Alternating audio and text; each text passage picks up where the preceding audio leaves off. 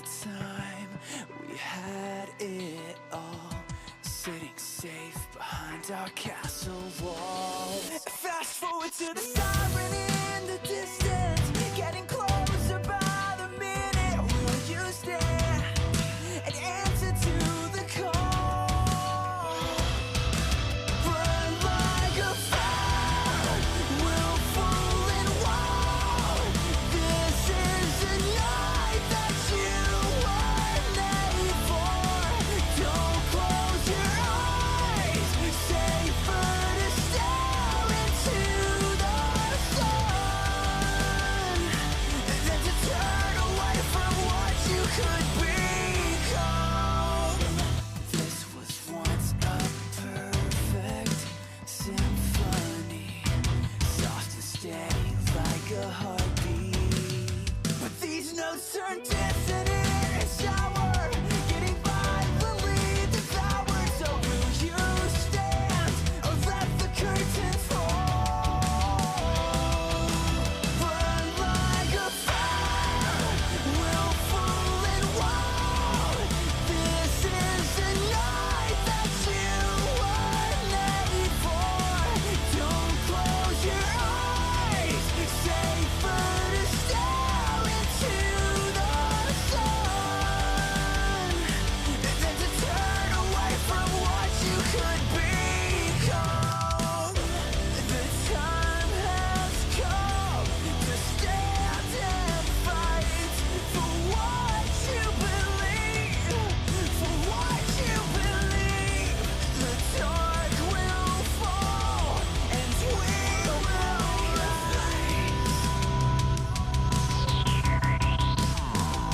Like a fire, willful and wild. This is the night you were made for.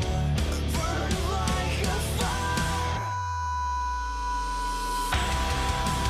This is the night that you were made for. Don't close your eyes, safer to stare into the sun than to turn away from what you could be. The time has come to stand and fight. Deconstruct, reignite. Safer to stare into the sun than to turn away from what you could be.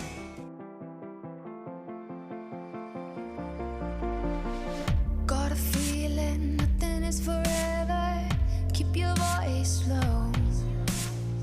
The sun is high, but I wish I could bathe in the moonlight. Ooh, this is it now. Come out of the shadow. Make the walls fall. Memory is headed for disaster. Heart is beating slow. I hear the words, I see the ghost of laughter in the afterglow.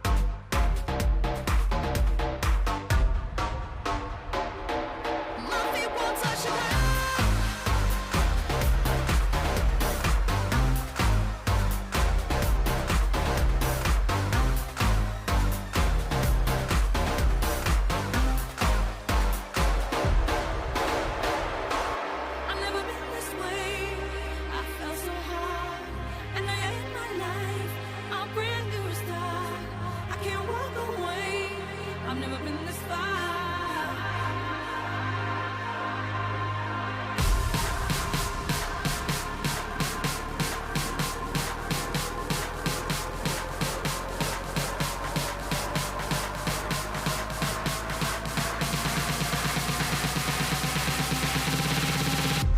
My feet won't touch the ground.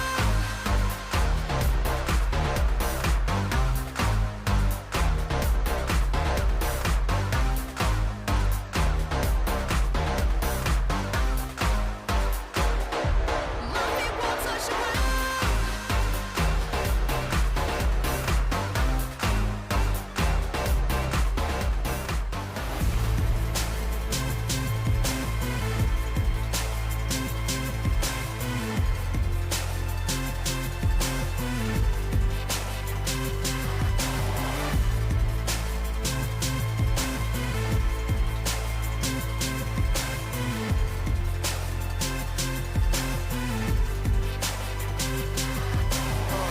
This is game over, you can feel the ground rumble. When I hit the ground running, you should move a lane over. Rain holder, we don't run on the same motor. I'm a chain smoker, you a lighter to a flamethrower. I come from an insane culture, living like a trained soldier, just to make it a day older. No closure, remain closer to the days when I could feel the hunger pains I knew I would take. I knew this, and I ain't going out till I take it. What I came to get, I was made for this, and I will never lose, I'm the greatest. Just face it, I was made for this, and I ain't going out till I take it. What I came to get, I was made for this, and I ain't going out. I was made for this, and I will never lose. I was made for this. I feel colossal, choir sing the gospel. I can make the sky move, breathing through my nostrils. Sharks in the water, looking for imposters. You ain't in the bloodline, Prince and the pauper. Stand between my digits, then you better be a comma. Leave you in the coma, you don't want no problems. Destiny designed us, made us for the finest. Born to be legend, long live your highness. I was made for this. I was made for this. I was made for this, and I ain't going out till I take it. What I came to get, I was made for this, and I will never lose, I'm the greatest. Just face it, I was made for this, and I ain't going out till I take it.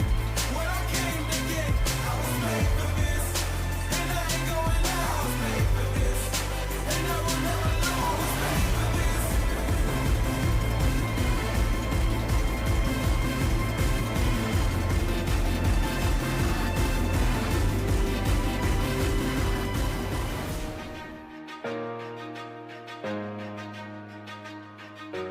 Gotta take control.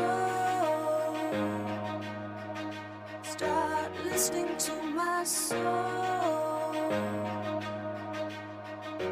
Overlooking back. Where's the point in that? And it feels good, so good. Coming back again. Rising up, above. Fear and its pain. Letting go of memories. Knowing they can't define me. Rising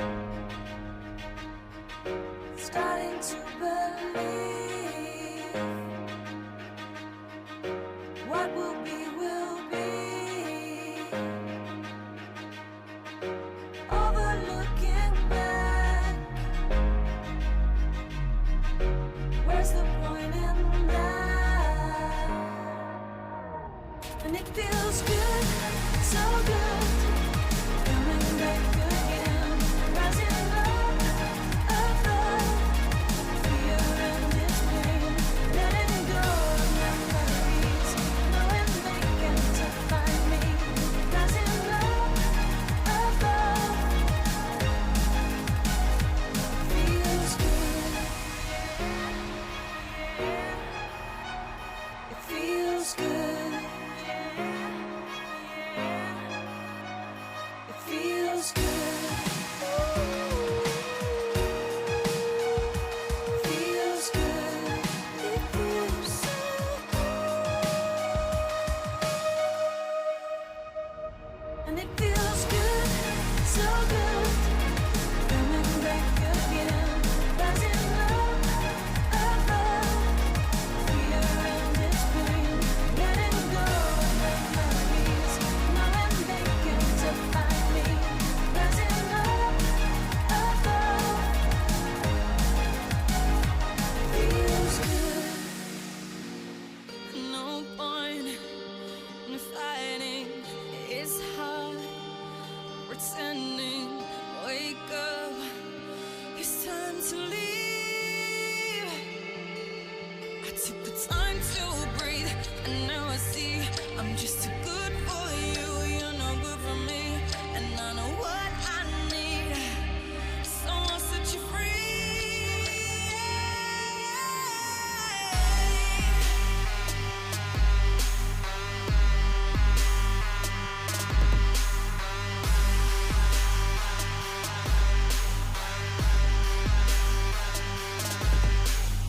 Sad words are spoken. Move on. It's broken. Give up. It's time to leave. I took the time to breathe, and now I see I'm just too good for you. You're no good for me, and I know what I need. So I'll set you free.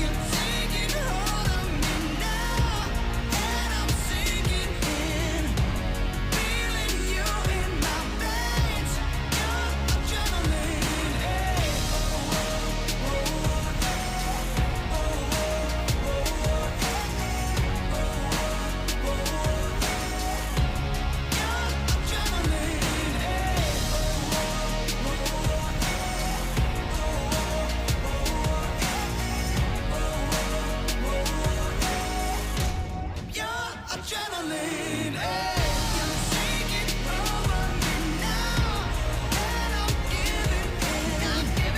Feeling you in my veins, your adrenaline. Hey, you're taking hold of me now, and I'm sinking in. Feeling you in my veins, your adrenaline. Hey.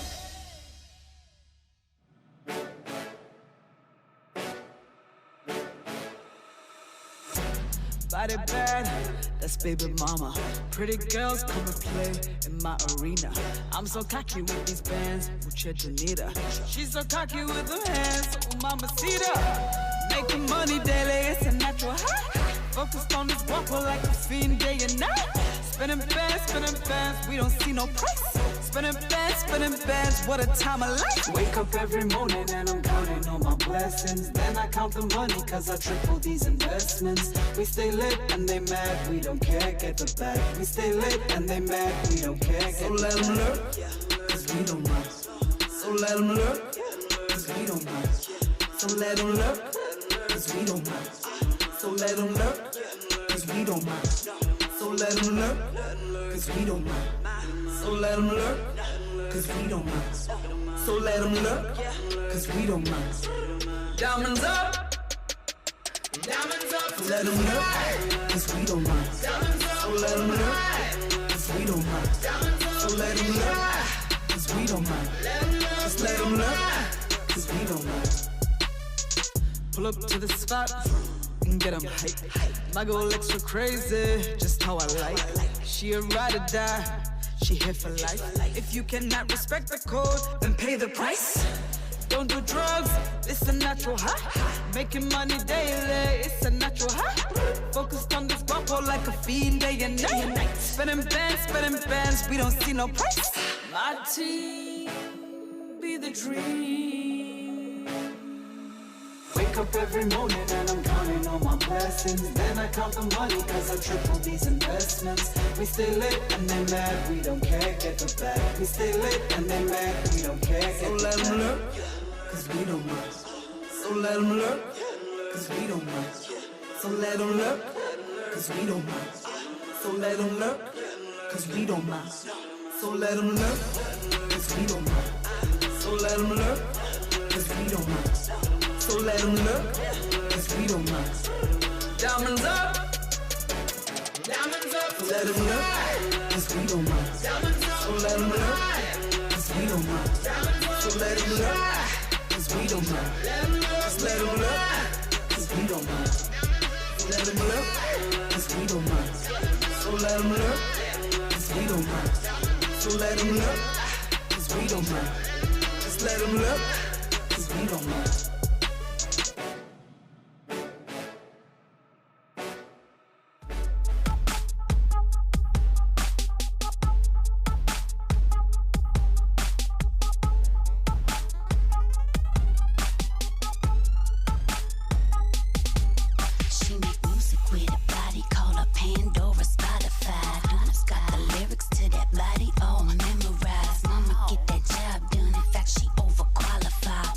Lady, hot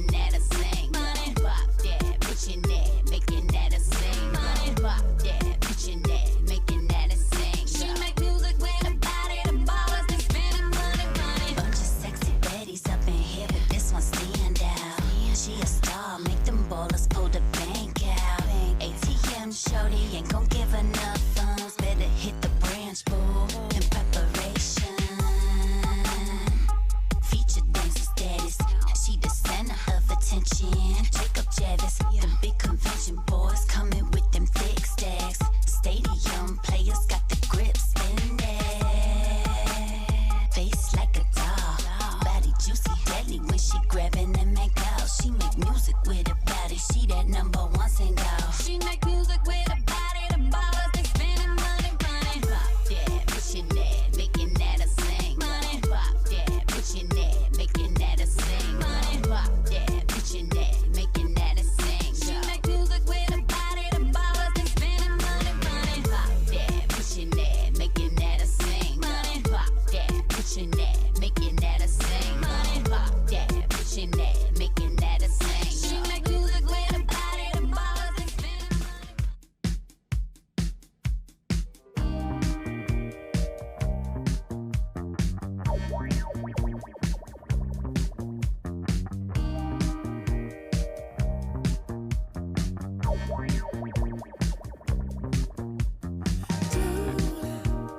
Move your feet.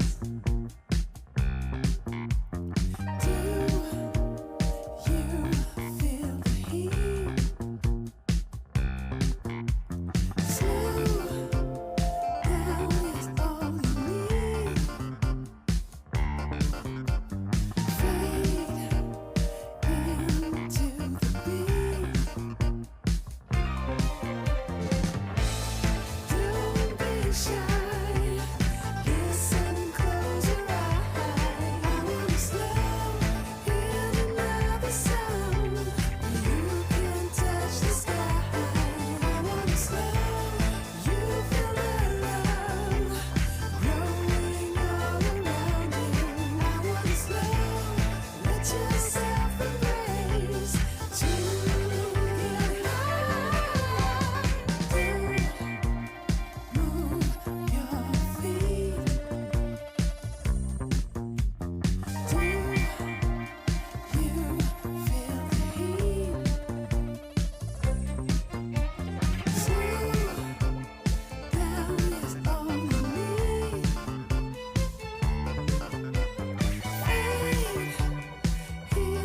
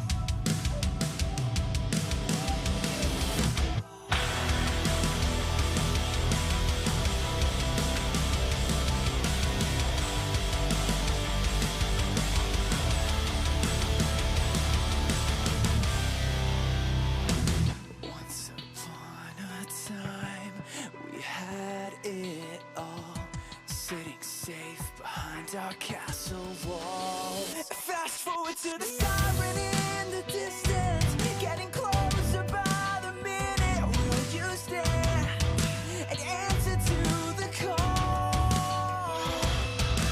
Burn like a fire, willful and wild. This is the night that you were made for. Don't close your eyes, safer to stare into the sun than to turn away from what you could become.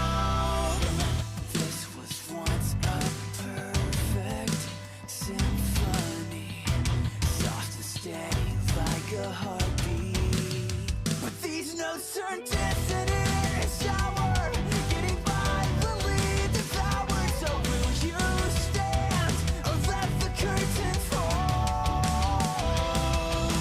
Burn like a fire, willful and wild. This is the night that you were made for. Don't close your eyes, safer to stare into the sun than to turn away from what you could become. The time has come to stand and fight for what you believe, for what you believe. The dark will fall and we will rise. Like a fire, willful and wild. This is the night you were made.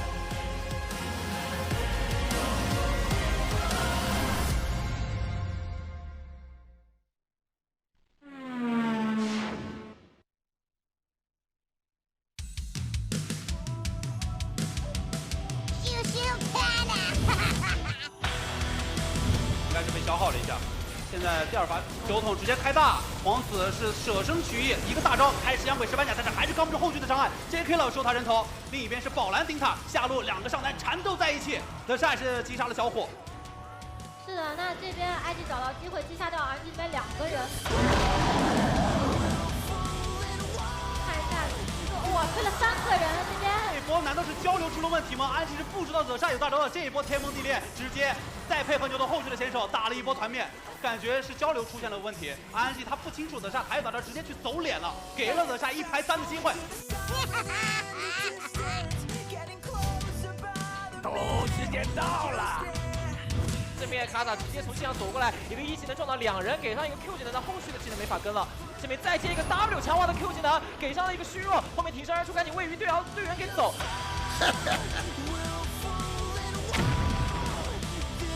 Mark 这边，哦呦，直接一个 Q 技能边缘炸倒，而且还减速到了嘎啦，再一个一技能上来，正面虽然被打散，但是直接被他们一口吃了回来，但又在这边有点危险，艾童直接火力全开把又在一个换掉，但是卡塔再来一个爆破球桶，升了6级之后秒学的大招一下炸死了这边艾童。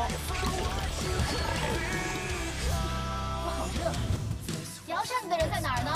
二大哥难受呀，这个时候。这把确实没怎么看下路的装备，可以发现这个大嘴的装备和维鲁斯装备都成型了，但都是有2件套。大嘴肯定是领先的呀。但这个水银气袋也不能算攻击装备，大到布隆身上了，布隆回身一个反大，酒桶一个大，回身想秒 Puff 这边交出自己的闪现，酒桶也交出自己的闪现，正面是一个5打4，阿卡丽进场交出中亚，酒桶这边先白给了。我连我姐姐们都不给面子，你觉得你算什么东西？但侧面奇亚娜一个 Q 2个头，小炮来了呀！这边直接一个闪现想大招收这个人头，但是一个秒表卡住了。但是他回身大招推走维鲁斯，再配合队友把 Holder 拿掉，这波拿到一个4杀，并且队友应该是并没有机会帮他拿5杀，想拿5杀，他很想拿5杀，是他想拿5杀，但是队友想拿大龙。Q 开一下，无忌有闪现的呀！哦，5杀，奇亚娜的第一个5杀。有飞机，这一选手拿到。万物有我指使，你本身不是问题，也是死得快。找机会就可以杀了。就是你得演后面有没有人。抬抬到了，嘎啦交出爆破人，但是还是吃满了一整套的伤害。啊，交完了治疗，赶紧。这个是交了闪现往后抬，后面的话深海冲击直接跟到了，哦呦，冰床之中一勾，勾到了推拉，推拉赶紧交了自己的大招跟金身，闪现躲开了沿途。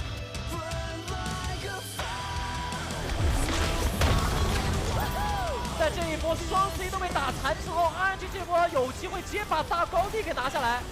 这边路封的很好，这边高地是没了，但是狼神这个位置被贾克森抓住了，反击风暴晕到，而且这个节点霞落过来帮忙，招了一个闪现过墙，但是内手这边还在跟，过了这个位置 W 想过墙来。哇，跳斩拿到，但是杀到前拿到了之后，小明闪现一勾加上被动，直接拿到了这个终结前。那旁边的话 ，Mark 的伤害也带走了小明，正面发现 Mark 无法走的情况下，转头 W 想要去回头流，但是嘎啦已经倒了，后面小鹏还在尽可能的想要去干扰对方的输出，但是。正面一代双 C 全倒的情况下，一波了呀 ！RNG 的追角战，但是这边等下的大招已经开起来，想要去跟留人，小明知道说自己的闪现直接过墙。我到这儿来不是来消耗肉的。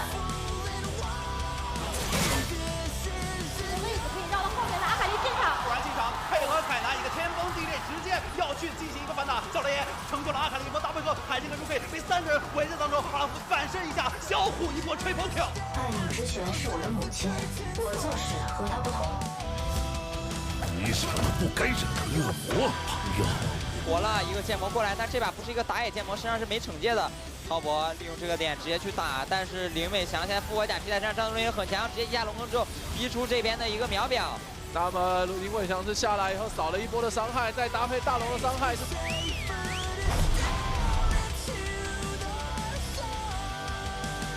成功的杀掉了2个，刚才被金盾弹幕扫了一下以后，没想到林伟翔是选择往前闪现以后，再收了这个人头，而且赶过来，刘信忠竟然还能用一个派克的大招斩出这个人头，我的天哪！站起来的这里走不了了呀 ，Ben 再被斩一刀，这经济 FunPlus 又起飞一波反向的团灭。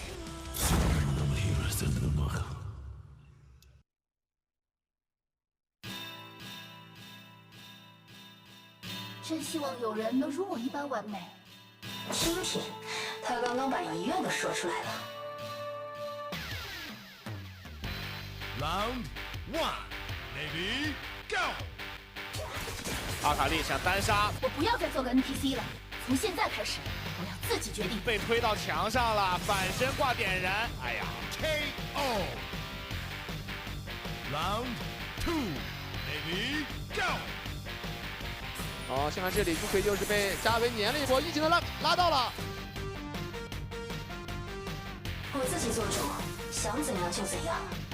这里的话应该要等着上了，点爆他球我漂亮。KO！ 从今往后，谁都别跟我指手画脚。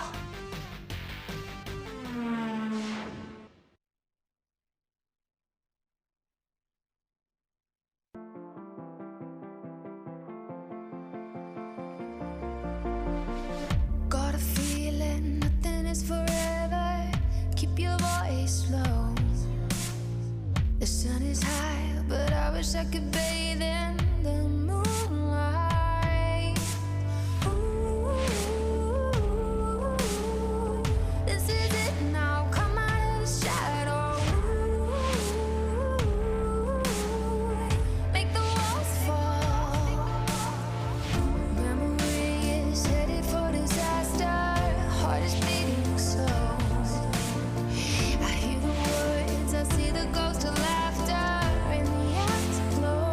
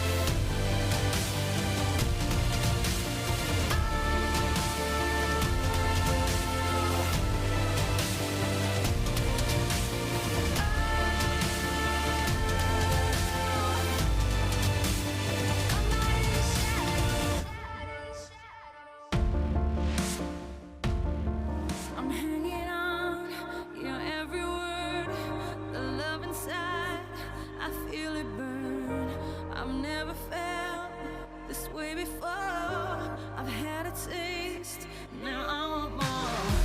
So here we are, just you and me. I'm overwhelmed when you touch me. You talk so sweet, I hear the sound. 'Cause when you do,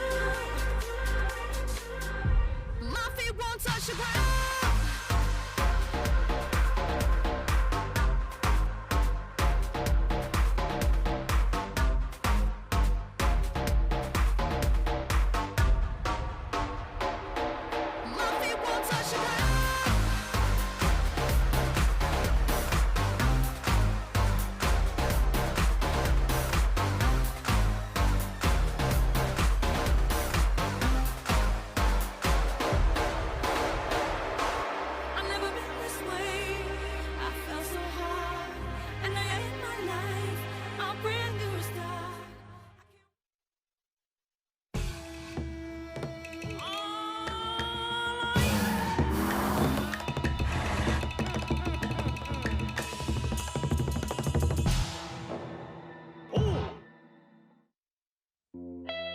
这口痰再配合威鲁斯的 Q， 最后一口痰好像是杀掉了这边的 Miko。金角这个走位非常非常漂亮 ，ADD 这边开启大招，这波金角拿到4杀。我们也是恭喜哔哩哔哩进入到下一轮的对抗中。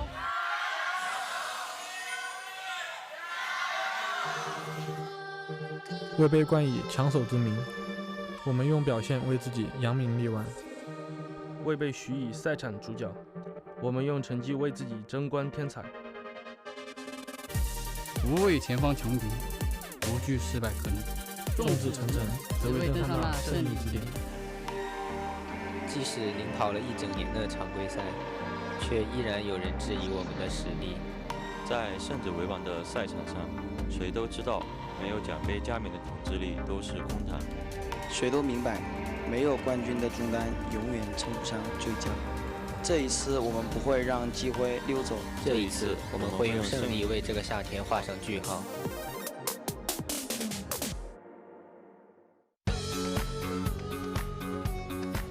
Welcome, ladies and gentlemen, to the first of the semi-finals here in the LPL playoffs. I'm Oshin BP. We're going to be jumping into Beijing for FunPlus Phoenix versus BLG, the regular season #1 versus the regular season #4.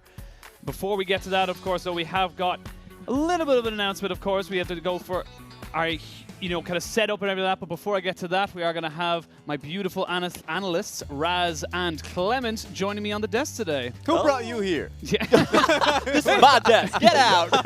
It's actually just not that often whatsoever of us having a TriCast, being able to, butt binds. In fact, I remember I was playing play-by-play, and that was the first time we were able to have ourselves on the desk with each other. So that's, first of all, of course, great occasion. We have ourselves the semifinals of the LPL Summer Split, and potentially get to find who's the first team going to Worlds, because for FPX, if they end up going to the finals, that's it for them. Yep, they're guaranteed a spot in Worlds based off points alone, so they can basically guarantee themselves at least group stage. But of course, how we got here as well is a very important thing as well. But I want to talk about a little bit of the playoff bracket and kind of bring us towards, how FPX really want to come into this one. And BLG, previously, they had a series where they were very dominant against EDG. It's only 2 team fights away from closing that one down. So they're looking strong. And FPX, of course, our first seed, already waiting in semifinals. RNG and Top Esports, very much the same deal. Whoever wins there will get into Worlds based on points. And it's crazy, right? For us to be in this situation where our Spring Split finalists bumped out of the playoffs hopes so early on. JDG couldn't even make it. Invictus Gaming bumped out in the first round towards LNG, so a lot of us had that hype to LNG that they can make that run. There's already just so much storytelling in the chunk of the playoffs that we've gone towards. So now that we have our top 4 teams, who were, as you actually mentioned, Asheen, the 4 teams that we had in the regular season, so consistency is reigned true here for the playoffs. And I think as well, it's important to kind of notice as well that you mentioned it a little bit, last week, is consistency is key. Yes. And it's all about kind of, not just performing in the regular split, but for FPX, that's kind of all we've seen from them so far. They haven't really shown that they can be that playoff, behemoth, if you like. I love Doinby's line at the start there. You cannot call a mid laner the best until he's won a championship. And that rings so true for Doinby. In both of these splits, FPX were far and away the best team in the LPL during regular season. However, when it comes to playoff, he's still trying to race over his own shadow and finally clinch a playoff win. He's only advanced once out of 5 tries in his career. All right, let's get to it, though, because remember, this is FPX being introduced to the playoffs. Being able to nail the first 2 seedings mean that you just start at the semifinals. So we can get started right into the team's strength for them.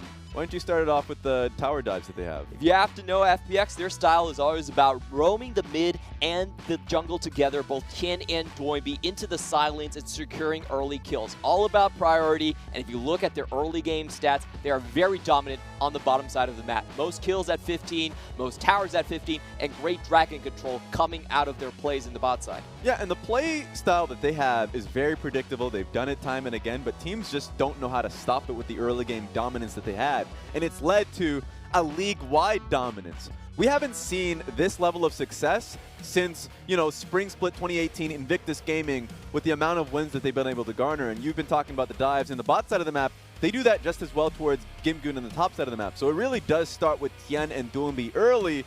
This isn't a replay, by the way. It happened again, and so really it's up to the enemy jungle to be able to track this, follow up, and defend against it. So few teams have been able to accomplish that. It's so scary for FPX because they can play towards all 3 lanes. They are a true Trident team where all 3 of their lanes are consistently in the lead compared to their opponents. So it's not just the bot side you have to defend, you have to look towards the top as well in Gimgoon. Yeah, and Gimgoon's a god. Like, we've gotten to that level when we're having a conversation about the play style, the strategy that comes in with FPX's movements, but at the end of the day, Gimgoon ultimately doesn't get many resources, if at all. Amongst top laners, he gets the least in terms of just gold economy. And it's crazy to be able to see the fact that when he's in a weak side matchup, when there are multiple people looking to dive him, not only will he be able to outplay that as he did multiple times in that series, but then later on in the game, have game-impacting team fights. And so Gimgoon, to me, he's already eclipsed the Shy of being the top laner in the LPL.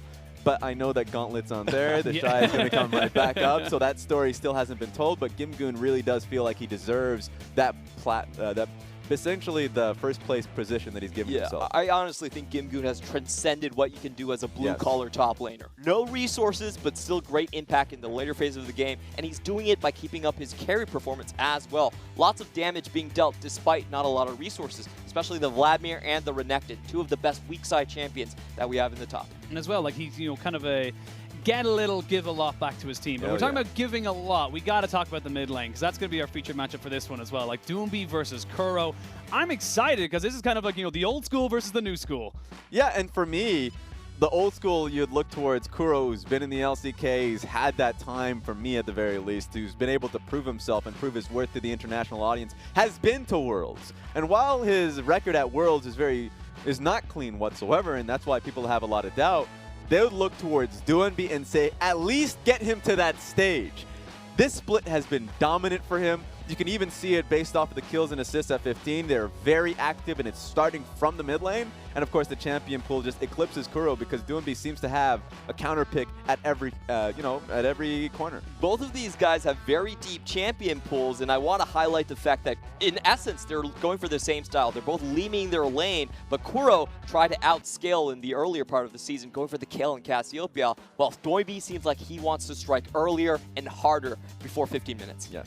So we've introduced FPX. We've seen BLG recently. How do we think they fare? What are we thinking about in terms of this series? How are BLG able to crack open the Phoenix, if they can even? I'll start it off by saying that if for BLG, if they were to take down FPX, it would have to be just through that raw consistency, keeping your head in the game. Because I've been having conversations with some of the Chinese casters out there, and there's some wavering faith in FPX's mentality when they get put in these positions. Specifically, Doinby, who's been in this position multiple times. He's been, split MVPs, has been pushed to saying now you're going to be going to the finals, much like 2018 when he was on Rogue Warriors, and they've had great regular season runs. But if you end up taking that first loss, or if the series is difficult, then they start to tilt in a sense. While BLG, I don't see that. Throughout the regular season, they are a team that have been incredibly consistent and clean across all lanes. especially in some of the lanes that you don't have much faith in, like ADD coming into the league. A lot of people are saying, well, he's, you know, a shotgun in a way. Like, you don't know what you're going to be able to see from him. And then you look towards Kuro, and in regular splits in the LCK, he's done so well, but it's when it matters. MVP. Exactly. Yep. When it counts, you know, it doesn't really showcase itself. And you look to the bottom lane, Jinjiao's always feel like he has a chip on his shoulder. But they are always in that fighting mentality and attitude to perform. And I feel like they can overperform today. I give consistency to BLG, but I have to go with what I know, and FPX 4-0'd BLG this year. In fact, their last game only lasted 23 minutes. Overall, FPX is a matchup nightmare for BLG because they are faster, and I think they have more talent. In fact, Doinby, over his career against Kuro, has a 22 KDA. That champion pool is crushing, and the results show, so I'm going for a 3-0. Oh, this is going straight towards them predictions. Okay, I can. Sorry. No, that's cool. That's cool. A lot of people have that in their hearts too. I can see that. So the fact that you already put it as a 3-0, I think it's going to be a 3-1. All FPX, I'm assuming. Yeah, I would believe it to be a 3-1. I think I have a lot of faith in FPX, sure, but I think that BLG have shown that level of competitiveness in the last series that they had versus EDG. But yeah, that's it for me. Yeah, we had a guest analyst as well, of course, coming in, but I'll give my prediction first. I'm actually going to go 3-2. I actually think this will be a very, very close series, purely because I have a lot of faith in ADD and the veterancy in Kuro to contain FPX, but just not well enough to actually win the series. All right. Who is this guest analyst, and what did they end up predicting? Are we going to have that one BLG? Let's see. Let's see. Who is it? It was Spawn. He went 3-1, so he's very much in the same mindset as you. Feels that BLG have some talent, but not enough to take down the Phoenix. The thing is, just kind of to take a note of him, you know, because, spoiler alert, I actually spoke to him, so I knew it was going to be Spawn coming in. Yes, I'm sorry. I can't have this. So he believes, of course, that FPX is going to take it. He is a BLG fan, so he wants BLG to push forward and have that success. I will let the fans know that he's a Swift fan. So you OG LPL fans out there, that's the reason for it. His heart says BLG, his head just cannot say FPX. Can't ignore it. But, you know, the teams coming in now, we are going to see FPX coming to the stage here in Beijing. Of course, we're going to have to see exactly what they're doing. They got to this stage last Spirit. They weren't exactly super successful with it. They did falter in the playoffs, and that's what they're going to want to try and conquer coming into the series. And we have DX Master here, but looking at the lineups, we have Gimgoon, Tin in the jungle, your LPL all-team first jungler, Doinby, Spring Split MVP, and then LW and Chris, the longest-standing duo of the LPL. Yeah, I've been working alongside each other so damn long, but DX Master, what do you have for us? What does this say, Clement? That is a Kung Fu book in his hand, so he's trying to learn some new moves, and he's got a lot of them. Those look like manga drawing books. But that's when you know Doinby has a lot of tricks up his sleeve. True. That's what he has a lot of tricks. And if I'm looking towards Kuro, guess what? Spring Split was when he was starting to roll up with so many assassins.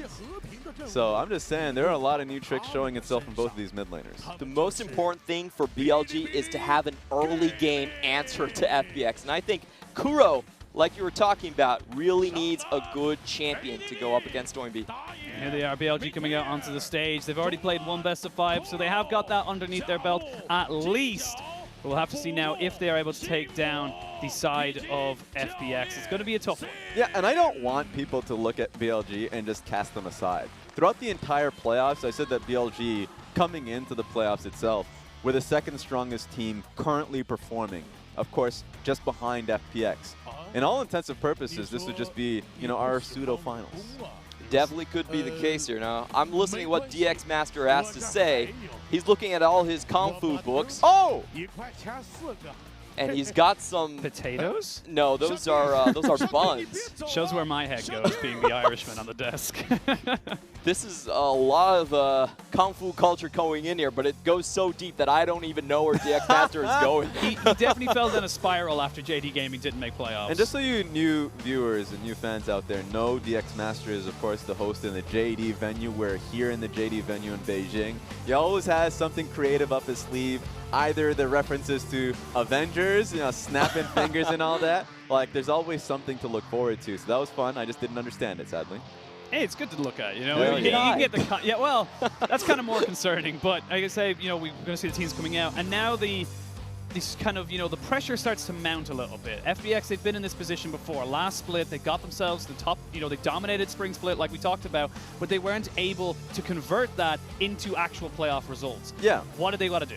So for me, I kind of alluded to it before about that level of consistency. The reason why they lost to JD in Spring was because in Game 4, they were in a game-winning position with Baron. They chose to fight that extra one. That's the team making that choice to take an extra bit of risk when they didn't need to do that. And then Game 5, I felt like another game-ending decision play that came through when it really felt like nervousness on the stage. I don't feel like that's going to happen here going up against BLG. I have a lot of faith that FPX can take this going into the finals, but it's not going to be a walk in the park. Yeah, definitely. And I think that goes to show you that FPX, even though they've been dominant this year, they have not had a lot of playoff experience. In fact, out of Doinby, a lot of these players have been known to be talented, but always in a very chaotic environment. So this is a true new look for FPX, and we're going to look at Doinby and his champion pool. The Rise is something that I want to make note of because it has been the post-rework Rise, and BLG always takes that away from him. Well, we have the pre-rework Pantheon just sitting there. But you're right. Like, for me, FPX is a team on red side. You do not know what FPX, or at least what Doinby, is going to play for himself. I think the Rise pick, to your point, is incredibly consistent. He can get on the map super early. The Realm Warp is something that he oftentimes leans towards to make those plays happen.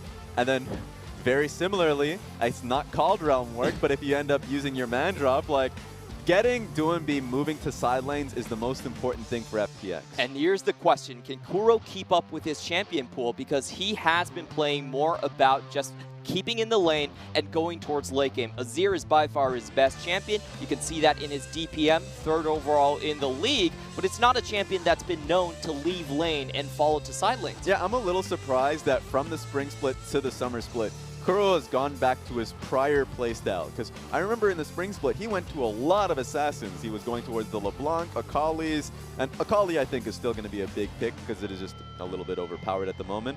But his pick right now has been, as you've mentioned, the Azir, Corki, and all that. He wants to get to the later game stages, and he's incredibly confident in what is Meteor.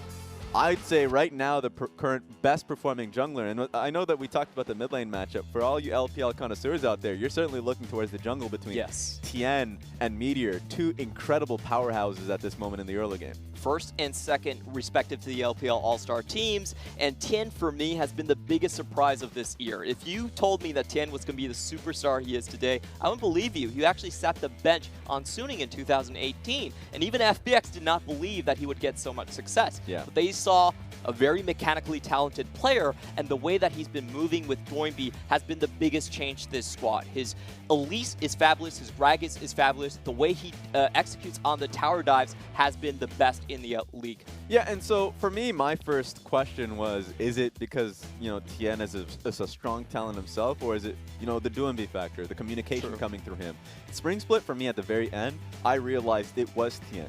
Because when teams like RNG, Invictus Gaming, some of the best teams in the LPL at the time, were just nailing down Doinby, so he wasn't able to leave lane. He was constantly in deficits. It was up to Tien to make magic happen on the side lanes.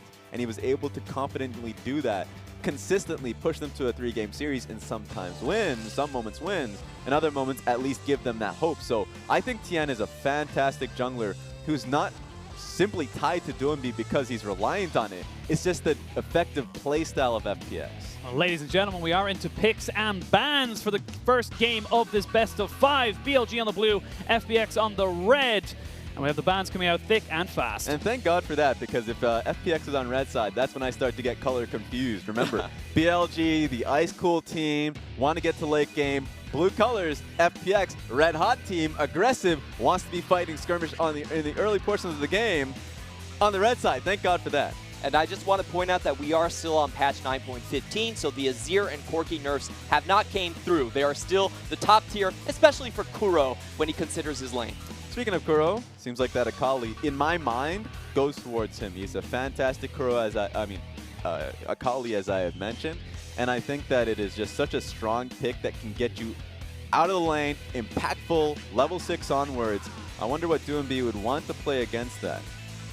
We mentioned as well, obviously, the Meteor versus TM, both getting their signature champions banned away from them. The Gragas was banned by BLG, whereas the Olaf was banned by FPX. And we actually see an incredibly safe bot lane of Varus and Tam Kench locked in for FPX. I love this bot lane because it is very dive heavy. You can send people behind the tower, and Varus provides you with that lockdown post 6. So FPX are already setting up for that 4v2 we've been mentioning. There's a lot of range and protection in the matchup, and for FPX, something we haven't discussed about was just like how LWX and Crisp want to play out the lanes. They want to play with priority.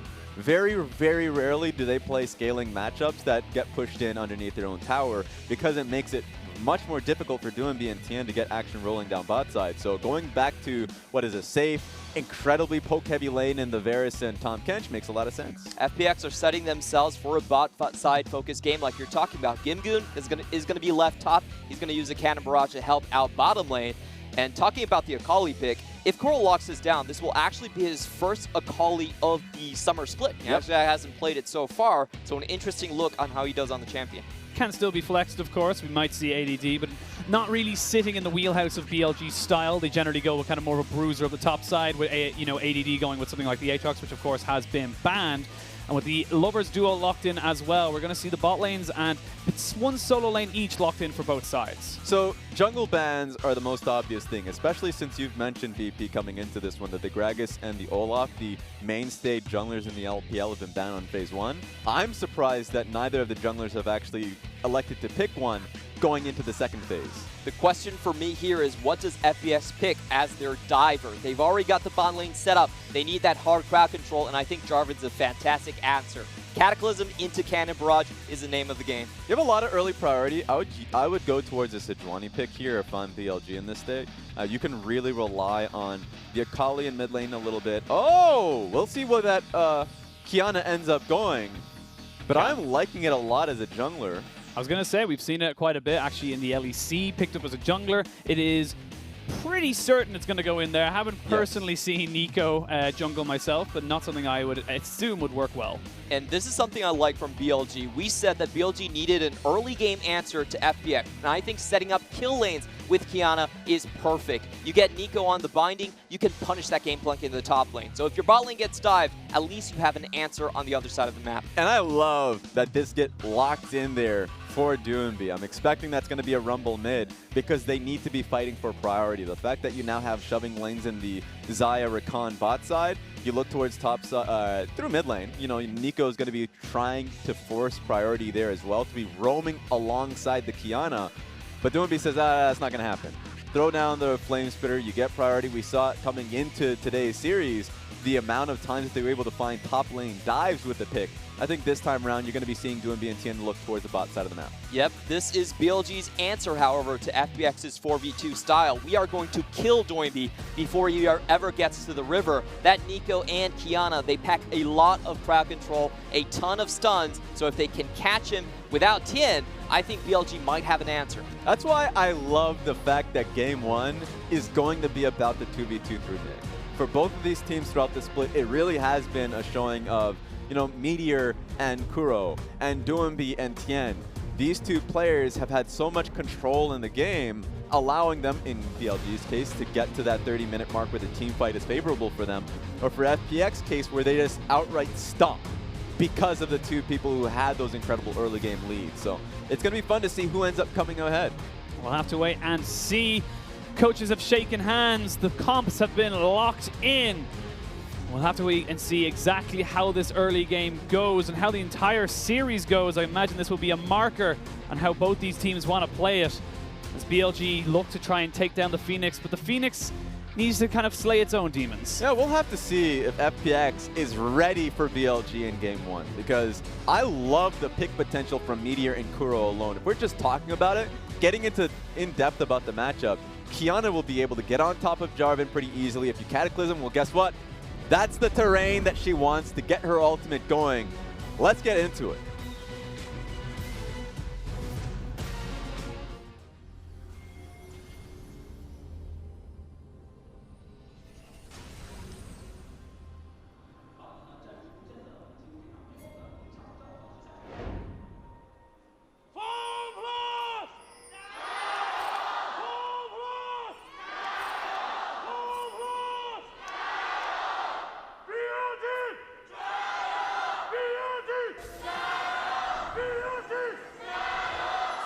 I was gonna say, I think Doomby's wife has something in her throat. That's definitely not his wife.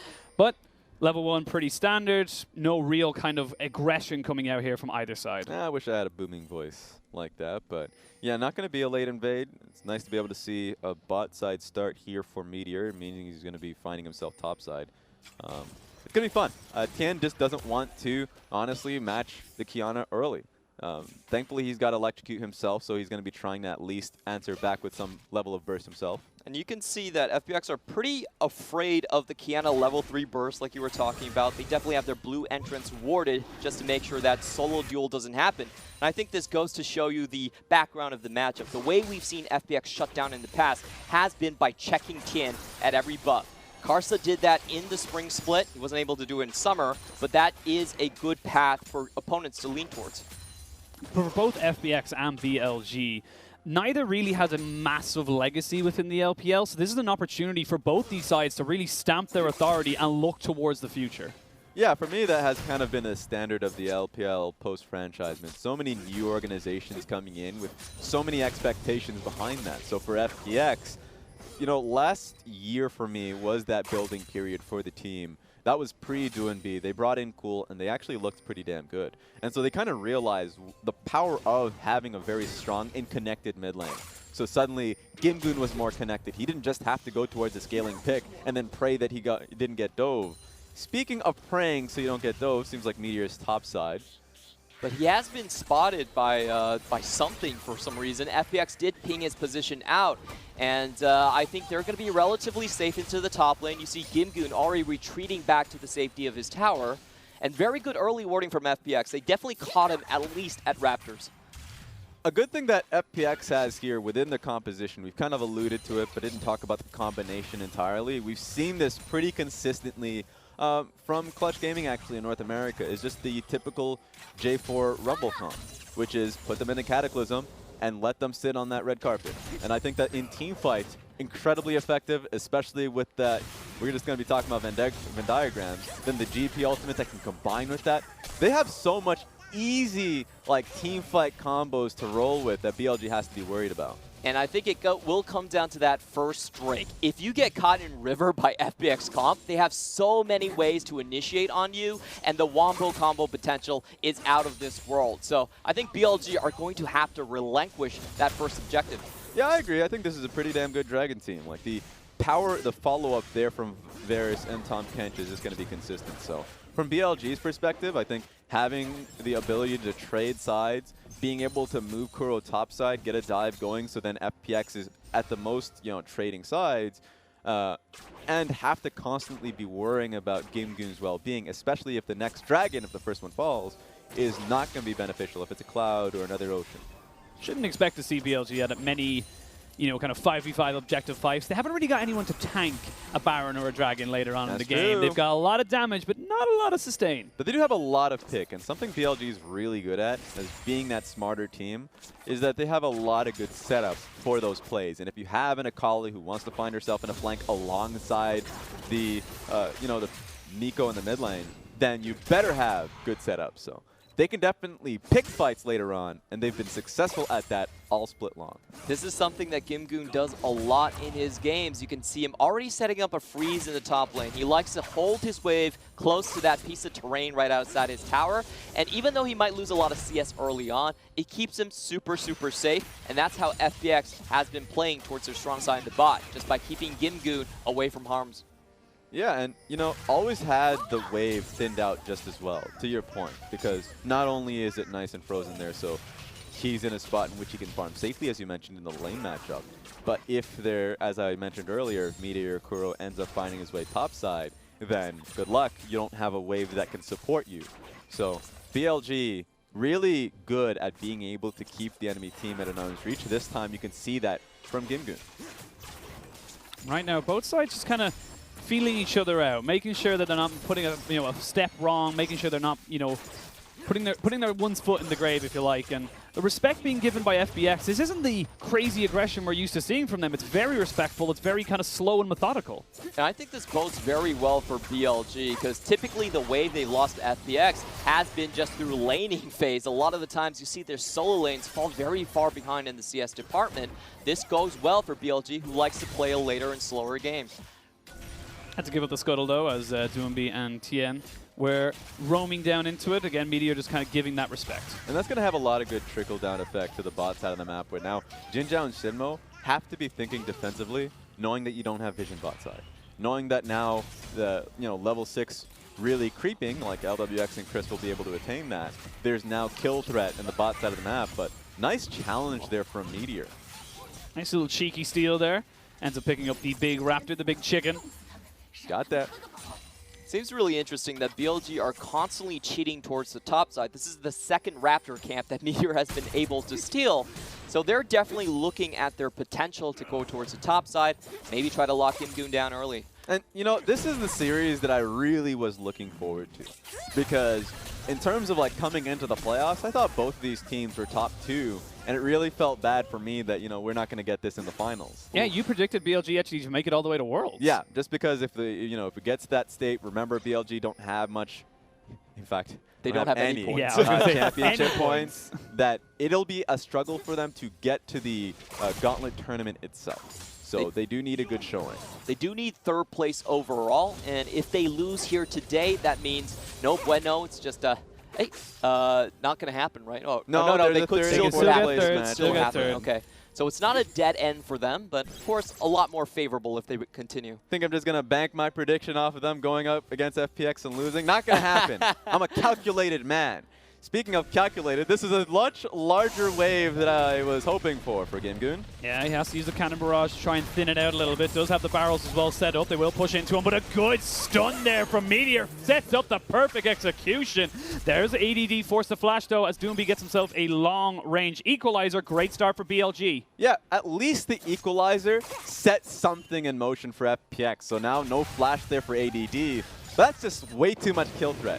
I was hoping that Imgoon had that incredible outplay, but that's not going to happen when you have both Qiyana and Akali looking to get you. Yeah, I think Imgoon actually made a small mistake in flashing towards the terrain wall, giving Qiyana quite an easy ultimate right there. However, I will also say that BLG, in order for them to make use of it, they really need ADD ahead of the matchup, because they didn't actually gain that much from it. It was a bit of CS deny, 1 turret plating, but FPX still equalized with the objective. So I think the main win here is still just ADD getting ahead in the matchup.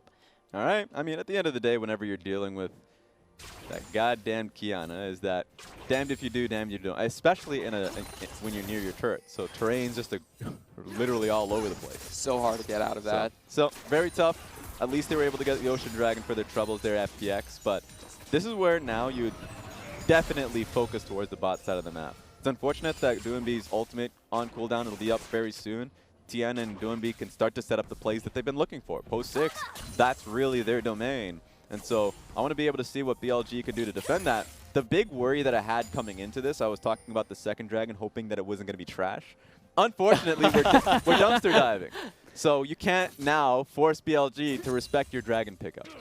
And this gives BLG opportunities to go into the late game where they have a superior 1-3-1 composition. You think about Nico and Akali into the side lanes and a Xayah that's very safe in the middle of the map. Then you have that 1-3-1 that can just grind things out. And that's kind of where FPX is weakest. When you go to the late game, they typically do lack answers outside of just skirmishing-oriented games. And a fun tidbit for you is that FPX has actually never taken an Elder Drake this entire split. They've never needed to. I was going to say, their game times probably don't go past 30 minutes that often, so.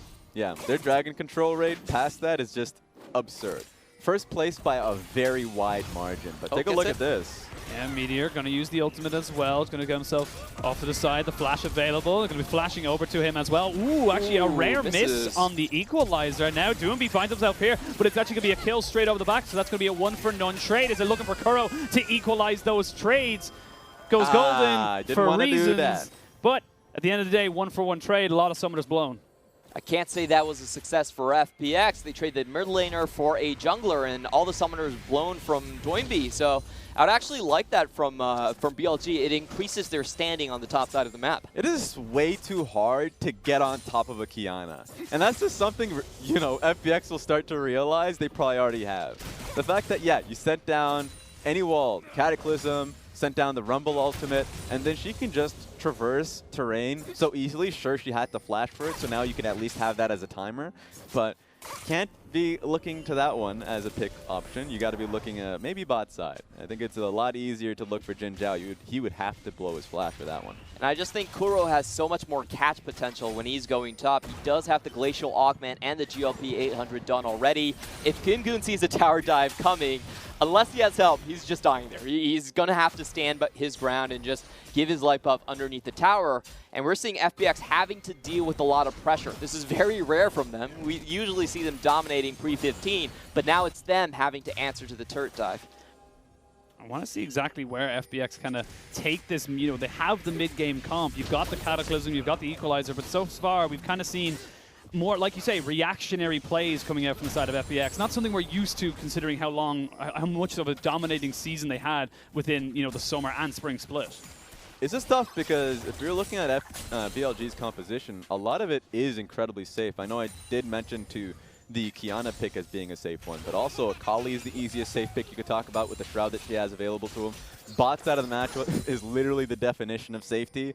Shimo has that extra range now to basically play around, and then he can just duck right back to Jin Zhao. So if you are Tian in this situation, there is no easy Cataclysm answer.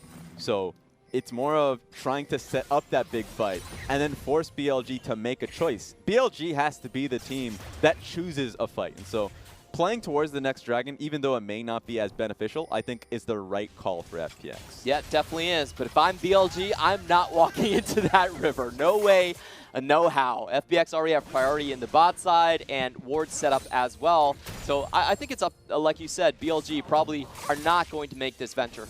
You know what's funny though? We're definitely going to get that game that you were talking about, the fact that you know, FPX have never gotten to that Elder Dragon point, or at least a point in which Elder Dragon was a major priority. Exactly. But if we're just stacking dragons at this point, Elder Dragon would make it that much more beneficial. And of course, if we're getting this low on and a lot of the team fights is predicated on having that set up, a lot of the games too, just adding to that point, have naturally gotten longer. So throughout the split, the games have gotten longer, primarily through the meta picks, the patches that have been coming through. So remember, it's 9.15 for the people out there. And this is a very rare occasion from FPX. We're finally seeing the tower dive come in. It's been very, very late, almost post 14 minutes, but BLG, great response here. Yeah, they sniff it out. They know exactly where to put the ward at the right time. They will get a turret plate, maybe two, but right now BLG just answering everything that FPX are throwing at them. And LWX, you know, he's pretty comfortable in this position where if the dive doesn't come off, he's happy just getting the gold. Huge CS deficit right now there for Jin Zhao, where LWX is just much more richer because of the scenario that he's been put in. So we've seen both sides from FPX finding the dives and outright getting the kill gold, or just realizing that they can just play it slower and say, well, LWX is going to be better off anyways, and we're still going to have a pretty damn good teamfight comp ready for us. FPX have already hit their first item power spikes, and I have to give that first item advantage over to them. So they're really thinking about setting this one up. Likely Triforce coming in from the top lane. They're going to have that Leandri's or Morello's being done from the mid lane. And that's a lot of raw power compared to the utility builds that BLG has right now. So a huge power spike incoming. It's up to BLG to see if they react. And right now, BLG, they are sitting on a couple of items themselves. We see the Dragon actually gets reset, and it looks like BLG are willing to just trade that one out for a Rift Herald. And honestly, don't see a problem with that trade. I think both sides are pretty happy. Yeah, FPX can't play greedy and have their adjacent lanes kind of try and mess it up because they're just getting shoved in, honestly. So we're at that state where it is just going to be a trade. And if you take a look at the red side jungle there for BLG. A lot of defensive wards prepared for this, but take a look at this. This is just FPX going for it. FPX do drop down the cannon barrage as well as the Varus ultimate as well. They're looking for just getting that turret. They have to blow the heal as well. They will eventually get it, and Jin Zhao to spend too long in this bot side will let the feathers fly, but everything was used to take him down. Yeah, he realized really early on that he is just dead in that situation. Shinmo had abandoned the turret for a good reason, and then he realized the moment that J4 was there, he's like, all right, well, I'm just going to fight for it. But this is a better trade for BLG. They got the top lane turret. They zoned Gimgoon off of the wave. He's now down 50 CS. And they get the mid as well. BLG, I would say, diverted the exact amount of resources to come out with a win there. And they forced the fact that, you know, so many ultimates and so much time had to be invested to get that tower in bot lane, because I feel like if FPX had just left it, they would have came out with nothing. Yeah, and the core of the map being the most important one too now.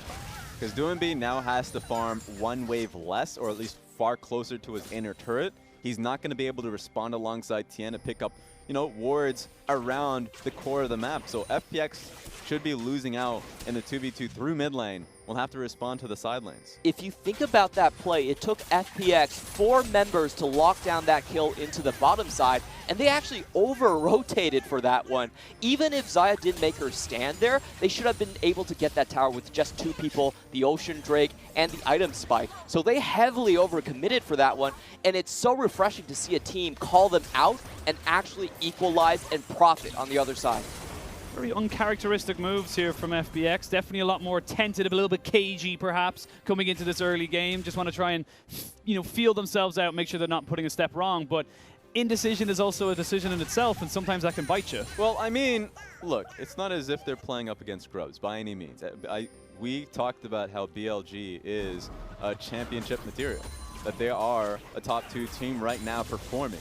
If we're just talking about the 4 teams currently present in the semifinals, I think RNG and Top Esports are a step below BLG. And so I'm not going to look at this series and say that FPX is by any means going to have a free one. I'm not even going to say that I think it's going to, you even put it to your own prediction that you think it's going to go to 5 games. So BLG playing it incredibly clean. And now I'm going to be looking towards ADD a little bit more because he has extra waves that he can push out. He's already been, you know, dominating the matchup going up against Gimgoon. And when he starts to rotate, as he tends to do, you can find setup for fights like these. Very even coming up to the 18-minute mark. You see the Hextech Gunblade picked up for the Akali, as well as the Zhonya's now finished up alongside the Hextech GLP for Kuro in the mid lane. So right now you're looking at some big item spikes as well. You see, you know, Doumbé with the Morello Namakong, as well as, you know, the Hunting guy is going to be making that into a Leandri's Torment. So a lot of magic penetration, a lot of team fight potential for FPX. And with 2 minutes left on the card until Baron comes up, you're going to start to divert the attention you've had towards Dragons straight towards that objective. Even if it is, to your point, incredibly difficult for BLG to pick that up without just sustaining some serious damage. They just want to look for the picks. They want FPX to really respect them around the objective so that Nico can find somebody. So you can get a flank coming in from Akali. So there's just so much setup for that pick potential. FPX is going to be aware of it.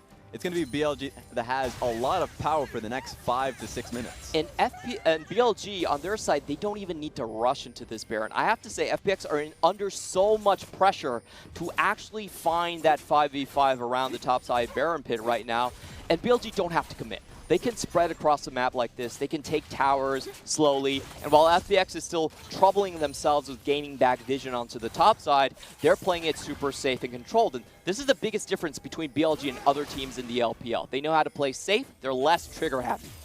BLG trying to contest for vision around this Dragon Pit. It's going to be a Cloud Drake spawning in just under 45 seconds or so. And right now, it's BLG looking to try and see if they can get something here. The knockup does land on the ADD. They put down the cannon barrage. That's a lot invested so far for one person as ADD looks for it. And in the mid lane, it looks like BLG are trying to find the bot lane duos of FPX. They burn the heal, but they do get the quickness out of the side of BLG. Right now, it looks like a potential 5v5 waiting for that equalizer. There it is. It's going to be able to cut off the rest of BLG, but no one can really follow up on it. Great chain of corruption, but again, not really able to gain anything from it. Just very safe and tempered play from BLG. Some were thinking about why didn't Simo flash in for the play. The reason was because ADD was sustaining a lot of damage on the back half of the fight. If they commit to the fight and don't get an outright pick, especially when Crisp is there, you're not going to expect that. It's going to be drawn out far longer. FPX are just going to flank you and take the fight as a back half. So I like the fact that BLG saw the situation, backed away from it. You don't want to die for a Cloud Dragon.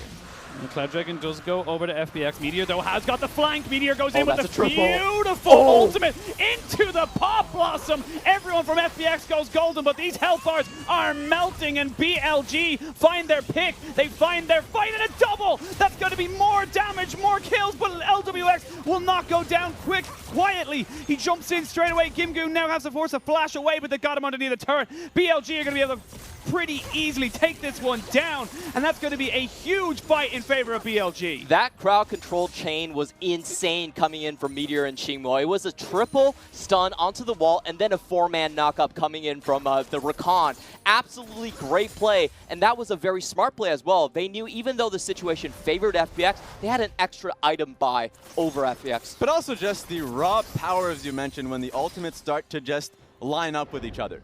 Meteor, as you mentioned, starts with a play, humongous pickup, by the way, and then easily followed up with Nico. The moment that both of these layer down successfully, and you can say that Nico didn't find those two members, but they still have to fight. They still have to stick around for the rest of the damage. BLG has such a damn good composition when something like that from Meteor gets the pick. And because they had expended so many of those big team fight ultimates to try and catch someone out on BLG before that dragon fight, it meant they had no response. There was no cannon barrage. There was no equalizer to layer on top of it. And FPX were just left wanting. Yeah, I will say one takeaway from that fight from the perspective of FPX is LWX is a bad man. He just did so much being able to push Meteor off on that one. So respectable damage, a lot coming in from LWX. If you have the resources, as you have mentioned, the ultimates ready and prepared, FPX can bite back. So taking a look at what FPX can do coming back into this game. Yeah, I think FPX's only out at this point is try to use that Abyssal Voyage and catch people out when they're in the side lane push. If you look at the mid lane right now, Tahm Kench and Varus Can't Ventura, both sides of the river are warded down by BLG, so they have very little chances to actually catch the 3-man in the 1-3-1, which is typically your usual response. Yeah, but take a look at the lane setups. So you're sending now a colleague to the bot side of the map, good decision. Because if you end up sending 2 to 3 members now to get the kill on ADD, first of all, it's going to take a long time. And second of all, BLG is ready to go for Baron. They're not going to pick up a Baron if it's contested heavily for FPX, but they're more than willing to trade for a Baron buff for ADD's life. I just want to say FPX, however, still have that Wombo combo in hand. Cannon Barrage plus Leandri's Torment is one of the most devastating combos because everyone's going to get slowed, everyone's taking extra from the Rumble. Yeah, you got the Venn diagram, as you were talking about earlier, of Cataclysm with the Equalizer, and then as they're trying to back away, they've got the Cannon Barrage as well. That's why the most important thing for FPX to do, get flash timers.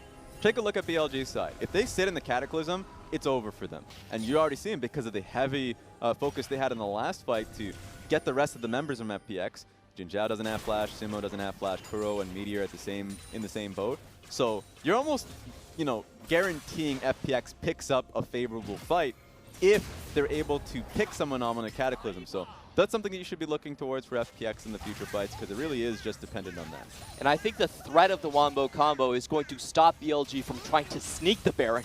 You go into that Baron pick, you take that MR reduction, and then Toynbee can wipe your entire team. So actually this makes FPX pretty confident in their defense. They probably know they can just hang on to Raptor Vision and be assured that BLG's not going to start Baron themselves. Take a look at this. Gimgoon's going straight towards the Essence Reaver build. So this is that one-shot kind of GP build that we're looking towards. So the game does go much longer if FPX can hold on, as we expect that to be the case. Then damage is there for FPX. In team fights, they're going to be grouping up pretty consistently, and you're not worried for BLG in any case taking a front-to-back team fight. So almost necessary that ADD needs to be creative in those situations. Zhonya's Hourglasses both finished up there. Redemption as well for the Rakan. So a little bit of reactionary kind of, play coming in from BLG, but we got to talk about, of course, Leandri's Torment finished up. You talked about that one, Clement, as well, but LWX going towards that wit's end as well, so he's going to be shredding through these pretty honestly squishy targets that he's going to be able to get on top of if he's given a few seconds in these team fights. And that's actually a lot of sustain in this build as well. So if BLG want to do something about him, they do need to try and dive down LWX. Most likely for BLG, I agree with Raz's assessment. They don't want the 5v5. They're much better positioned to just try and find the picks within FPX's red side. That's going to be the first dragon for BLG, the fourth one of the game. Going to be an ocean, so not the highest of priority dragons, as we saw 2 clouds and 2 oceans so far. But like I said, we might be going towards FPX's first potential attempt at taking an Elder Drake, because right now they're just, you know, taking it easy. They have to take it a little bit slow, and they have to look for those big wombo combos. What is that objective? I've never seen it before. What is that? It's probably from FPX. Right now, FPX, they're happy enough farming up. You talked about the Essence Reaver. It's just been finished up there. Most certainly going to be going towards that kind of massive crit, 1 barrel kills all. Yep, certainly. I'm just taking a look at, you know, BLG and how they're preparing the map at the moment. I think the fact that they're now focused pretty heavily towards the top side of the map goes back to our point where Meteor really does dictate the flow of the map for both teams. If he decides to look bot side and try and get a pick on Gimgoon pretty cheekily, know that you have teleport there for ADD and recognize if FPX ever makes a push for Baron, then you can end up having ADD TP up top side. They can make risks. BLG can try and end the game as fast as possible. Take a look at the setup here, but great control ward there to be able to catch ADD on the flank. And we haven't seen Crisp go for that kind of aggressive play like you're talking on the side lane, but FPX are going to find Meteor. They're going to drop down the equalizer as well. Meteor goes gold, and he's going to be able to keep himself alive. Put a good flash in, means the Pop Blossom going to land on everybody, and they follow it up with the Meteor damage on this Kiana. ADD is now jumped into the fight, but he's able to take out LWX on the backside. Crisp now taken so damn low. It's a 2-for-1 trade, a double kill for ADD, and Jin Zhao is completely untouched. He's able to wreak havoc. He will chase down FPX, and right now, BLG have control over this river. You think that, but I'm taking a look at FPX at this stage, and if I'm just looking at like the gold allocation, FPX got a lot out of it. Somehow Doomby survived off the play. Gimgoon was ready to be able to fight back with the barrels that he had there. So at the end of the day, you're actually incredibly happy that FPX was able to sustain the initial burst that came through from BLG. There was a moment of hesitation for me regarding FPX's side, because look at this corridor. This is a death wish coming in from FPX. They're all caught over. However, the flash over the wall from LWX really saves the team fight, because it goads BLG to kind of overextend, and then Gimgoon comes into the back line to assassinate the solo lanes. We're going to have to split out that replay very shortly as the Baron is going down. TP is going to come in. It's going to be taken by FPX. BLG, do they want to look for a re-engage? I don't really think they have the numbers with them to look for that. Yeah, no ultimate there from Shinmo, no flash as well, no way to catch FPX on the back half of that. Not only did they get the outer mid lane turret, big Baron buff pickup for FPX on that fight. Should have very easily, we were looking at it, you know, that BLG could have been able to take it, but the flank coming through from Gimgoon was a real game changer. And you've mentioned flash coming over the wall from LWX, also baited ADD in. ADD was sacrificing himself to commit for the kill, and at the end of the day, FPX outplays the situation. ADD got the kill, but he essentially traded his life for 400 HP on LWX. So that flash was worth so much. But wait a minute, Gimgoon, what are you doing? Gimgoon drops down the cannon barrage. ADD gonna Shuriken flip his way out of that one to get the Cataclysm down onto Jin Zhao. Has got flash available should he need it. There is the quickness as well. So they're going to have the Pop Blossom on the backside. This could be the fight coming in here for BLG as the Equalizer is used as a try to read back this fight. They will pick up 2-for-1 right now as Doomby and Gingoom are the only ones really that can turn this fight around. He goes golden with the Flame Spitter, but he's going to go down. BLG react to the Baron buff and they take most of them away. Good question, Clement. You know, Gimgoon saw somebody, the rest of FPX wanted that fire, but just the outright playmaking potential from BLG is putting them back in this. And I can't believe they went for Jin Zhao. That tells me they didn't have the flash timer on him because he didn't even need to use it. That was just so far away from a successful catch that you have to say it looks like FPX just overplayed their hand tremendously. That's going to be 4 Baron buffs taken away. A lot of the times, if you have that confidence, you want to push for more. But we talked about the strength of BLG's composition. It's just that flank power. 1-3-1, baby. But like, they're just in the team fight. So it's like Kuro ends up finding that humongous flank, netting 3 people when it was a great position to follow up with extra CC. And you can see him here right now. ADD is going to be one kind of pseudo caught out, but I think Gingu is just a little bit too trigger happy. Yeah, this is such a weird sequence. Look at where Goimbi is on the map. He clearly does not want to join this one, and he's miles away from the action as Kuro gets this beautiful triple to close down the deal. And if you look at the positioning from this one, easy for BLG to just cut straight through the rest of FPX. Crisp is in such a tough position because he needs to be there to save LWX, but incredibly slowed on the play because of the GLP. So really tough from FPX on the back half of the fight because they simply didn't expect Kuro to be on that flank. You're right. They thought it was going to be a quick pick and that they didn't need Doinbi. They really required him for it. FPX should not try to look for these catches because their strength really is in the Wombo combo. If you look at that fight, Cataclysm was layered with nothing, not even the cannon barrage. So Take a look at this. They need to be very careful in open terrain. Here we go. Might see another flank coming in as ADD and Kuro are off to the sides. ADD though needs the Shuriken flip and use the Shroud. Get himself out. They made a decision, FPX, knowing where they're now weak, and they need to make decisions off of that. Yeah, FPX is wise to this now. They've been hit up by this a few times too many. So I love the fact that they're recognizing that the flank is a possibility. And take a look at the map. Control wards now at the ready on the left side of the map. They did end up losing Dragon, but it's nice to them now having both sides of the bottom side river, top side river, so that they go straight through the mid lane. Is not a possibility of Kuro and ADD to try that again.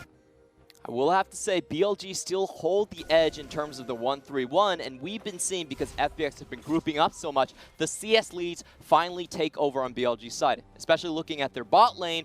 Jinzhao was actually behind the entire game, but because LWX has to group with his chain of corruption, we see Jinzhao finally taking over that CS lead and cementing himself in the game.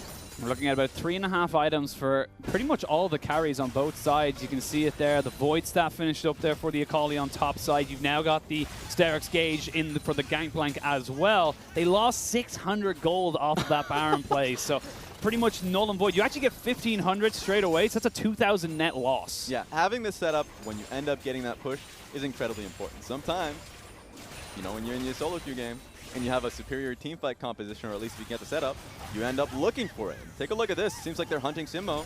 Now looking for something there. Did not land the EQ combo, the flag and drag, but they're hunting and they know they can pick someone up. But it kind of feels like right now, they're the ones looking for the pick. They're the ones that kind of make a numbers disadvantage because they don't feel confident going up against the huge AoE that they have seen from Kuro's Nico. Time is not on FPX's side, and watch how BLG is reacting to this. Both side lanes push out, they get the big wave before they converge onto the mid lane, and Jinzhao and Qingmo stay safe on the lovers duo. It's so damn hard to catch a Xayah on open terrain like this one, and BLG are just running circles around FPX for now.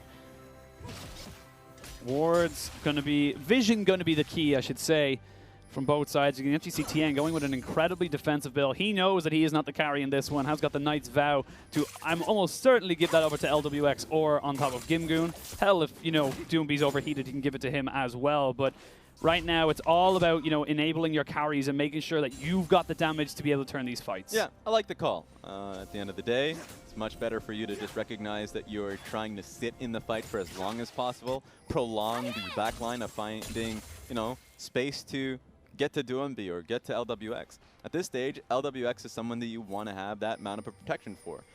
Sure, he's on the Varus and has a lot of range for himself, but just doesn't have a way to protect himself and really requires Chris to be nearby him. We'll see if Shimo ends up being the pick option. Once again, talking about how incredibly difficult it is for Tien to find somebody. This is hard, but where are we going? Abyssal Voyage into the mid lane. They're going to try and catch out Jinzhao. He's forced to flash away. Does get his ultimate off as well. Redemption comes down on top of the equalizer, but it doesn't matter because Doombee goes in immediately with the flash on the backside of the fight, though. We have got Kuro and Meteor with ADD trying to just replicate some kind of a fight, but a massive ultimate from Meteor sets up ADD for a double kill, and now FPX are on the run. They've got nowhere to go. They've got nowhere to hide, and they will lose one more. They will lose potentially two more, and they will lose everybody off of that fight. BLG with blinking health bars, but they get the ace. FPX just don't have answers because BLG is consistent of just diving straight towards LWX. He didn't even have an opportunity to get out of there. Held on to his flash because it was just Kuro and ADD at on him at all times. I have to say, once again, FPX overplay their hand. They go too deep into the second mid lane tower. They expend the flashes on Doinby all the way, and their backline is completely exposed. BLG played the 1-3-1 into collapse game perfectly. Think of it from FPX's perspective. How do they play these fights out when BLG is never grouped up? They're always either on side lanes, as to your point, with Akali finding herself with a top lane push, or are always in position to find that collapse. And so for FPX, their system is go. If we can just find the AD carry who has the most consistent point of damage for the team, then they should be able to clean up the rest. But, by the end of it, Doinby had 30% HP. It was a really good play from Jin Zhao as well. He was not hit by the chain of corruptions until he was underneath his own tower. Very crucial for dragging out the line and exposing the backline for FPX. The funniest thing about this is that Redemption was actually just so close to keeping him alive. That's how close it was. Take a look at it, just the timer itself. Rumble ultimate stacked up, he just flashes forward because he recognizes that Redemption was so close to being able to get it. That tower dive made it so Doinby couldn't go back to his team and have that extra help. But with the ultimate that you had there from Kiana, wow. I don't even think it would have been, close, to be fair. I was thinking, why did Doinby pop his Zhonya's? He had to, or the Kiana ultimate would have killed him. That thing is so thick when it walks across terrain. Gotta say though, Doinby was very, very, very close to turning that one around. Blinking health bars, and it's those little small things. As I say that though, actually gonna catch out Jin Zhao again as the Redemption comes down alongside the Cannon Barrage and the Redemption as well. They're gonna jump in on top of this as the Cataclysm on the backside. It's gonna be a fight on two fronts. It's gonna be all BLG though, all the time, and BLG will take it clean. Ace, fight for nothing. Simmo was a bad man that fight. That was an incredible charm and knock up on what was 3 to 4 members on the side of FPX. FPX incredibly confused at how to play this one out. Man, that can't be good for your mental right there. Getting completely aced as the heavy favorite coming into the series right out the gates. BLG is showing that they can hang with the heavyweights. And BLG mark themselves as a number 4 team, as a number 1 team potentially, and take the first game in this best of 5. And Clement, your prediction's already wrong. Rest in peace. I'm already out the window, and I think we might all be wrong by the end of the day, the way this series has been going. BLG just coming out so strong. They contested the early game. They stayed very, very safe in the bot lane, never overcommitted to protecting their bottom side. And the key for me is patience is a rare virtue in the LPL, and BLG understand that. Incredibly solid. Coach Sim in the back has to be super proud of how they played this comp out to the team. And there were blips, to be fair, in the gold chart because FPX were finding fights. But the moment they got the Baron and they had to push in through victory, remember how FPX ordinarily plays out their compositions. It doesn't even matter if they have a split pushing element within the team. They do not split. They group up. They try and just outright dominate. They have such quick game times too. So to just go barreling straight through the mid lane, BLG reading that and just clumping and taking down the backline in LWX. Very clean, consistent plays coming in from BLG. I think as well, if there was any questions over whether Kuro was going to be able to perform in playoffs, he just backhanded people and said, how dare you? That was a masterclass of flanking on the Nico. He just set up his team so perfectly. And that was the first win BLG has had over FPX. This iteration of BLG with Kuro and ADD had over FPX their entire career so far in the LPL. So magnificent stuff coming in from them. They perfectly understand their position in the matchup as the 1-3-1 late game type of team, and they execute it so well. So it's up to FPX now to answer back. It's kind of crazy because, a lot of the times when you watch games from BLG, you struggle to find a clear-cut MVP. For me, of course, it's Meteor, with how well he played the early game out and in the later game team fights. But every player had those moments. Jin Zhao consistently, when he was Dove, played it out so well in the last fight. He was just outright safe. He was in a great spot. In fact, if they were ever to come anywhere near him, he could still recall those feathers. So he was in a perfectly fine spot. And then the playmakers of, ADD as the Akali, perfect game from him. He had great laning phase, great team fights. Kuro, as you've mentioned. For me, MVP goes to Meteor, but damn, every member feels like they deserve it. Yeah, BLG decision-making this game was far superior to FPX. That's what I want to mention. The biggest sequences for me was the bot lane dive that FPX committed 4-4, and then BLG got 2 towers. And the second one, of course, was the first Drake fight. We were talking about this is FPX's time to shine. They overstay. BLG realized they have an extra back, extra items, and they ace them. I think as well, like, it just felt like BLG were on the same page. Everyone knew what their role was. Everyone knew how to play with each other. FPX just, like, they looked like they were kind of second-guessing each other. We saw, like, you know, Cannon Barrage, Gimgoon, all of a sudden, you know, Cataclysm off, completely nothing following up. It just seemed very odd for us to see, you know, FPX so uncoordinated. I think for them, and I know what moment you're talking about within the game, it was mostly just they knew they wanted to fight, but the ability, like the efficiency with how they were using their resources, a lot of the times BLG picked proper fights because they knew that the ultimates were already well used from FPX, so I want to see something more cleaner from FPX going into Game 2. We'll have to wait and see. We are going to throw it to a quick break. When we return, we will see what FPX's reply is. We'll see you soon.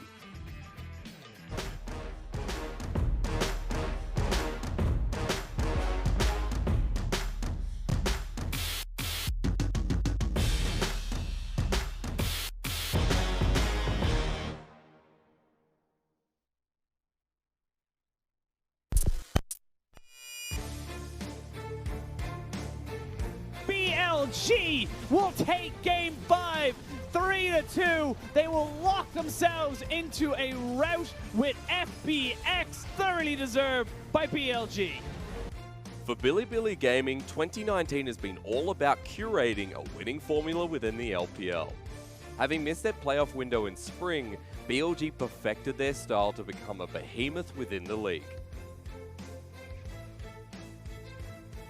Though the BLG brand itself does not have a rich history within the LPL, having acquired IMA for the start of the 2018 spring season, Bilibili have the potential to carve out their own legacy, keeping Jin Zhao, Road, Amazing J, and inheriting an expectation from the IMA fans. BLG would look to emulate IMA's 2016 Worlds appearance and exceed their predecessors. Taking their first leap into the LPL, BLG marked their league debut with a playoff berth. Celebrations were short-lived though, as the anime team were cut down by some rogue warriors in the first round. Has arrived, and BLG backs against the wall. Their playoff lives against the wall. They're going to try and finish him off, but they just don't have enough damage. A triple kill, 3 members going down. Jin Zhao back onto the fountain. He will be stunned and die as Mole kites it even further out. Despite a promising start in spring, BLG would fail to impress in summer, finishing second to last in the Eastern Conference. BLG needed stability in their roster. Looking to enhance their playstyle, their search would lead them to an X-Worlds finalist in Kuro and the rock in the top lane, ADD. Bilibili found their rhythm. Strong solo laners and veteran shot callers would see them perfect their formula of late-game team fighting. With the rise of the young rookie jungler Meteor, BLG would finally be able to set their sights on the LPL throne. It's been a slow and steady climb for Bilibili Gaming. Having finished 9th in the spring split, they now find themselves among the titans of the top 4. Are able to fight back. 2 guys go golden, and 2 guys go to the gray screen as the rest of BLG are now fighting on EDG. They're looking for Iboy, they're looking for Mako. It's a quadra kill, it's not going to be the Penta, but BLG have taken the fight. The semi-finals await, and BLG must slay the Phoenix if they want to taste LPL glory and etch themselves into the history books of the league. This is it. The celebration of our beliefs.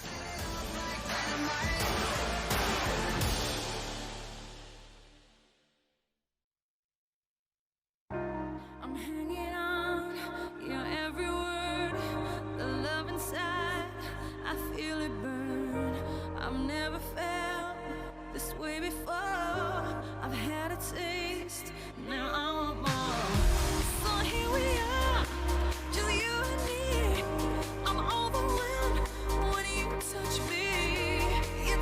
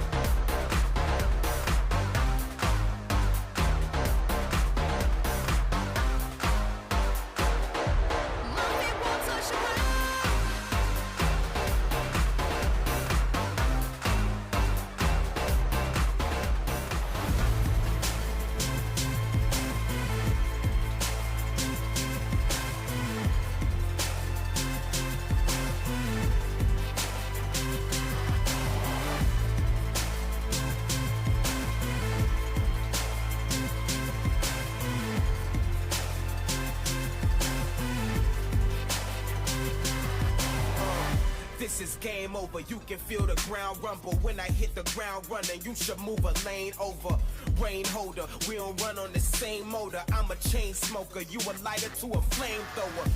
I come from an insane culture, living like a trained soldier, just to make it a day older. No closure, remain closer to the days when I could feel the hunger pains I knew I would take. I knew this, and I ain't going out till I take it. What I came to get, I was made for this, and I will never lose, I'm the greatest. Just face it, I was made for this, and I ain't going out till I take it. What I came to get, I was made for this, and I ain't going out. I was made for this, and I will never lose. I was made for this. I feel colossal, choir sing the gospel. I can make the sky move, breathing through my nostrils. Sharks in the water, looking for imposters. You ain't in the bloodline, Prince in the popper. Stand between my digits, then you better be a comma. Leave you in the coma, you don't want no problems. Destiny designed us, made us for the finest. Born to be legend, long live your highness. I was made for this. I was made for this.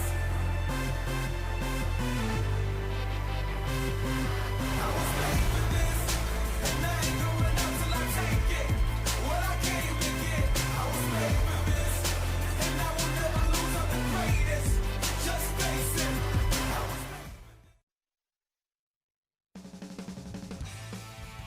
Welcome back, ladies and gentlemen.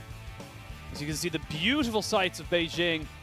There's a lot of people in there as well. Very, very popular site for everyone to take photos. Hello, welcome back to the desk. You were pointing at something. I was about to say, because Beijing has a lot of tourist trap spots.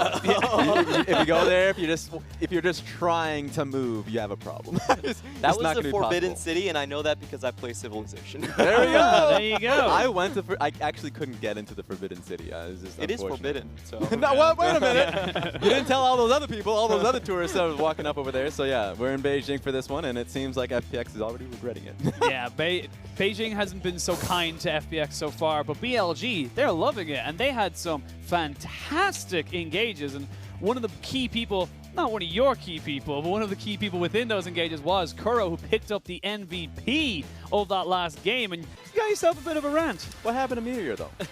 I will see it when the replays go through, and I think a lot of you people out there will agree with me, but Meteor had such a damn good game. That being said, if I was able to give it to someone else next to it, I think that Kuro had fantastic follow-ups, and then in one of those major team fights through mid, he had a great flank to come in and get 3 members, so it was a tag team game, but someone is a bit stronger. Meteor won out on the visual impact. I'll give him that one. I think that's why he got the MVP, but I'm sorry, Kuro won over because of the visual impact. But I think what this game one really showed us is how well BLG can play team fights and how well they can disengage. They definitely know not to stay clumped up against the enemy team composition, and their collapses are just on point, always arriving before the solo laners of FPX. And that just kind of, rings true to what we were talking about just before we went to, break. This is a team that anyone could have honestly won it. Even Shinmo in that last team fight, I think this is actually the one here. It's like you can see him actually, being the MVP. It's actually not this one, it's the next one.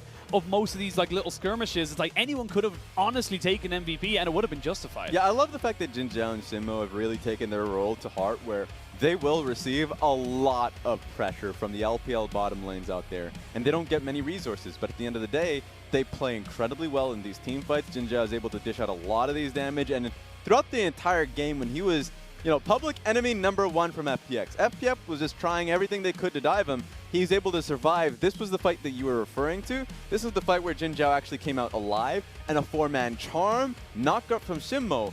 Remember, Shinmo is a rookie this year, alongside Meteor, and Shinmo came in from the EDG Academy team, comes into a mainstay squad in BLG, and performs instantly in a team that is, multilingual. Korean imports coming in this year, and so in terms of communication, it was a very tough tribulation for the team in Spring Split, and it seems like all of that has just been thrown to the wayside. They look incredibly crisp in team fights. And I have to say, I think it's because everyone on the team knows their roles so well. Bottom lane, you are a counter initiation. Yes. People are going to fly towards your faces, you're going to walk back and then engage back onto them. The Korean player, players, you guys are playing the 1-3-1. You're the side lane, so there's no Chinese being spoken there. Probably not a lot of communication issues. That's just my guess, but I think it works out. They do have some very basic, you know, Chinese, because they are studying quite a bit. Yeah. And another point too, because we look at mic checks, there's basic Chinese and actually another like basic English being spoken amongst the members. These are the type of things that you kind of remember from EDG 2015 when they ended up getting, you know, MSI championships for themselves. Is that at the end of the day, knowing your role is the most important thing, because playing the game is the best language. Recognizing, essentially, if you're in a 1-3-1, knowing your composition, you can just go through it unspoken. Really well done from the side of ADD and Kuro, playing these team fights so incredibly well. And it comes as well down to kind of, you know, the veteran players like the Kuro, the ADDs, having those kind of, what I like to call League of Legends instincts. You know, you don't need vision, you don't need to, you know, communicate it with your team. You just have a feeling that you should be in a particular place at a particular time. Yeah. And that actually can ring through, and did ring through for a lot of that game. So my issue coming into this one a little bit on the pick ban, and I think a lot of it is just, it's so tough pushing back Xayah, Rakan in team fights. You can't actually nail it down in lane as well. So a lot of the times when you see a Xayah, you do want to take the Rakan outright, or at least just ban it. I think that's the primary concern that I would have, is that you're giving both that away to a weak side bottom lane. They want to have that so they are as safe as possible, and I think they played out a lot of those dive situations really well. So good job to BLG being able to nail that. Another thing too is Akali. Akali's been that blue side flex for BLG, and they were able to give it towards ADD, and he performed so well on that. I want to go on to that point about ADD. Is I think FPX should be focusing more towards the top side in terms of dives rather than the bottom side. BLG, their late game strategy revolves around the 1-3-1, and if you shut down one of their side lane split pushers early, that threat dissipates. You can play more of the 5v5 team fights, so I want to see FPX shift their faith towards Gimgoon. Yeah, and my big concern is, I've already seen a few best of fives today, and there's a lot of, I mean, it depends on who you're asking, if they're a fan of, you know, one team or another. Upsets. Upsets have been the name of the day for me. And so coming into this one, you don't want to see FPX, a team that has been so damn dominant in the regular season and for the entire year, to be honest, to just kind of just drop out to the third, fourth place matchup. BLG is putting it, like, really chasing this one. They have been pretty confident on social media.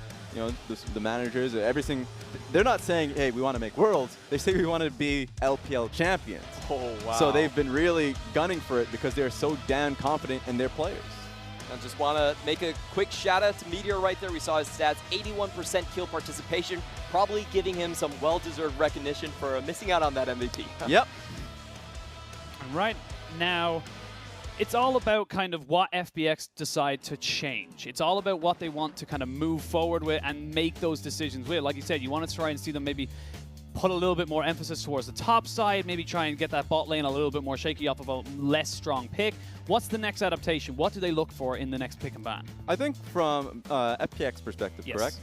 I would try and push away from the GP. You want more mobility there and more movement from Gimgoon. Gimgoon's an incredibly strong player. We've seen that in the last series in the regular season when they went up against TOP.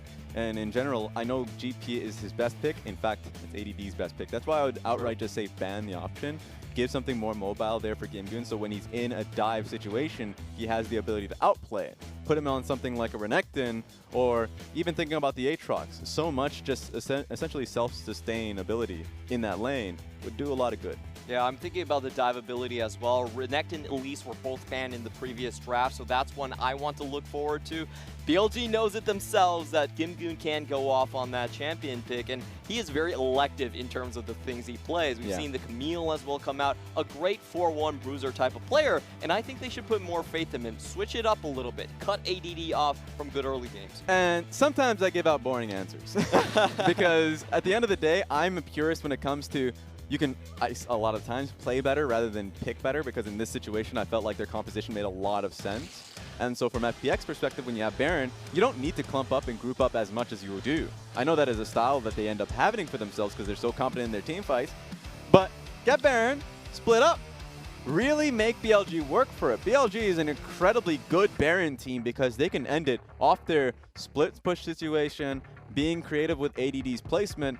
Well, like he's going to be a lot more creative. We're going to have Silas pick up on the side of BLG. Big change here is the Xayah takeaway from BLG. They don't want Jinzhao on that champion anymore. He actually had 42% of the kill share in the previous series with his champion. So he's popping off. You have to take him off because he's too hot. And it's just a good way, too, because Rakan is a fairly weak laner. So if you're just taking one of the two duos out there, then you're just squashing it entirely.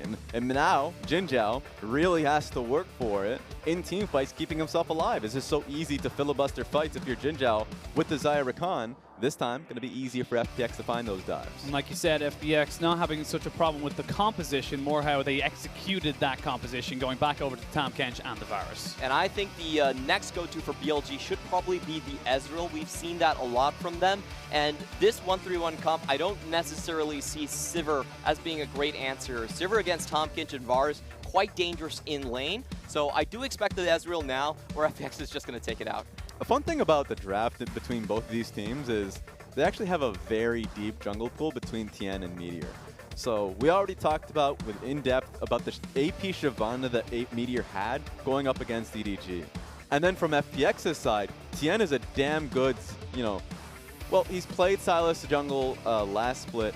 This time around, he's actually been pretty damn good at Lee Sin career-wise, and Xin Zhao something he's willing to pick up to boost the early game. So they're not too concerned about getting the jungle pick in first phase, but they're going to find themselves in Elise no matter what, so they just want that early game power along it. Yep, they're forcing out the Renekton ban from BLG and potentially more tower dive options. So Elise is probably the single best champion at closing out when you have a pushing lane. They already have the bot lane set up. They were looking for that top lane as a counter pick. And we have some damn good bruisers on the side of Gimgoon and Doombi. So yes, Renekton must be taken away because it is a great flex. And this is where the good mind game comes in. Do you respect the Kled? Because Doombi and Gimgoon are historic Kled players, but they didn't get to play that this split. In fact, they elected away from that. So the Kled pick is something that I know is looming over BLG in this game, but you kind of have to not ban it knowing that they haven't wanted to play it the entirety of the summer split. Pantheon going to be taken away instead. Take it away. Get away from Dimbu. Rework Pantheon just for everyone to kind of mention that. And it makes sense as well. You've got the Elise. There's a lot of early game pressure if you put the Pantheon in that as well. The kill lane becomes a multi-kill lane with 4 or 5-man dive spot, more likely to happen. There we go. Qiyana being taken away from BLG. Put it in the hands of what I would believe to be Doombi, and you can get magic rolling. So I like the fact that we were talking about, picking a lane and camping it with the Elise pick. Seems like Doombi and Tien are going to be working fairly closely this game. I just want FPX to still play something aggressive into the top side. I need to see Gimgoon have a chance in his own lane to be snowballed upon. So that's why I'm looking for the last pick, but BLG, the rest of it, fairly standard. Ezreal, like we were talking about, want to find something safe against those dives, and also another good 1-3-1 champion with the wave clear from Iceborne Gauntlet. Lock this in. ADD doesn't lose on the Poppy. He is a Poppy connoisseur. He knows how to make it work. And he just blind picks the champion where people across the world will think this is suicidal going up against the GP who has the range advantage, will burst you down. But think of it this way. Kuro and Meteor find an opportunity to go topside. Gimgoon is sure as fire dead. That's just going to be, wall slammed into extra CC with the Abscond of Duck. So there's a lot of power up in the top side of the map. A lot of team fight potential there too. But if I'm just going to give my vote to a side based off pick ban alone, I definitely like this from FPX. At least Qiyana should nail down, have a lot of damage, burst potential early on. At least one pick. So even though BLG 3-man topside, I think is the goal, I like it from FPX a little bit better.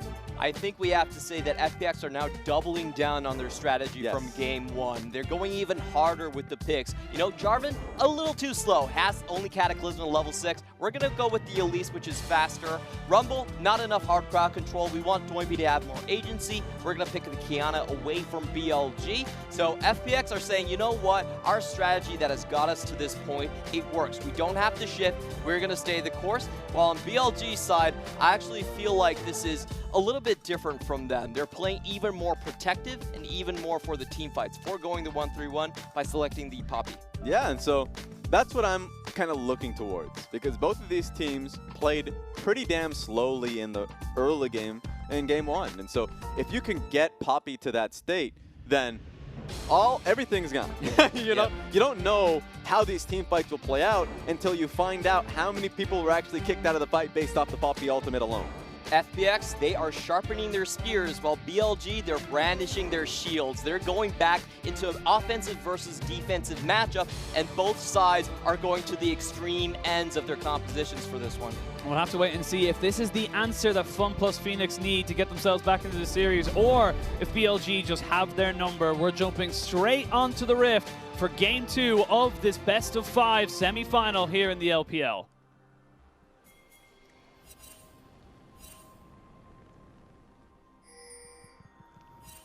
Rest in peace, IG. Not dead yet. That's true, Gauntlet. Still got Gauntlet. Don't count them out.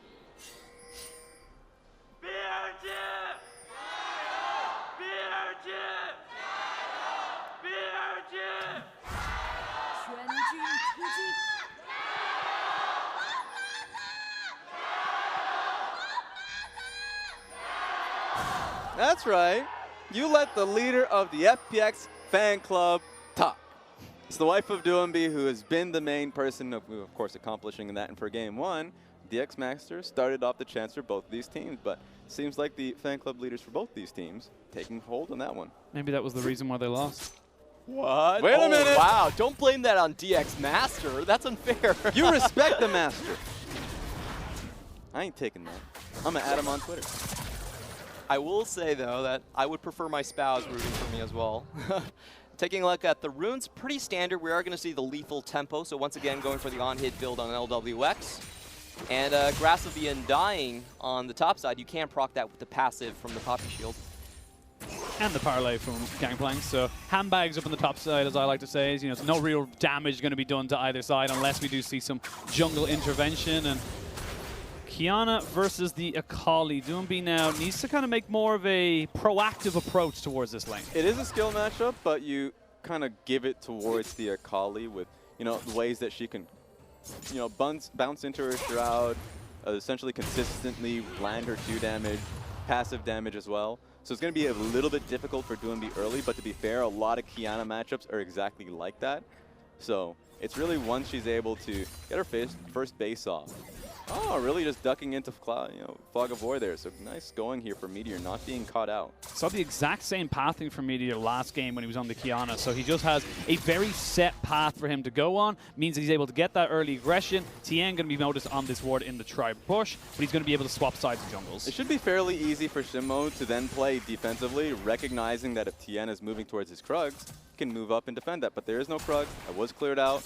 It's just going to be difficult for Tien to do much around that side, so he's going to be moving straight towards mid lane. And I just want to point out, in the top side, ADD somehow got destroyed in the minion wave. Lost a lot of his HP and had to walk back to base. So things not starting out that well. Let's see if he can rebound with the jungler close. This is how bad the matchup is, by the way. It's very difficult there for ADD. I have seen some Poppy players able to punish like some misplay, mispositioning incredibly easy. The damage on Wall Slam being able to double up is actually really good for Poppy players who are able to kind of punish some of those misplays, but Gimgoon is not going to get caught out by that. He's also a pretty damn good Poppy player himself, so recognizing the matchup, able to get a lot of gold for himself. Good start from the GP player. But we are seeing the threes being set up once again by BLG, and this is very common for both of these top laners up in here. You can see Gimgoon already backing out of the lane, and someone actually needs to help him out with that. And right now, FPX, this feels a lot more like their style. Not the scaling, let's wait for objectives, more about a skirmishing, get the lanes ahead kind of style. They still like the idea of Tahm Kench and Varus, and I would not be surprised to see at least down here to try and implement that lane. Yeah, and they do still have options. It's not as though that they're beholden to the early game, and if they lose out on that, then rest in peace. GP has some late game scaling capabilities, and on top of that, if they can't find clear picks on the adjacent lanes of mid and bot lane, they can just have Elise solo out the Cloud Dragon and look for the next ones. They can just start dragon stacking, which they were trying to do in the game 1.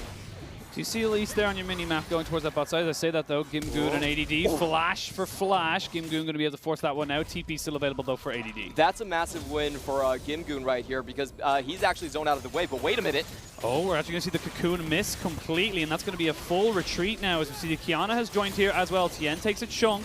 from Jinmo as he goes under the tower. Now we see Doomby joining in with the Sylas going toe-to-toe. Nothing really happening, but again, those 4v2 bot lane dives that we talked about in the early game, trying to get them going for FPX. But BLG is handling this incredibly well. Not only Meteor coming down bot side and playing defense to that one, of course Cocoon missing is going to make that a lot easier, but Kuro is able to take an extra wave now, so he's going to be pretty damn good in a experience and gold advantage point of view. It's going to be harder for Doomby to justify another rotate if that's the case. We always talk about the Silk Road from mid to bot lane, and BLG has been warding super diligently. They caught Elise at the backside of the red, saw her coming in, and were able to react really accordingly to it. So I think BLG, the early game warding has just been tremendous coming in from them. Elise and Kiana on the minimap, you can see them roaming up here, and they're trying to try and keep down ADD. This could potentially be first blood, as there are no summoners left for the Poppy. Yeah, take note of the fact that, you know, next wave coming into the top side, the wave is going to get even larger and larger. It's going to be hard for ADD to even be able to pick that wave up underneath this tower. That's why he needs to base immediately, get back to the wave. But instantly now, you have Doomby full clearing it, so he doesn't even get the chance. This guy doesn't have teleport. He's going to have a long trek back into the mid lane, and this is kind of Doomby's style, what has made him so successful. He's not mechanically the most amazing player individually, however, he is the mid laner who is most willing to roam and help his lanes out. GP is halfway to level 7, by the way. He's actually, like, in terms of just raw experience, so much farther ahead of ADD, who's just trying to get to level 6. So that's pretty insane that we've gotten ourselves to a point where if you just look at the matchup, you say, oh, in terms of CS, you know, Poppy is in a pretty decent spot. But it's GP that have been trying to zone her away from the wave, finally got her pushed out of it, and is now in a pretty healthy CS experience advantage. Gotta say, that's a lot of tax paid by Doomby and Tien to keep that CS, to keep that experience lead going. And not really even a CS lead on Gimgoon right now. So I have to give it to ADD. He's been playing these defensive matchups so well. And you can see Tien just trying to make something happen in this bot side. We talked about how this Elise early game could end up helping this bot lane, but the side of BLG have been so diligent with their wards. Now they're just completely backing away. They know there is a good ultimate dodge. Doinby does not hit that one there. They do get the flash out of Ezreal. Yeah, it's trying to keep them honest. You know, Jin Zhao had to flash for that one, so now finally has that time, can make another play towards the bot side of the map. I'm not concerned about FPX being able to nail this down immediately. Both side lanes are working out fantastically for FPX. They just need to start playing slowly. And so the fact that they were able to get the flash on Jin Zhao makes the next play, as I've mentioned, far easier to be an effective dive and kill. It was not an ineffective roam. They did get turret plating, but Doinby is paying a lot for these rotations. He's down in CS, and for me, Kiana is a champion that is very much feast or famine. She has great ratios, but very poor base values. If Doinby continues to play like this and they don't get the kills locked down, it becomes very difficult for him to continue the game. Pretty damn easy to get those kills, in my opinion, if you set it up properly. And so that's why execution now from this point forward is going to matter. If they look for another play towards the bot side of the map and Tien and Doomby can't get a kill or can't get the turret for that, then suddenly, as you mentioned, you start to really worry. Especially since Kuro is a great Akali player, has the lead for himself in just the CS margins, and will be able to later on as the game goes on find that side lane, be able to nail down Doomby in these matchups. So that's what I'm concerned about. I want to see if FPX can find that. They're a great team at being able to execute on plays, so not too concerned about it. Gimgoon has been having a field day in the top lane. You know, that roams are really paying off right now, and we should see a very early Triforce. So would lead into help onto the other parts of the map. He has a faster teleport timing as well, which he can use. And I think FPX are just setting up to transition all of that excess power in the top and seeing if they can just get that tower down in the bottom. Yeah, I love the fact, because of those concerns, Meteor's top side. He's like, all right, I'm taking the Kiana ultimate. I'm going towards the top side simply because I know Elise has full control of the area. And I just need to keep my boy ADD alive. But you can't juggle both sides of the map at the same time. You can't be bot side, and now they're in a position where they have to trade. So BLG are either going to lose it all, or they're at least going to send Kuro topside and let Gimgoon feels some pain. And this is such a stark difference from game one. In game one, Gimgoon hard froze his lane right in front of his tower. There was no ganks going into the top side, but this time FPX know that they actually should do a full map press, that their success relies a lot on keeping ADD down as well, and I think they're profiting out of that. They're sacrificing Doinby's farm, but allowing Gimgoon and LWX in the bot side to get good leads. And just kind of to add a little bit to that, I love how aggressively LWX is playing in this lane because they know that that's the lane they're going to be playing towards as a team. Even just saying that, yeah, I'll get some damage onto Jin Zhao underneath tower. I still have Guardian Shield up that will take the majority of the turret shot HP on you. So there we go. Not only did they get the first dragon for themselves, but they're able to even get the bottom lane turret right from the get-go, 10 minutes into the game.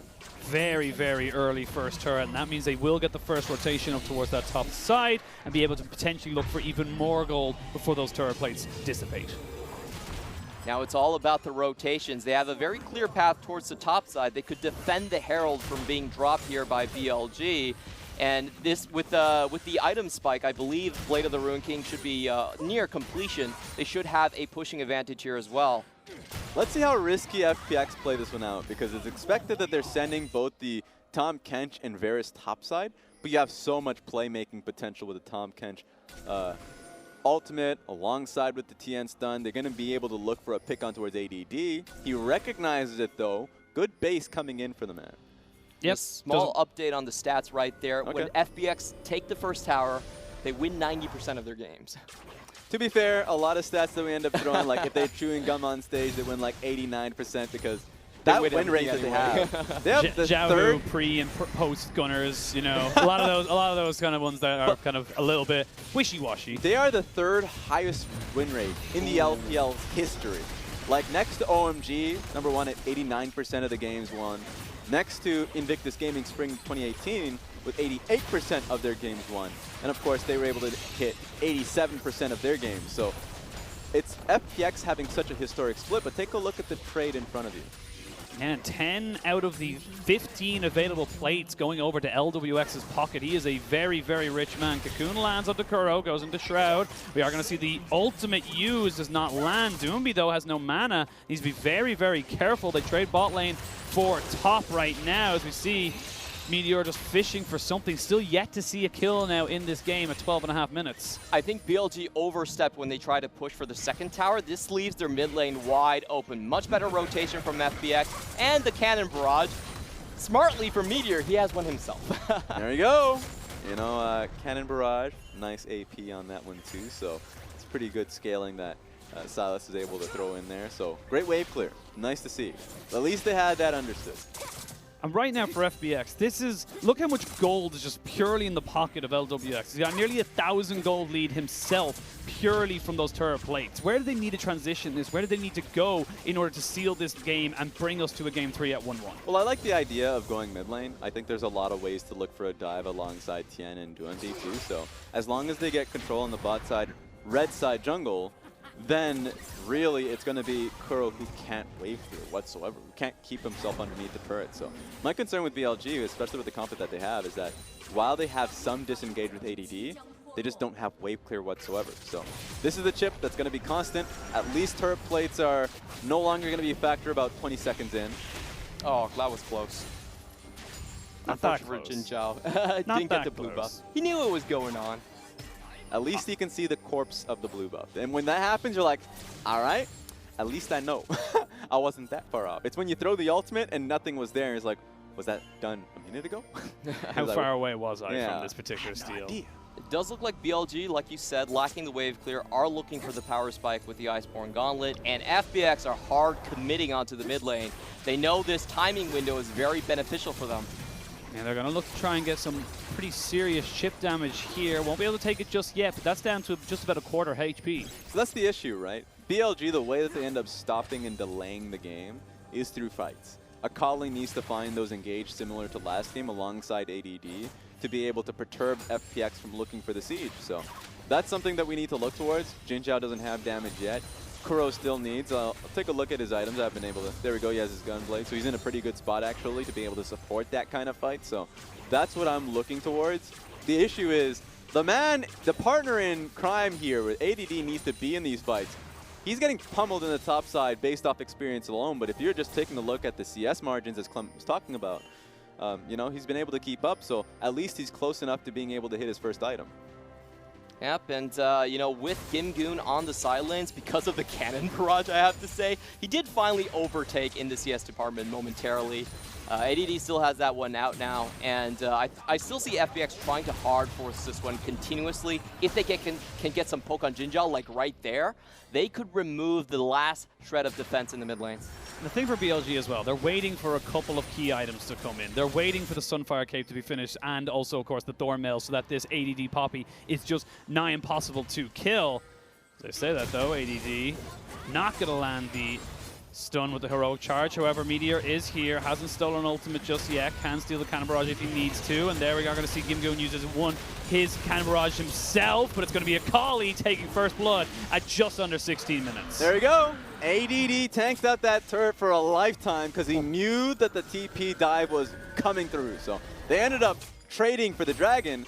Might be able to trade for this mid lane turret as well. Tien is here off to the side. Flash is going to be enough to try and keep him alive, or is it actually the Rakan able to keep Jinjiao just about alive? Sniped out, but here's the rest of the side of BLG looking for more. Varus ultimate has been stolen. Chris forced the flash away from the stolen chains of corruption. Overall, FPX come out on top. Yeah, BLG just wanted to draw a line in the sand when it came to the Dragon fight. They wanted to go for Meteor, but Meteor should be safe here. Good escape plan. Yeah, oh, wait a minute. Flash in, knock him back. He flashes away, but he gets caught on the side of that ultimate. Tick, tick, boom. Doomby picks up a kill, and that's going to be FPX taking everything so far as Kuro is just completely caught. Oh no, like dominoes. They're just dropping. Let's see if Kuro can find himself out of here. There's Elise here too. It's a 3v1. 3v1. He's going to have some serious fancy feet to try and get himself here. Does not land the cocoon, but it does not matter. TM picks up the third kill for FPX. Was looking like a great situation initially from BLG because, you know, the trade up top side, nice. And then you're thinking about the teleport coming through to detract them from picking up a kill in the mid lane turret. But FPX plays that out well, finding an exit strategy. And then even worse, Meteor, when they were hunting for him, he wanted to get that Scuttle Crab and then dip out. But not even possible. He flashed in essentially the same location because the ultimate from Kiana was still going to nail you on the terrain. I gotta say, this is why I went for FPX 3-0. I think talent-wise, they just outplayed every single one of those fights that we saw. There was 3 fights overall. Gimgoon dragged enough of the tower wave away from the top side, and then LWS had a great flash to escape that one. So this is really good play from FPX. They're the ones doing the punishing for BLG's over-aggression now. Yeah, but guess what? You're wrong still, though. I agree. I understand the expectation you had, but BLG, oh my goodness, what the heck? That was close. That was close. Shinmo baits out the ultimate, gets himself that one for free. No real objective, though, to be playing for right now, as we see Gimgoon and ADD going at each other on the top side. There's a hell of a lot of armor now on top of ADD, even without any real finished items. Good lord, he went back to base, was able to get himself a Glacial Shroud, but take a look at this. Oh, Kuro gonna get hit up there with the supreme display of talent, and Doomby says welcome to the playoffs. Welcome to the Duskblade Snowball. That execute on his Earthground Q2 did a lot. This is when you start worrying about BLG, because their side lane's not looking too good, but trying to find the pick on a Crisp. And he's a very tanky boy as he goes golden as well. Cannon Barrage going to be used to try and keep him alive as well. There is the charm as well with the quickness. Crisp will not fall. It's actually Shinmo who goes down. They get Silas to get him on the backside, but LWX is just able to keep himself and the rest of his team alive. Meteor and ADD trying to run away. Jinjiao trying to keep himself at a safe distance. They will kill off the Poppy as Meteor jumps back in, but it's not going to be enough damage. It's going to be a 3-for-1 overall. This is a big FPX now. 3 kills to Varus, 2 kills based off that bot lane assassination to Kiana. They're looking incredibly strong. That snowball is working against BLG. And I have to say, BLG just didn't have the damage lockdown in that one. They were the ones that started this top side fight, thinking that, you know, Doinby's not here. Maybe we can take this, but outplays once again. And this play right here, this just reminds me of the play we saw in the LEC, where Jizuke was able to snipe out Kiana with ease, but when you get the drop on someone, assassin fights come down to the knife's edge. And what's tough is that Shroud's not going to save you. You know, auto locked on with the Q snare that she was able to find, the stun in the river stance. and then is able to ultimately take you down with that Q. But take a look at the fight coming through here while Kiana's finding the rotation. LWX was just going to work. Sad thing about this too is that Gimgoon was untouched here. ADD was trying to slow them down so they wouldn't completely chase Meteor, but you realize, wait a minute, LWX is a little bit too strong still. So at this stage, LWX is well protected, and also Gimgoon is still stacking. And this is great to see from FPX as well. We were all talking to each other, during the break about kind of like the nerves are real, the curse is real, like they're not going to be able to do this. Oh dear for any FPX fans. They've shaken off their jitters, they've come in with a far better game plan, and it looks like they're executing it far cleaner. Well, adaptation is certainly the name of the game for both of these teams that are, our strongest teams in the LPL. For me, BLG taking this one on the chin, but they still have some room, giving them options here. 6K gold lead being there for FPX, but teamfight power is still an option here if Kuro can find that pick. Dragon is just about to spawn. It is a Mountain Drake. Remember, he wasn't a part of the fight. That's why both him and Kiana I was about to say, but Cocoon lands on the tankiest member, and they are just shredding through the tankiest member with the supreme display of talent alongside the cannon barrage to try and follow up. They will not pick up any more kills, but it's almost certainly going to be the Mountain Drake for FPX. Stacks a lot of armor. First one he faces is an Elise outside the brush, and he falls down so incredibly fast for that one. Insane amounts of damage there, and I don't think ADD even expected he would die to that. Yep, not only has he got all the levels right next to him, Tien has gotten just raw, flat magic penetration based off the boots and Oblivion Orb alone. So it's a lot of burst that you now have alongside the Kiana, LWX. So the damage is going to still be very respectable. And right now, if you're BLG, that's a scary prospect that your tankiest member just got melted because of a full AP Elise, but also just the Blighted Quivers being able to shred through that HP as well. The Varus is not going to be afraid of this Poppy regardless of the amount of armor she builds. I think we're seeing some of the adaptations from FPX coming out, strengthening in this game. Number one, early game, they were a lot more active in Gimgoon's lane. And number two, when this late game goes on, they have an answer to side lane split pushing. Doinby has been super active in the bottom side of the map. We've already seen him got a great solo kill onto Kuro, and he's going to continue that. BLG now find themselves a bit on the rope without damage, and maybe only with pick potential. And right now, BLG need to try and find an answer to the raging FPX early game that has occurred. They've got themselves 3 Drakes, about a 6,000 gold lead, just under 3 turrets to 1. And this is where the issue of no real kind of wave clear, which we talked about, kind of becomes a huge issue for the side of BLG because they can't really deal with the several pushing waves coming in and crashing to their turrets. Yeah, and I think for BLG, what they really need is Meteor finding a GP ultimate boosted with that AP, or another one would be being able to get a Varus ultimate that can set up Kuro in these fights. They need to be able to start the fight incredibly strong. Finding a pick onto Tian would be a good start, but they don't have the members or at least the vision to really be confident about that. How about the Kiana ultimate? He had a couple of pretty good ones last time around. That's very true. Should have won an MVP. Oh, but here we go. Yeah, they are starting this. There is no real vision for the side of BLG, and this Baron is being melted right now. They now know it's going down, but it's down to about 2,000 HP, and there's nothing that BLG can do. They go for the steal! Not quite able to get it, and it is going to be Tien securing that one with the smite. That's why you got to respect Jinjao's ultimate. He was so close to getting that blue buff, recalculated, and should have been able to nail that Baron buff. He's been practicing. He tried the blue buff, didn't get it. Tried the Mountain Drake, didn't get it. This time, getting closer and closer. It's warming up. I thought that was the comeback. The timing was picture perfect. You couldn't tell just by the image on screen who actually took the Baron. You had to wait until the notice popped up. And that just, kind of enables FPX even further now. They can kind of stretch and, move BLG across the map as much as they like, because they've the ones who've been looking for this 1-3-1 to really, utilize the Tam Kench and, the kind of semi-globals you have with the Cannon Barrage and the Abyssal Voyage. By the way, take a look at the vision control coming in from FPX. So a great adaptation that we now have from Game 1 to Game 2. Game 1, they had Baron buff too, but they just barreled straight through the mid lane and didn't learn that lesson a few times over. This time around, Gimgoon's keeping true to the bottom side of the map. and Tien is holding his hands for that. Oh my goodness. Tien just shreds through them, but this is the fight they're looking for. TP on the backside is going to have Kuro. Cannon barrages, a Venn diagram of cannon barrages coming in. LWX though has been jumped on by Kuro as he tries to try and assassinate the AD carry, but he's just got too much sustain, he's got too much health. He will eventually go down to Meteor, and now it's a 1-for-1 trade, 2-for-1 trade in favor of BLG. Doomby though has got the ultimate, will not hit anybody on top of it, but it doesn't matter because he's got so much damage. He will eventually be able to pick up one, oh, actually, let's say that. Meteor just trying to trade back. They lose 3 for 3. But overall, FPX will still be able to push in with the Baron buff. And what stinks is that the wave is right next to Gimgun and Doomby. So even though for BLG, you want that trade, you want gold underneath you, you've now potentially lost an inhibitor for all of that. That was really well done by Kuro to find the collapse, but FPX, in the end, they just have too much ammunition. They survived through that. Tien had a great start to the fight. He got a huge chunk of ADD, was able to, repel out and just keep himself alive. Oh, we actually see a little bit of a re-engage here as ADD looking to try and just slow down the side of FPX. Very hard to catch Doomby and Gingun, but as I say that though, TP going to be coming off the back side of this. It is going to be Jin Zhao with that Iceborne Gauntlet trying to slow people down. They're really chasing for this.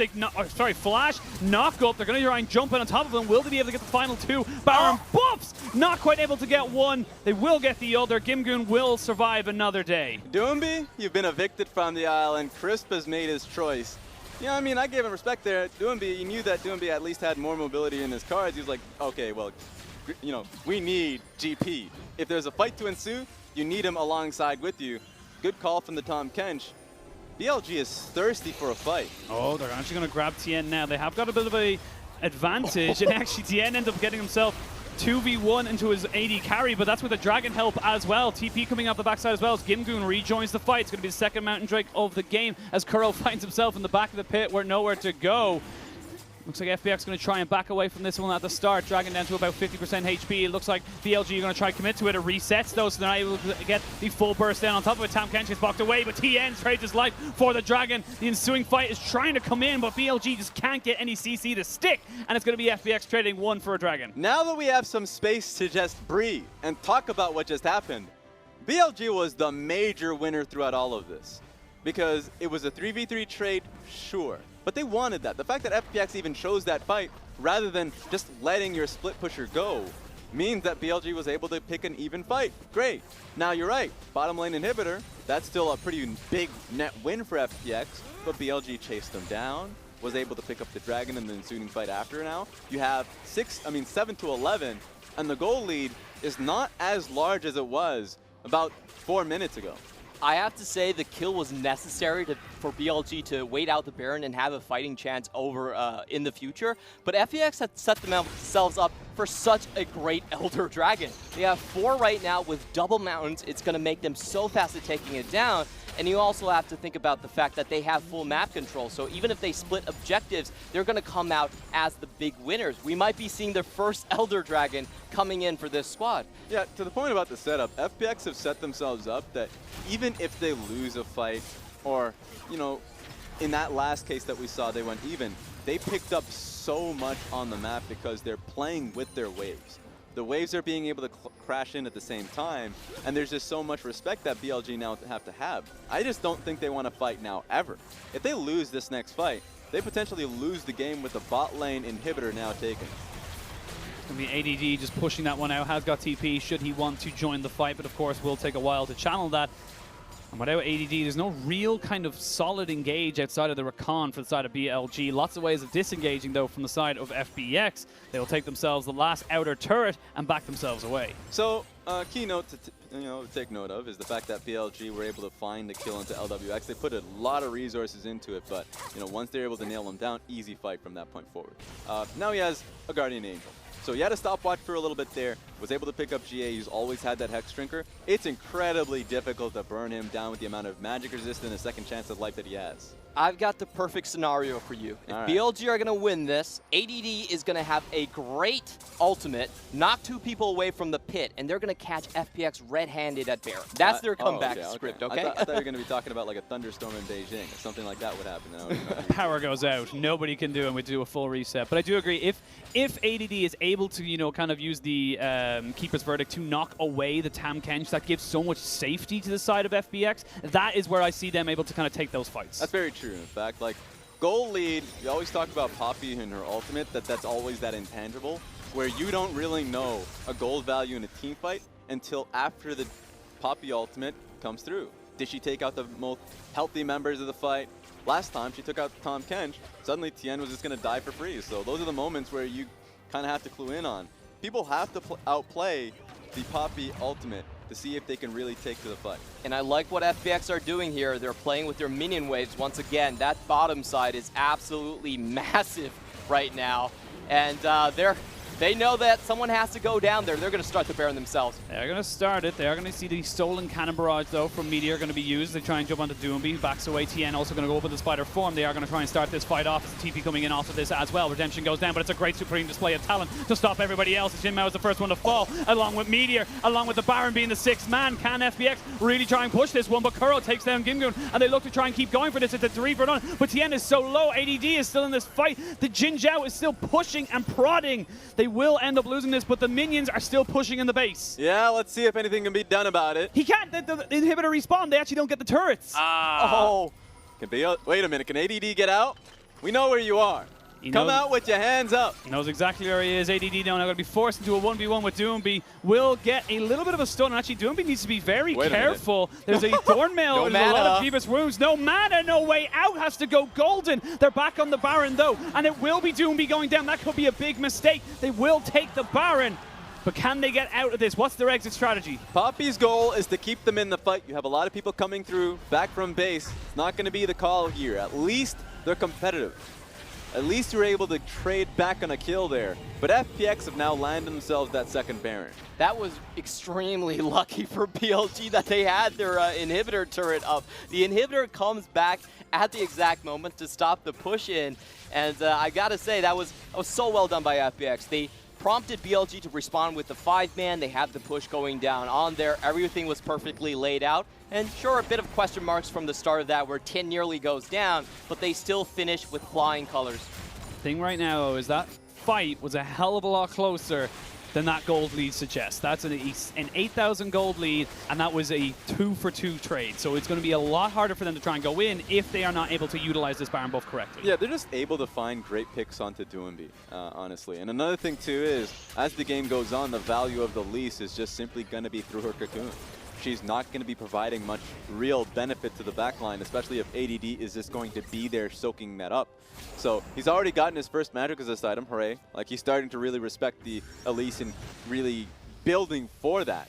So that's the concern that we're kind of nailing down. If FPX loses another fight, elongates the game, Kuro and Jin Zhao will have the space to really deliver. What I was so impressed about is Tien actually going back in the fight with sub 100 HP. Jin Zhao was there on an Ezreal across the river, and he was like, you know what? I'm sticking in just to cocoon the Akali and make sure she dies. So very impressive in how he's able to calculate his HP bars, and he baited out so many abilities from BLG. MVP of the fight for me in that one. Have a quick look at the items as we are hitting the 33-minute mark. You've got the 3 items onto your Gangplank who's going to be able to blow you up with these barrels similar to the last game. But you've also got the 4-item Kiana, has got the Black Cleaver with the Yomus and the Dustblade and the GA. So it becomes even harder to try and kill her. So you see the Varus going to be joining the fight now into this mid lane. Baron buff still got about another minute 20 on it. It'll be difficult for the side of BLG to really try and stop FPX as they have very little wave clear. I like that Gimgoon and Tien are starting to move towards the bot side fairly slowly. They really do need a side lane to get moving. So top lane, side lane, not going to be a possibility. The wave is way too far out. Doomby. All right, what are you doing, very buddy? careful. There was a Hextech Gunblade used to try and just dissuade him from that ward, but now the turret on the inhibitor mid lane has been threatened. Very difficult for FPX to really go on top of this, though. Now they're pinging onto the bottom lane wave. I think it should have been pushed a little bit earlier, but it is starting to gather a lot of force. And on top of that, remember, that's just an open inhibitor. So it really is just going to be about FPX rolling with a pretty large wave, looking to get a pick onto that inhib, but that's a lot of damage on the Jin Zhao and Sumo there. Yeah, has to do redemption there just to try and heal this one back up. They do push in that bot wave, like you said, only 25 seconds left. And they're going to get the stolen cannon barrage to try and thin out this wave. Will it be enough to defend this inhibitor turret? Just about, but a slight breeze will take that one down. Eyes on Doumbé. The moment you get into the base, there are actually a lot of terrain surrounding you if you're defending that mid lane turret. So they're just going to leave it, let it go. They may even let go of this inhibitor as well. They're testing themselves, poking and prodding, and it is going to be given up for them straight away. And FPX now set their sights on the bot side. And I like how FPX keep themselves split up from this one. Doumbé is one catching some flack right now. Here we go, cannon barrage. That's going to be the actual Gimgoon one used. Everyone just disengages. Doumbé took a bit of a bad trade there from ADD. And looks like the side of FPX don't feel confident enough to come back into this. But yeah, mission complete for FPX. They're able to find that mid lane inhibitor, and they can always come back for the bot one. They never allowed BLG to ever get an initiation. I think that was the key point in that one. True, and that's what we wanted to see out of them in Game 1. Because once you were able to find that Baron buff for yourself, there should never be a situation where you're caught off guard. It should be BLG that's doing all the work, and it's very much true this game. It's BLG putting in work to at least stopping Doumbé from getting into the base and losing objectives because of it. And I've got to say, you know, kudos to BLG right now, because given how the early game went, how dominated it was by FPX, they were able to utilize those, you know, roams from Doumbé in the mid lane and also use the Elise very, very effectively to get LWX. The gold lead becomes very, very irrelevant the longer this game goes on. You've got your death cap onto your Sylas. You have 4.5 items with that Quicksilver Sash on Jin Zhao. You now are at a point in the game where you could take a team fight and actually look to contest FPX, regardless of your 9,000 gold behind or not. If BLG find open terrain, I actually favor their 5v5 in terms of a front-to-back team fight. They've got a great front line in Poppy that can knock someone away, and then Akali can go right into you, and their backline's relatively safe with the Ezreal. So if you discount the gold lead, they still have a pretty good fighting chance just in the middle of the map. And something we alluded to last game, because this is the second Varus game now, is that it's just so hard to stop them from getting at you.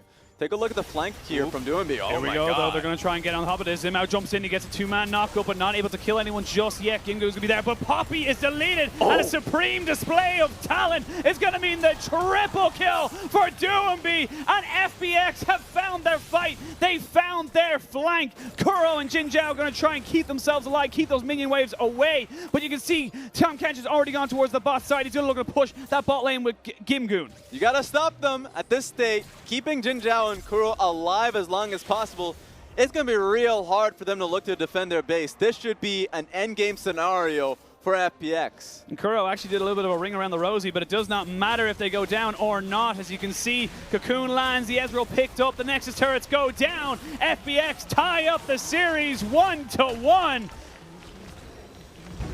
And that was more like the FPX we're used to. That's Doumbé coming to play in this one. He finally gone through his style. In Game 1, his Rumble wasn't really allowed to roam that much. In this one, he's forcing it. He's leaving the tower CS, and he's going to the top lane, going to the bottom lane first. There was 3 to 4 roams before the 10-minute mark where Qiyana was able to influence how a lane was playing out. They got turret plating, there were 5 turret platings ahead, and they were able to snowball off of that. Yeah, at the end of the day, it's BLG that is doing a great job defending their side lanes from getting dove, but FPX have understood, have adapted, and said, we're not going for the kills. Turret platings in both lanes were egregious and were something that BLG were bleeding away, and so the slight gold lead that was there in the early game was the Akali picking up the wave, while it was the Qiyana setting up the side lanes, and so pretty crazy situation. BLG has to be the team now that has to think more about the lanes. And despite them getting a couple of kills, despite a couple of fights going in favor of BLG, it's not about the kills, like you just said, it's about the objectives. You look at a 5-dragon game, 10 turrets to 1, 2 barons, effectively near a perfect game for the side of FPX, apart from that 1 turret, you know, objective-wise. And so for me, the one that stands out throughout the entire early game was the Poppy pick. Because we know ADD's Poppy, there is so much confidence behind it, which is why he blind picked the Poppy. No one in the world will blind pick that Poppy knowing you're going up against Gimgoon with how many picks that he has there. But he's undefeated on the pick until this game. And so ADD comes into this one now thinking, well, I have to respect the matchup. So that's the name of the game. Respect the matchup, because you can't come into this game making it this hard for Meteor to defend both side lanes at the same time. You're forced to trade, you end up losing because of it. Key point for me in that game was the solo kill in the bottom lane, Doinby versus Akali. Akali never left the lane. She had a CS lead, it was almost 20 CS. Doinby was the one running around, but then Doinby gets the kill and actually reverses into the lane situation. And if you look at BLG's comp, their answer was kind of the 4-1. They didn't have the 1-3-1 anymore. Poppy was going to win that against the game plank. And once that was shut down, they didn't have many avenues to then walk back onto the map. So Doinby stamped his foot down. He said, there is no curse here. I'm here to play. Yeah, so it feels bad if you're an Akali and you're taking what seems like the optimal play for your own lane, but you're thinking about the match situation, the state of the map. Guess what? 10 minutes, bot lane gets the entire turret. Rather than having a conversation of gold flowing in towards the Varus, it's now no. Varus and both the Varus and the side lane, the Tahm Kench, can start moving around the map, impacting vision control. BLG was losing a lot of that. So if you're thinking at the, kind of retrospectively, if you're thinking of the past, it's really Kuro saying, well, maybe I should have been able to move with the play, because even though I'm netting some CS for myself, great.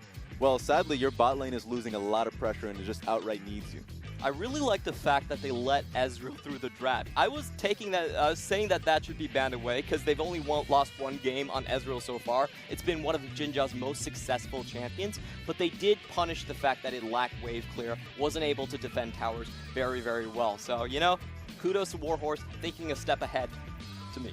Yep, it's now 2 losses in it for Jinjiao, but we'll have to see now what BLG can cook up in their return. We're going to take a quick break, but when we return, we'll have Game 3.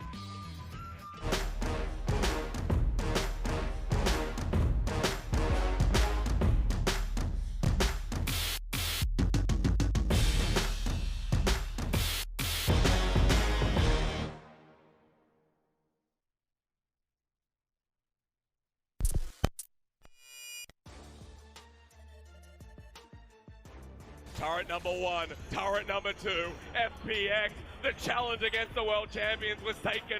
Open arms, they say, undefeated in the LPL. Look at Doinby. And Doinby is cheering for good reason. He's on top of the world. In LPL 2019, FunPlus Phoenix has been a story of the underdog rising to the top. They came out of nowhere to finish first place in the Spring Split regular season, and they were able to replicate the red-hot form of an 8-game winning streak yet again in the Summer Split.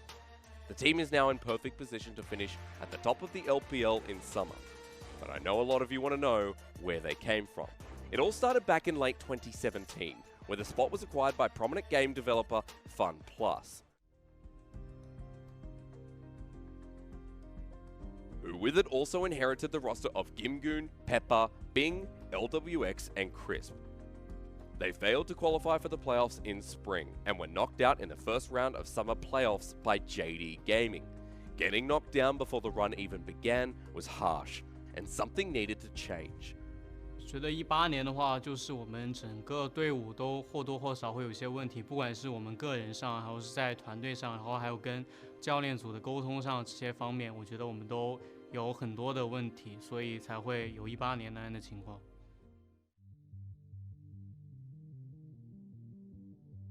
FPX wasted no time in the preseason, picking up 2 hype players in both Doinby and Tien. With expectations at an all-time high for a newly reformed FPX, 2019 was the year to make their mark on the LPL. With a super carry mid laner and consistent jungle pairing, the puzzle was complete.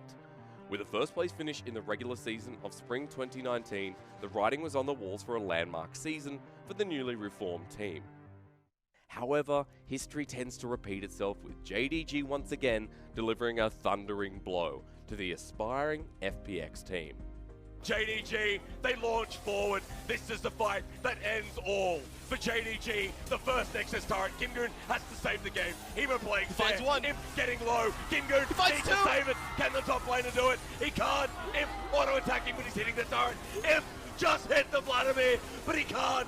Gimgoon saves it, but Zoom Yagao, isn't it the story of JDG? 因为那时候我们输给京东，然后没有机会进决赛嘛，所以就当时很绝望吧。因为我们当时都觉得，也不是说膨胀了吧，就也是说实话就膨胀了。但是我们都觉得我们已经进了决赛，因为我们之前打京东常规赛赢的就很漂亮嘛。然后当时我们跟京东打去联赛也是就赢得很多，基本上就很难输。但我们比赛输给京东了，然后我们当时就很绝望。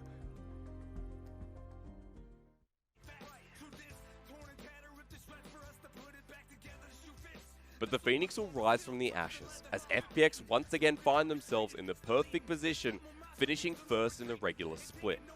They now look stronger than ever, and competing in Worlds 2019 would be the next evolution for this red-hot team.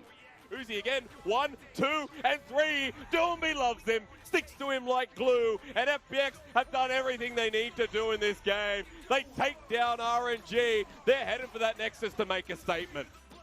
Regardless of how the season turns out for FPX, the Phoenix will continue to believe. They will continue to soar.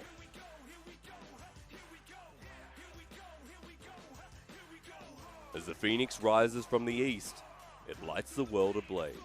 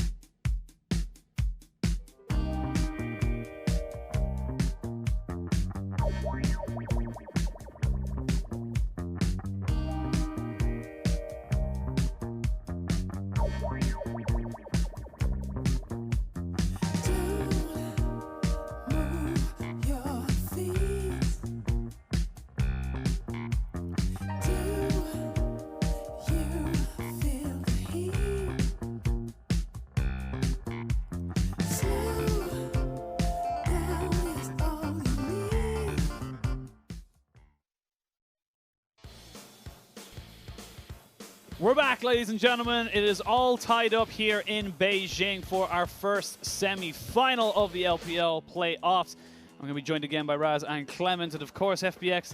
They came back out of the gates running. Why are you looking at me as if, like, you know, as if you would go away? Start fading into the black. I'm just saying, like, you know, I'm glad to be joined by, you know, some of the most storied historians in LPL history. Oh, there we go. Storied hysterics, and I was like, what? That's true. He's the one person that isn't here. That's some of the true. best hysterics impersonators I know. But I find that Australian accent charming. Charming. We'll go with charming. We'll go with charming. That's to cover all bases. But FPX finally came out the gate swinging, finally found themselves a game, and it looks like they finally found their rhythm. Yeah, I love the fact that just based off the draft alone, that they doubled down, as you mentioned, going through Duembi, playing through the lane. And so at the end of the day, what we ended up seeing, it didn't feel too competitive just based off the draft, you know, going back to the point about Poppy into GP. And once you had control of mid lane, Meteor had his hands full. He really didn't have an answer and had to really trade sides. So difficult position for BLG. And I think we'll be seeing a completely different game from BLG going into Game 3. Yeah, I think if Doinby can continue his streak, just being this initiation, side lane, early aggression mid laner, then the FPX are in a perfect spot. Because the real question is, can Kuro now roam around with his jungler? Yeah, we're going to talk about, you know, the Doembi roams as such. This was early on in the game. We could see he was just everywhere on the map wherever he needed to be. So remember, before this state, he was behind in experience and in CS because of the rotations he's been making. And one thing Clement was saying is like, wait a minute. Now, as long as he doesn't get rolling based off the kills, then they're fine. Well, guess what? He already had a Duskblade by this point. He actually was able to completely snowball the lead. That was more of a situation where he's like, I'll help you, help me. Side lanes were rolling, and it all net to what is this gorgeous fight from Doembi. Wow, gets a triple man stun, forces out the QSS, and that's just cleanup duty from then on. I think Doembi is really showing why his impact is so important in the LPL. There really isn't a mid laner like him who's a shot caller, who plays a side lane, and just plays so many champions. But the way he played that game, the way FPX did, was the way they played the Pantheon compositions. So you're right, like there's no other team that plays to this with such confidence. And so, you know, I'm not barring out a Pantheon play. That's why I had to get banned coming into this game in second phase, because you really have to respect, you know, that pressure that starts from mid and then spills to the side lanes. So BLG coming into this game, Coach Sim is certainly going to nail this one down, which is at least trade off so your top lane is doing well if you're sending your bot lane to the depths, right? If you're saying that you're like, all right, you guys are getting 0 resources and you're playing it passively, that's completely fine as long as, you know, the Poppy up top side is not going up against such egregious matchup there. BLG fell down 5th place by 14 minutes, 800 gold going over, and even though they had a CS and experience lead in the mid and jungle, they didn't do enough with it. I think that's going to be the big test. Kuro, he's always been very, we don't think about Kuro and Meteor as a duo. Look at the other teams in the semifinals, Xiaohu, Karsa, you have XX and Knight, and then you have Doinby and Tien. They all move together. They're pack hunters, but Kuro and Meteor, they have a very different dynamic, different style, and I think the question is really, can they follow up now that their Olaf and Karma picks are just banned away? That's pretty funny. It kind of reminds me of that OG, you know, Vici Gaming when they had EasyHoon, and at the time it was Bengi, but like it was basically if you had the Karma and Olaf comps, you're golden. When you're pushed out of those compositions, your entire comp is based off of, you know, at least defending the mid lane so you get to a late game margin. But it is a very easy comp, or at least style, to track. And so for FPX coming into this, I know you came in today saying that it's a pretty hellacious stylistic matchup for BLG to be facing. I think once that is adapted to by FPX, much like we saw in Game 2, then it would be a clean, you know, 3-1 series for FPX. I just want to see what BLG can do coming back after the last loss. And BLG are back onto the blue side. It's going to be FPX back on the red. Do they look to try and change that up? Because right now we've seen a win and loss on both sides. That's a no from me. Because while blue side in the LPL has been a far stronger side to go through, for FPX, they just love counterpicks. They'll have the major benefit of counterpicking for Doembi and being able to safe pick a strong lane for their duo lane. So they're going to consistently hit that, while BLG loves blue side. So they'll keep rolling basically their sides of the map until we get to a game 5. I want to see BLG get funky because we know that they have a lot of different picks in their pocket. We saw the Mundo last time they were playing. We also saw Kale coming out from Kura when he did play. Yeah, so they have a lot of weird picks, and these two teams should be relatively familiar with each other. I want to see if you can hold on to a flex pick where the mid lane and the top lane are not decided, and you can swap based on matchup. What does the 21.8% say? That is the damage share, very high for a jungler. Usually it's about 16, 17%, so he's achieving over 5 points extra in the previous game. He feels like a secondary carry for me, you know. Much like when we were coming into the series, you're right. If you think of duos in the LPL, a lot of the times you think towards the early mid-game focus from multiple teams. In fact, we'll see this team in the Gauntlet tournament. Invictus Gaming is a good example of that. But for BLG, it's more of a partnership. Yep. So the fact that Meteor will get you to that late game stage, and so really it's about holding the door. And I think they've done a good job for the first 2 games at being able to accomplish that. So there's no way that FPX is just going to roll over BLG as long as the draft is a positive one. And the go-to right now for the side of FPX has been on that red side to just straight up first rotation pick the Varus and the Tahm Kench. Yes. Do you look to attack that? Do you get rid of the Tahm Kench? What is the game plan for BLG if you were in their coach's position? I would let them have the Varus Tahm Kench. I think it is a very safe lane, to be fair. That's true. And if you want to attack it, then that's a completely different issue. But as long as Chris doesn't find himself on the Pyke, Alistar, like a lot of these engaged picks that you actually are far more afraid of, put him on a Tahm Kench, you can play around it. And I think they've played around his Tahm Kench very well. So it's just hard. If you commit to a fight, you have to fully commit because Tahm Kench is going to buy a lot of time for the rest of the team to come through. But as long as they're on these picks, I think you're fine with that if you're BLG. Yeah, and I just think that, Tahm Kench and Varus, they did their job, but they didn't exceed expectations whatsoever from BLG's viewpoint. So I think those should still be allowed. Big question for me is, Kuro, what do you still have? I like what they did in Game 1, where they had an early kill lane with the Sylas and Kiana. The Akali doesn't really have that type of pressure pre-6, so maybe that's an answer they go back to shut down Doinby. So the new go-to ban for FPX has now been the Xayah because of the wave clear that it provides, of course, alongside the Xayah Rakan, boost that up. I love the Varus ban as a result. I know I said that Varus has been something that I would allow them to keep going, but if the Ezreal is being the go-to pick now that the Xayah is banned for Jin Zhao, then bot lane turret being taken at 10 minutes is something that you still have to be afraid of. So finding a way to fight back in those scenarios, I would think about a Sivir pick, but it's far easier for them in this situation to just outright ban it. We're talking about achieving the same results. The second most picked champion would actually be Lucian here in this situation for LWX, so he can still go to that, play a lane-dominant style, and try to have the same push. Have seen him pop off on it as well. Last series of the entire LPL season was that, and it looks like BLG going to prioritize that Kiana Flex as their first pick. Yeah, I love the pickup. Doesn't even feel like you need the Gragas alongside it anymore. It has just been the go-to pick for multiple lanes. We've seen it seldom played up topside globally. I mean, top lane, that is specifically. But yeah, it's been a great jungle, a great mid lane pick. It's just a good flex pick on blue side, so BLG is going straight back towards it. Now on the FPX side, we see them picking up a lot more initiation. They know they're all about the early and mid game, so they want to close it down fast. Sylas, a great flex pick. We've seen Gimgoon pick it up as well. And Nautilus most likely going to Crypts. I do sense a Kai'Sa coming in with this just to complete the plasma stacking mechanic here. I want to see a Jarvan being picked out for BLG. If you have the Kiana in your midst, then you want to be able to support the team fight that comes alongside with it. Even keep you inside the Cataclysm for the ultimate that Ezreal has there. So that's a good possibility. They don't have to just cling on to it immediately. There are just so many champions out there that even if it gets banned in second phase, you can still go towards a Sejuani. So let's see what the option is going to be for BLG. This is hilarious from BLG. I've never seen such a hard double down. How do I stay safe in this lane? How about Ezreal plus Tahm Kench? You are not touching this whatsoever. BLG still looking to put their early game focus towards the top side of the map. Good poke and range though, especially with the Nautilus being picked for the lane. Then great, Tahm Kench will always save you. And also, range advantage over the Kai'Sa will allow BLG at least some skill in the matchup. So I like that being picked out. Suddenly you're not too concerned about Jin Zhao and Simo anymore. That is Doinby's wife we're seeing on screen right now.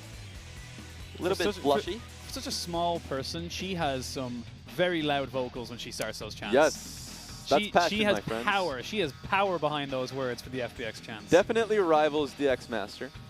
So you got to have that, especially in one of our larger venues that we have. I think the JD venue is actually pretty medium-sized, but I would say if you look towards the Sion venue, that's just huge. So you need to have your voice just carry if you're going to be the one leading chants.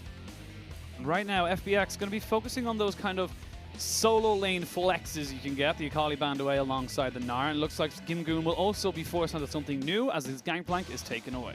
All right, so it seems like they're just trying to take away a lot of the bad matchups for a Poppy to make that apparent return. But if you are ADD, something that's really fun is he actually does have, as you alluded to, Clement, earlier on, pretty large champion pool, goes towards a Fiora in the past. And if you're looking straight down on Mordekaiser, I like that as a pick there for ADD. Karma could also be an answer to the top lane, but I've been taught not to talk about hoovers, so I'll keep my mouth shut on that one. However, FPX do look like they're going much more for a later game composition. They have Mordekaiser as a great split push option, and Kaisa does trend more towards the post 30 minutes as well. And it looks like FPX are adapting ahead of the curve of what BLG. BLG look more for the early game this time. Yeah, let's see what the full comp is going to be here for BLG, because I mentioned the Fiora play for ADD. Kennen is far safer. I literally think it's between the two of the picks. So please pick him the Fiora. I don't give a damn if I'm talking about hovers. I just want Fiora. You have 6 seconds. Think about it now. Just think about it. Yeah. All right. Well, Every time. I'm just saying, man. I'm a wishful man. He is a very good Fiora player. The one thing I will say, though, with this composition that has been built by the side of BLG, there's a hell of a lot of AoE coming in right now. And we're not going to talk about that right now. Please. But the Nico and the Kennen locked in gives you, again, more Venn diagrams. But they haven't played the Kled all split long, and they're a Kled team. And they're still going to not play the Kled as the Pantheon pre-rework gets locked in. I love myself Pantheon footage, and so for people out there, our international audience that haven't seen Pantheon, currently playing that new Pantheon, take a look at this. A little bit nostalgic, sure, and you're going to be a little bit sad when you start seeing Pantheon roll over, like just start rolling over people, but I mean, at least it's going to be a proper send-off. This is literally the spear going up against the shield again. FPX have drafted themselves the most disgusting bot lane dive composition I have ever seen. Mordekaiser can go down, pick out a target. He's going to be 2 levels ahead of these dual laners. Easy kills there. And we've seen FPX versus Griffin, where the whole 5-man team descends into the bot side. You say spear versus shield, guess what? You're not only chucking that spear, but now your shield is going to be taking up a little bit of damage so you can make that dive work. So from the side of, FPX, this is a style that's worked for them. When they went up against Griffin in Rift Rivals, successful. Really the only successful team from the LPL going to Rift Rivals in that finals. And then you see the recent games that they've had, a lot of their comps is smart. It works around the Kaisa. And while you look toward the Pantheon and say, well, you drop off pretty hard later on, you set the Kaisa up with the W that you have, the power that you're able to, you're actually taking so much resources from the enemy team, while you still have a great scaling element from the back. So well constructed. It's nice to be able to see this coming out in the semifinals. The with FPX. Counter initiation from BLG is also quite disgusting. Imagine you're diving that bot lane and Kennen gets inside of a Tom Kent. You're still going to get stunned up by that. That's There's true. so many AoEs here to make that dive very, very risky. I think we're going to know the answer of this game just by that first 5-man. We'll have to wait and see, but of course the Kennen, if it does get death realmed, will be using a Slicing Maelstrom to no avail, but I want to know if they are going to go towards the AP Kennen or the AD Kennen. I am personally more of a fan of the AP variety, but we have seen both varieties pretty prominent towards the LPL. And right now, ladies and gentlemen, we're going to jump onto the Rift and see exactly how this Game 3 is going to come about. As FPX look to try and build off of Game 2 victory, and BLG look to keep the Phoenix down in this Game 3.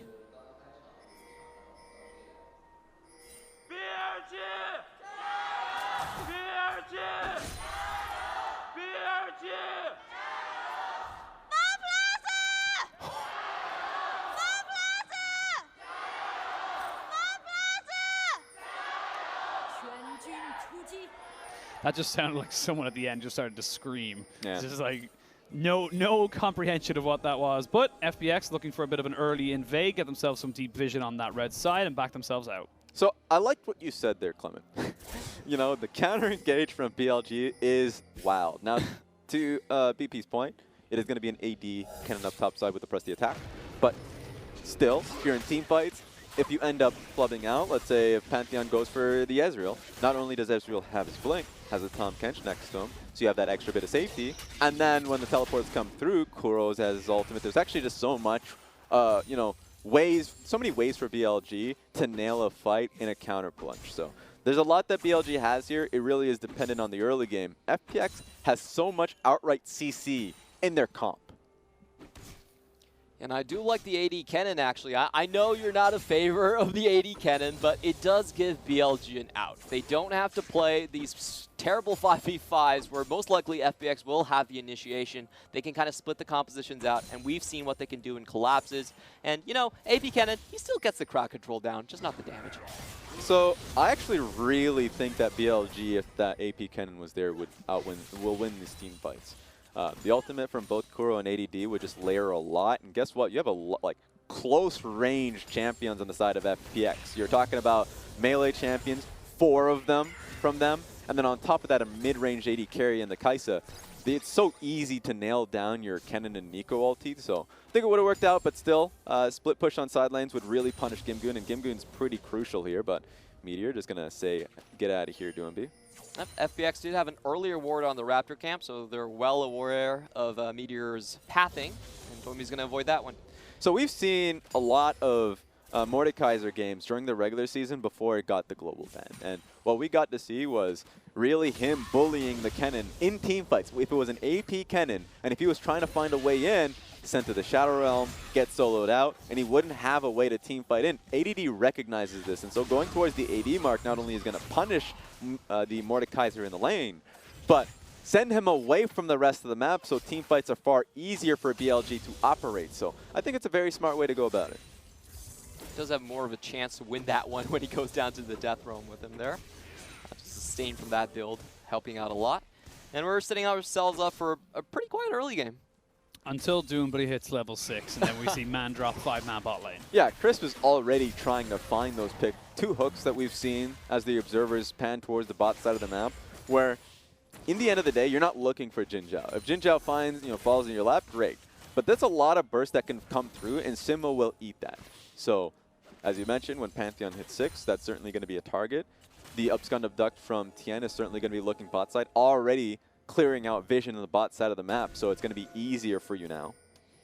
We'll get spotted out there as the pink ward gets put on, but right now Tien just fishing, like you said, just trying to find himself any kind of information on where this Kiana is. As Meteor in that first game definitely had a lot of impact for the side of BLG, and you can see how much emphasis they put onto it as well because they first picked it. Yeah, and here's the thing here now. Like, Kuro is going to be taking, basically he's going to take that L for a little bit in the lane. Because we're already seeing the amount of damage Doomby has been dishing out within the laning phase. He's going to be able to rotate down bot side pretty easily. Even without the ultimate, should be able to do that. So it's a scary situation for Kuro. Because while we're thinking about the rotation down bot side, he's thinking about the outright gank potential that Pantheon and Silas has in his own lane. So as long as he can keep his flash up, then great. But FPX is already on the move. Doomby going to take a chunk of damage there from Kuro as he clears himself out of ward. Still relatively safe, though. And we are seeing the split map starting to happen for FPX. They want to clear out the bottom side, play the vertical jungle, and execute on the 4v2. They got the wards inside already, and I expect it to happen very, very soon where we see the incursion of the mid jungle. While it's a lot of damage being put on towards Jin Zhao, a lot of potions there. Very natural for a Klepto champion. So he's in a position where he's always going to be pretty confident underneath his own tower. So it's once again another situation where FPX is going to be trying to nail turret platings rather than finding an outright dive. And that was a bit of an early start there onto the Mountain Drake there from FPX. Felt like they had the priority, but unfortunately it was only in the bot lane. Didn't actually have full vision control over it either. And we see now Tien sneaking his way down towards his bot side. They now know they can jump onto this Tahm Kench with a hell of a lot of burst. They will get the Upstone abducted. Actually, no great health popped. Bit of a mistake, and first blood pick up by FPX. I'm going to have to take a look at that one about just like the mana situation he was put in, but very unfortunate, as you said, the vision control wasn't there. Cleaned out pretty disciplined-like from Tien, was able to find the gank. And at the end of the day, you just got summoners from Simo. You're able to get the kill and the flash. So take a look at this. He was completely fine. He just misplayed. Flatly just wasn't able to pop his E. Yeah, didn't expect the W. Yeah, it was actually the passive, the Petricite burst from Tien that finished him off right there. Surprising amount of range on that. That stinks. You're right. BP is trying to find the save on Jin Zhao. So tunnel focused on that.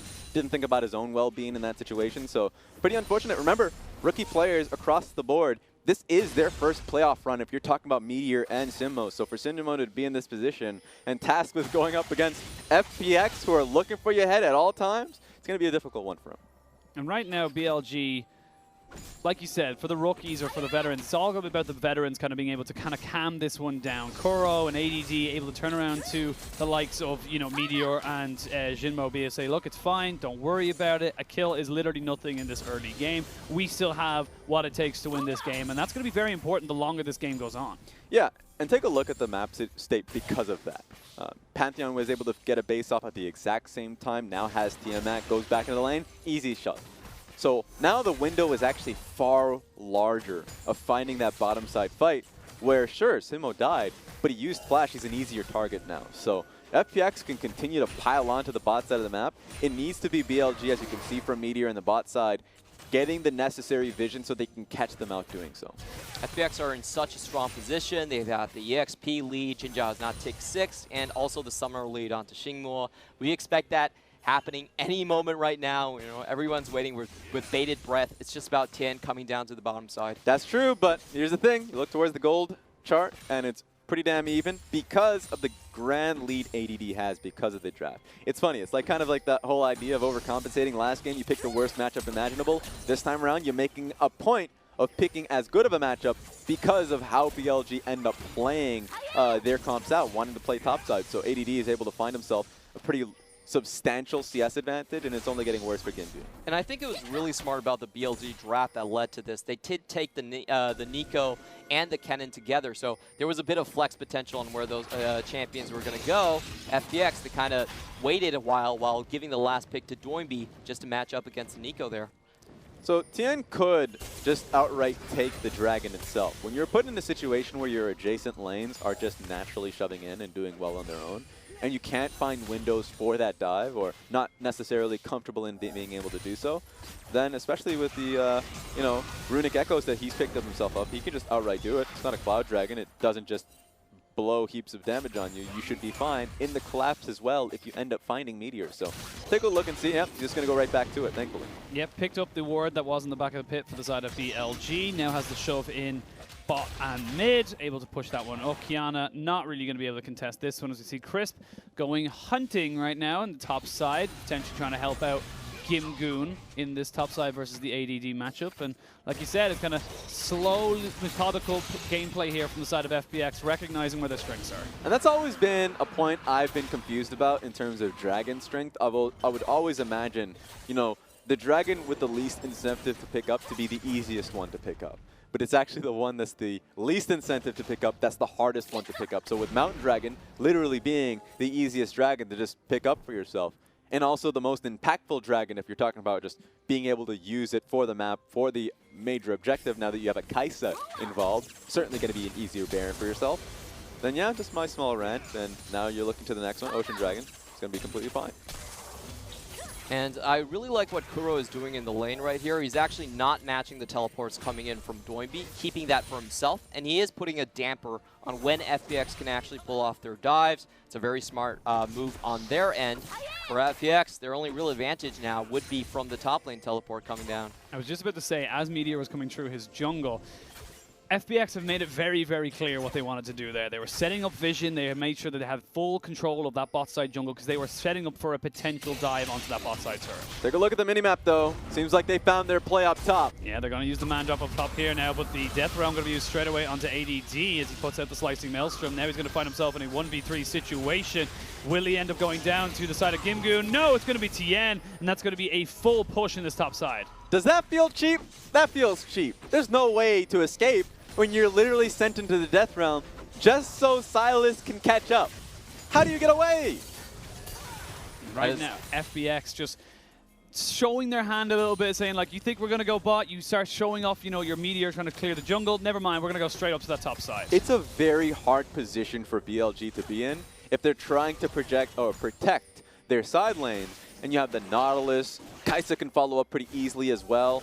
Top side is going to be a primary focus here just to see the junglers match up, but nothing will end up happening just because it's a pretty easy fight on towards ADD. Yeah, we are seeing the potential teleport coming in from FPX. They are pinging out behind Xingmo on the bot lane position.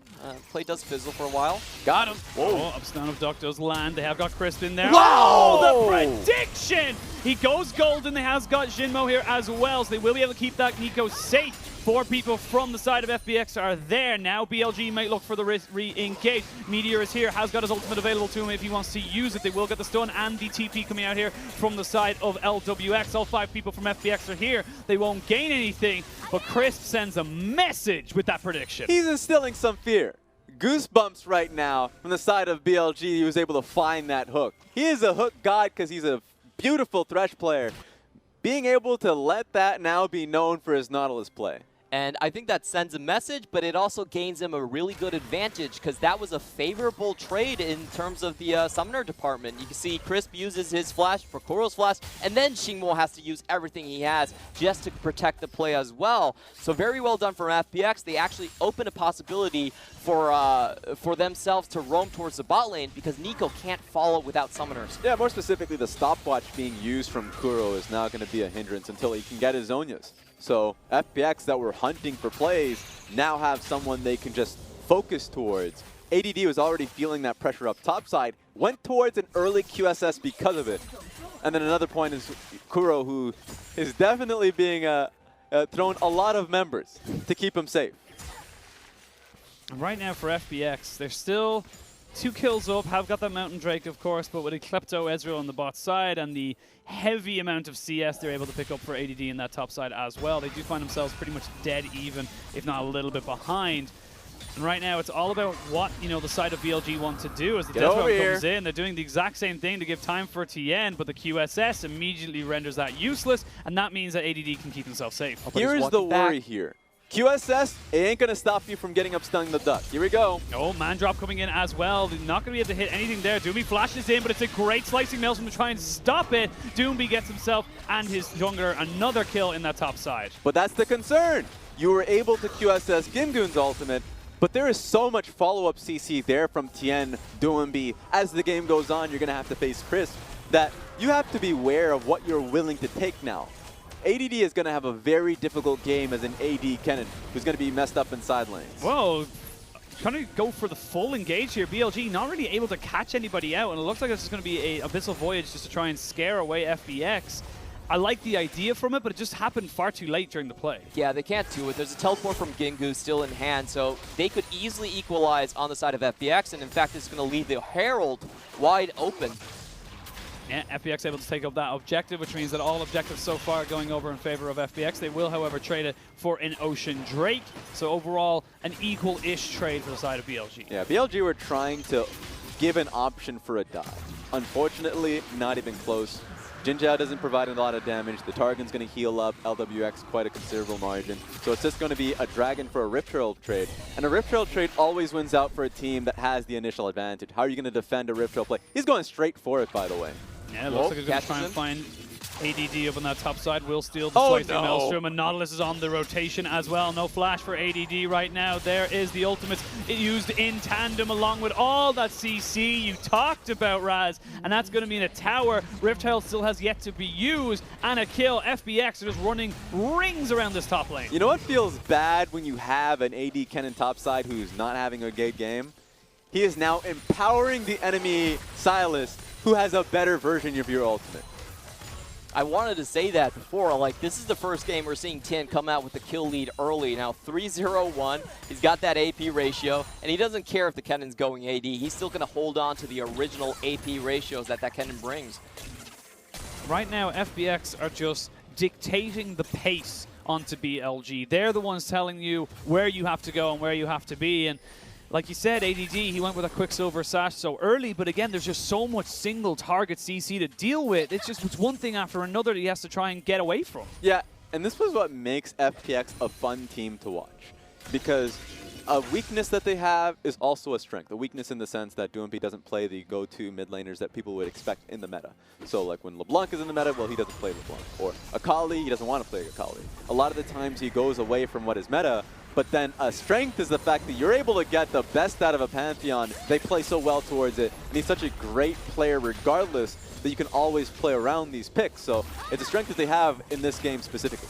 Gotta love this rotation, drawing everyone to the mid lane while 3 people sneak towards the bot. FPX, once again, with their rotation and priority, are just dominating the map. BLG, they have a 1-3-1 comp, but they don't really have a front line. It's going to be hard if none of their silence are successful. Here we go, 2 TPs, 1 from each side as the top laners, actually the mid laner is going to be joining this one here. Doumbé and Curl comes in, he flashes in, tries to get the pop blossom, will guns it onto 2. There's a good supreme display of talent. Now the top laner is going to join in. It's going to be from a 4v4 to a 5v5 as they're going to eventually try and take down Tien. They're not able to do it though. It takes them so damn long. There's the man drop as well for a little bit of extra damage. FPX are just tearing through this fight. They will not be able to get the kill there on top of Jinmo, but at the end of the day, it's a killer instinct on top of him. Meteor, however, will clear that one up. Ends up being 2 for 3 in favor of FPX. It's FPX just testing their limits at the end. Coming out of that one strong initially, a lot of damage being put into their backline. The moment Gimgoon shows up, they'll say, what can we get away with?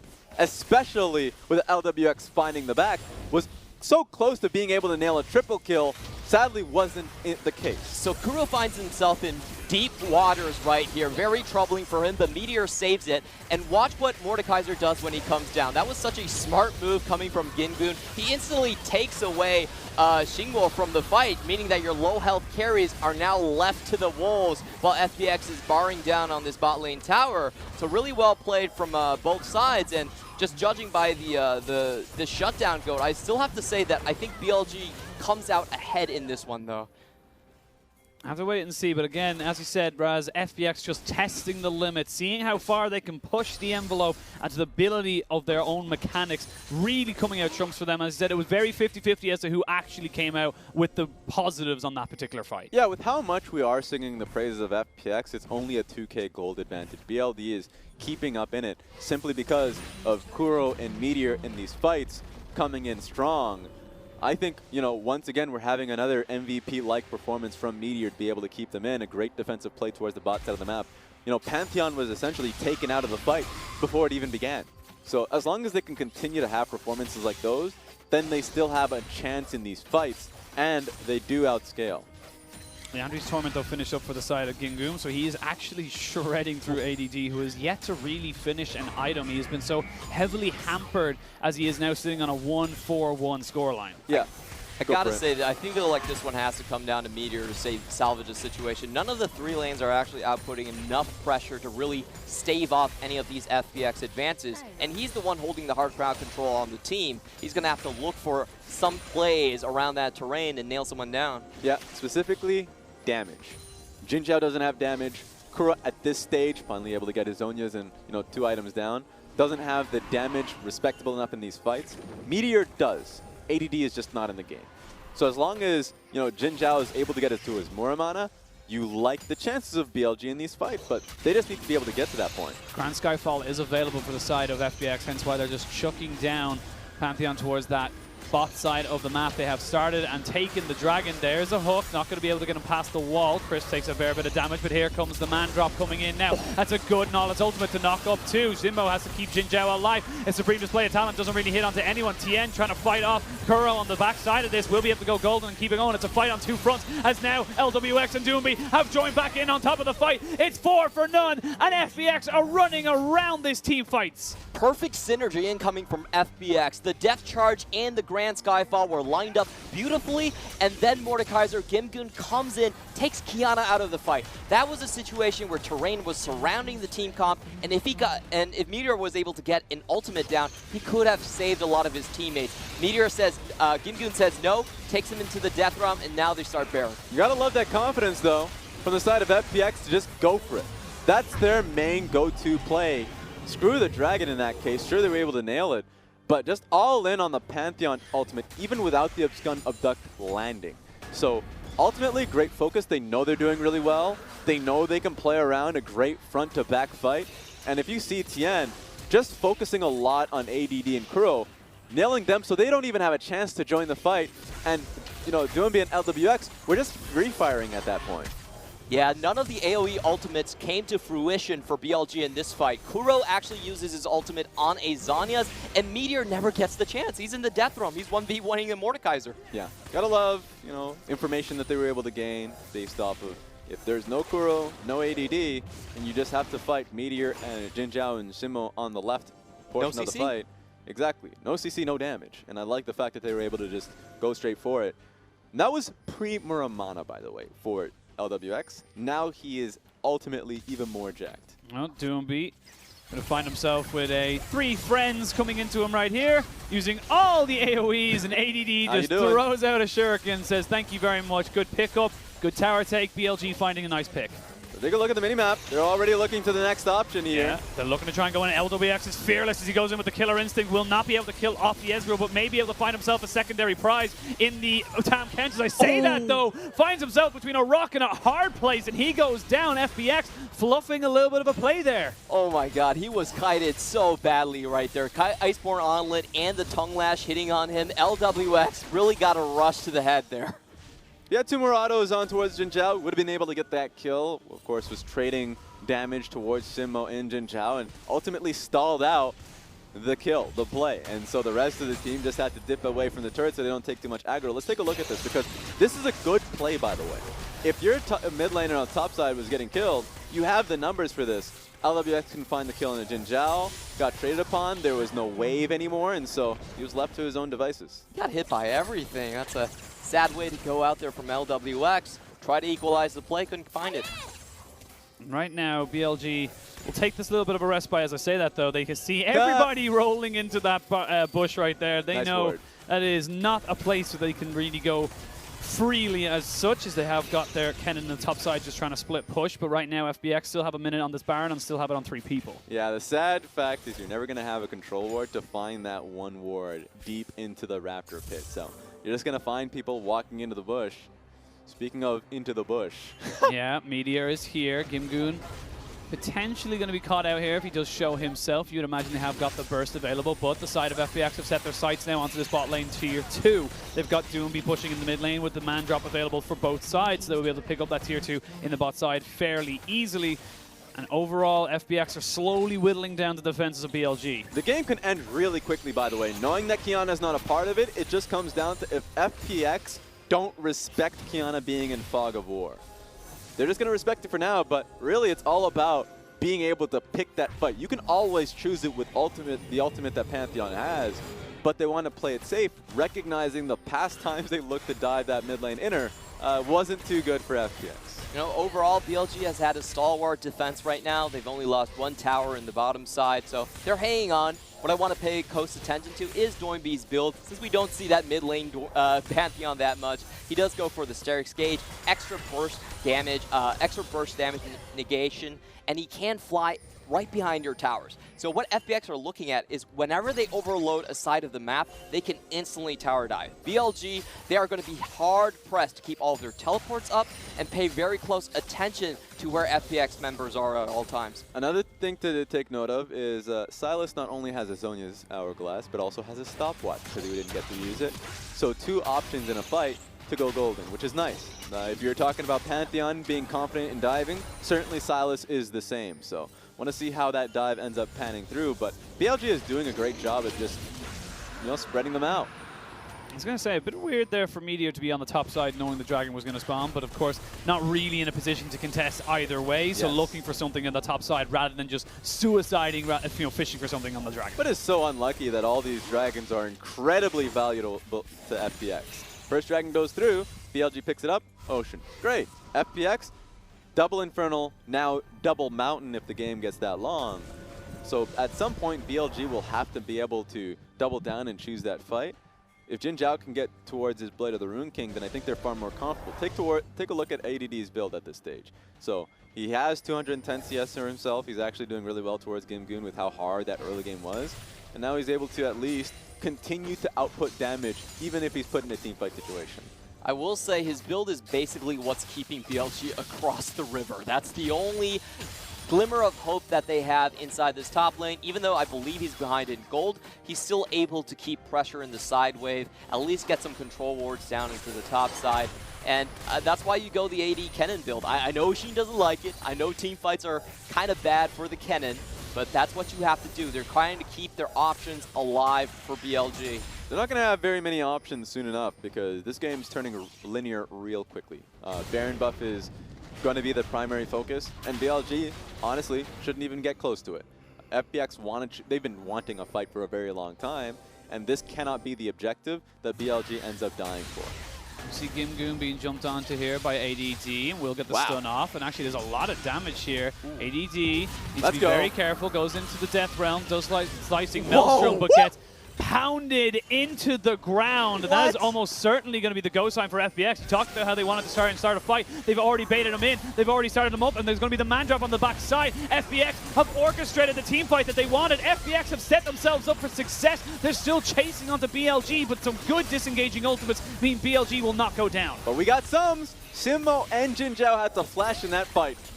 Well, we're going back to what was Gimgoon just slamming ADD in that side lane. How did that happen? Gimgoon had 50% HP and then just 1 Q takes him out of the fight. That's just absolutely ridiculous. With a Phantom Dancer. ADD didn't even flash. He didn't think he would die there. He was like, I should be fine. Never mind. Just gets blown to pieces. I love that outplay from Gimgoon. You know, being able to pull him into tower range. Great trade across there. That evened out the trade until he got laid out in 6v under. So good position for FPX. Now they were able to get a monstrous team fight, not being able to get kills, sure. But we were already talking about how hard it is for BLG to even be taking a glance at Baron. Now your major carries and your Tahm Kench will just get blown to pieces by the multiple CC that FPX has. And what's so damning about this situation is FPX actually have a very good chance to cut you off if you even walk near the Baron pit. They have a great potential to turn around and fight. They can just man drop into the back line and find someone. Here we go. They know the Baron's going down, but it's down to about 50% HP. The TP is going to be very, very late on the backside. Flash in, not going to be landing, but Kuro is there with a Pop Blossom trying to get something down. Kiana has already fallen as BLG look to try and take down some of these low health bars. FPX might have taken off a little bit more than they can deal with. Gimgoon forced to flash away after getting out of the Death Realm. They will end up just getting a couple more kills off the back of this. BLG not out of it yet. Got that shutdown gold. BLG at least were able to get a few members. But at the end of the day, FPX still has 3 members with Baron buff going to go straight through mid. So BLG needs to be able to at least get something on the map and not get strangled so quickly. We'll be able to take out this mid lane turret. It's been plaguing them from pushing up the river for so long. Only their second turret of the game.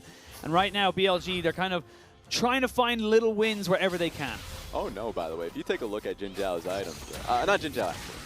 LWX. You've just finished the Infinity Edge, and here's where the fight really starts, because he has that potential to go in the back line as well. He doesn't have to care about the front line crowd control, and to be honest, LWX does like that playstyle. We've seen a couple times this game. He's very trigger happy, known as the shotgun. Yes, and so I love the fact that he has gotten far more, tame in a sense. He's gotten a lot smarter. He's a veteran player by now in the LPL. Reserved. Exactly. He now picks his moments, but as you saw, play a weak side. as you saw, the man still goes. So LWX now has a great reason to find that pick on the Jin Zhao. But BLG are feeling confident in their items and also in their champions right now because they are looking constantly for these flanks. Yes, they will potentially lose this top lane tier 2, but overall, this isn't going to be a terrible loss for them in the long run of this game. And the longer it goes on, you got to feel like it's just going to come down to a mechanics v mechanics team fight. As I say that though, Tien just finally stun and abduct. We'll go back in. Killer Instinct comes in as well, and ADD is obliterated on the back of that fight. Tien has to go golden to keep himself alive. Crisp almost goes down, but Zimmo is now trying to fight off Gimgoon by himself. No Death Realm was used, but overall, FPX find the pick. And FPX are just finding the terrain so well. Look at how these cuts are being made. They sectioned the entire team from BLG on one side, and BLG are a 5-man team fight team. If they don't have AoE to protect their carries, they simply cannot fight. So FPX, great idea on sectioning. And I'm just looking at this and seeing, ADD getting popped so quickly. Didn't get much of an opportunity to really fight back. And see that as a good preview for the next fight, where FPX can just play around LWX, and LWX now has an added reason to dive straight through, having now sold his control ward, can now go into a stopwatch. He has that little bit of safety net. Before you go on, Cloud, I'm going to go ahead and assume that you're looking at the same items I'm looking at for Kennen. That is an Infinity Edge Kennen AD up top for so ADD. Usually if you're going against an AP champion like Imgoon, you would go for the Wit's End, but he's actually saying, you know what, I need to be the second AD carry in a team fight, and I'm going down with the damage route. Very interesting type of build. I've seen the full build AD Kennens a little bit too often, and it actually destroys you. You don't see it coming to. Destroys the Kennen or no, the enemy opponent? team. Oh, okay. Yeah, because if you send out the ultimate, you just, not only do you have the enough attack speed to get the passive rolling so you can at least get 2 stuns on somebody, you just blow them to pieces. And so it really can go either way depending on the start of the fight. Last one, he didn't have a chance to even defend himself. So that's something that I would take a look at and say that if BLG finds a pick based off of Meteor's huge ultimate that we've seen throughout the series, then BLG has a great chance of winning that fight. I just don't know what I feel about this. I feel like it's a one-shot from Kim-kun if he ever finds it. You get lucky with those crits, you don't even talk about it. You know, you take those, you take those. But BLG, again, we're looking at another potential Elder Drake game. We're past the 30-minute mark. This is kind of not really heard of from the side of FPX, but yet they've found themselves some comfort in these longer games and showing another side to them that we haven't really seen from them. Yeah, and I just like going back to BLG in the sense of they're a very smart, stable team. A lot of the times when they're thrown a wrench, they just somehow are able to pick up on it. They're a very fast-learning team, which if you look at a best-of-5 setting, they should be very much ready for a best-of-5. They should be a team willing to be and able to adapt as the best-of-5 goes through, especially with the help of Coach Sim. I think this is a very large task. FPX is a very confident team, and I've been able to find outplays based off of Gimgoon's plays on sidelane. So I'm as concerned as most people are for the team. They were able to find that great win. Really what they need to do now is buckle down and find that outplay. And important for BLG as well, the base has not been broken. They still have their inhibitor turrets, they still have their inhibitors. It's 1 minute till Baron, 2.5 or a little bit over till Elder Drake. They cannot allow, honestly, a trade realistically that goes with the Elder Drake going to FPX because there's just too much damage then. Yeah, FPX could just take the Elder and be happy even if they lose the Baron. I'm not saying that's going to happen, but they could take that trade. What BLG are really looking for to keep themselves in the game is that poke onto Kai'Sa. Kai'Sa right now doesn't have the sustain items built in yet, and you do see the Ludens coming out from Meteor. Bit of a rare one since it's not the full committal to AP for backline damage. This is much more of the kite back and just try to keep your distance build. If you can land a couple shots on LWX, that might be it. Yeah, I'm a little concerned when we have discussions on scaling, because I look at BLG's comp and say, Kennen does really well, especially with the ADE build going forward. Great side lane push towards Gimgoon. Gimgoon should be able to handle that. The Kiana is an easy one. Nico, Ezreal, all of these picks deal a lot and have the range that the Kai'Sa should be afraid of. It's really more of a discussion about FPX and how they're able to make use of Pantheon as the game goes on. Because for Pantheon now, he needs to get incredibly creative with how these fights, or I have confidence that Crisp and Tien will be able to follow up right next to him.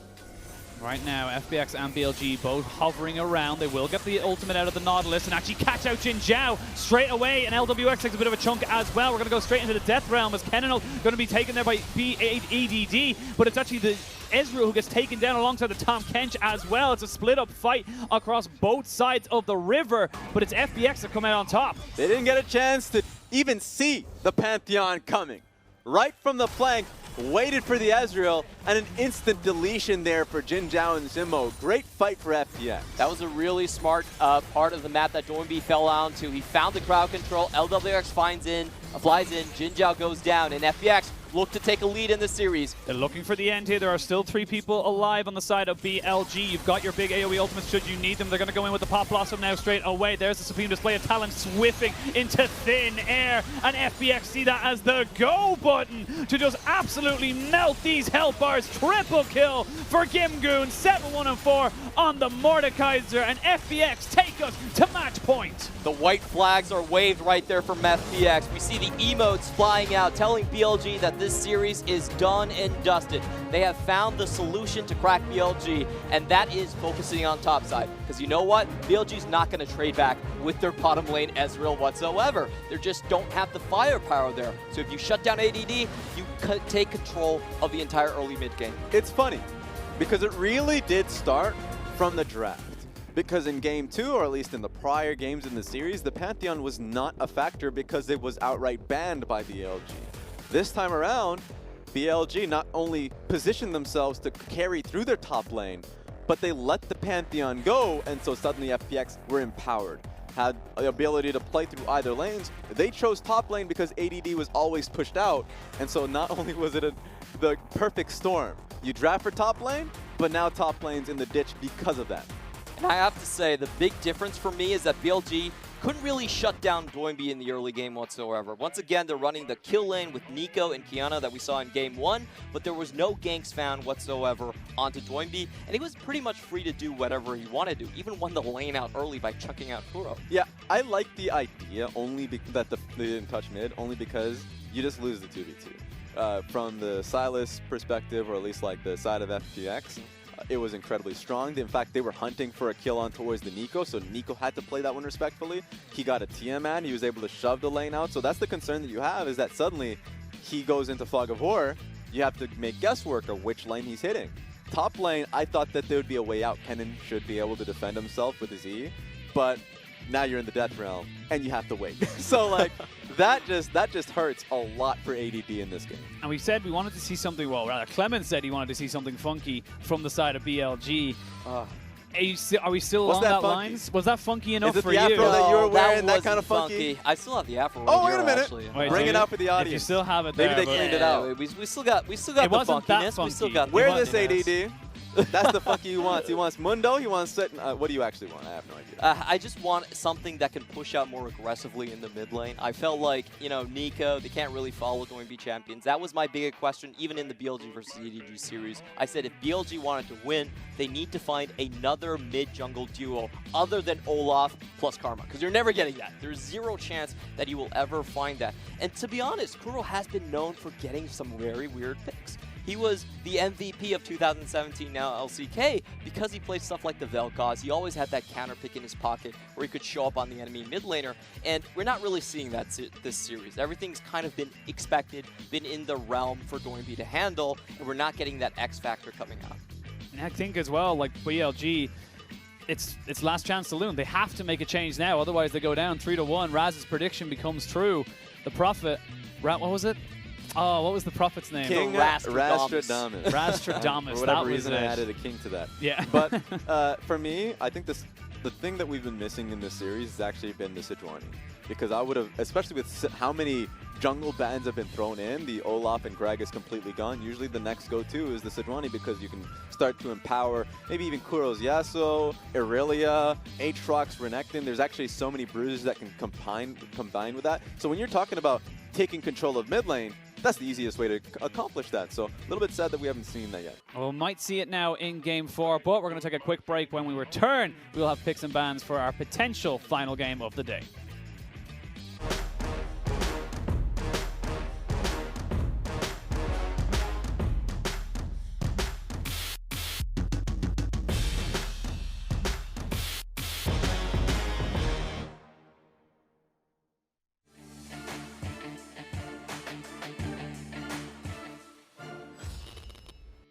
But nothing's here. Interesting to see a presence of mine on the Nocturne, but I can't talk about that too quickly. Yeah, we're fighting again. Cocoon lands on the Gimgoon. Will he turn with 369 so close? He walks on into the Elise, who gets low. He spins again. Gimgoon finds the kill now onto 369 with 10. Coming on up, 369 has to leave. With EDG, the simpler execution method, as you mentioned there before. That's what we need to see. EDG and now unified. Dooming is spotted, but they send the ulti while Dooming keeps them busy. In the unified composition, Junior comes in with the flank. They pull him back. They turn back around. FPX have the health bars to play around with. Junior gets ignited around. Gimgoon over the wall onto Boy. Cully comes out. Steps from below. Scout is jumping left to right and center onto Dooming. He presses W while LPX over the wall. The Lucian wins. How does Lucian win late game? FPX as Ivo runs back in. Oh. Sit down, milady. But Tian's still not making the move, going for the clear, leaving his bottom side on the island for a little bit longer. But that's the concern now. It wasn't just going to be the 2v2 pressure.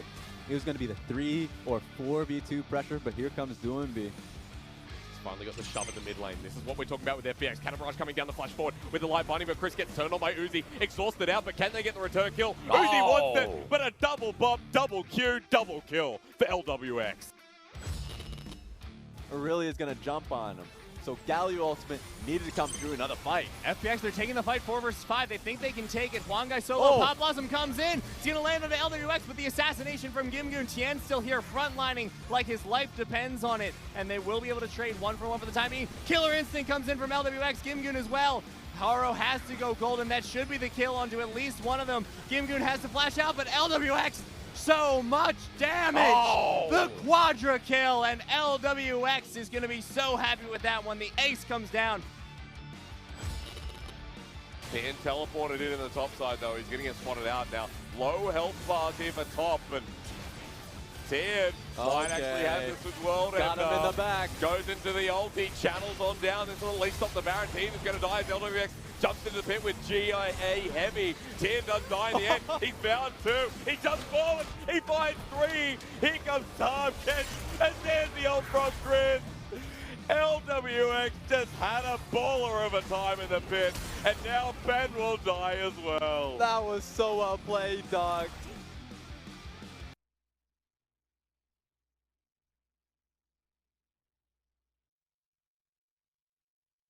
No point in fighting, it's hard pretending. Wake up, it's time to leave. I took the time to breathe, and now I see I'm just too good for you. You're no good for me, and I know what I need. So I'll set you free.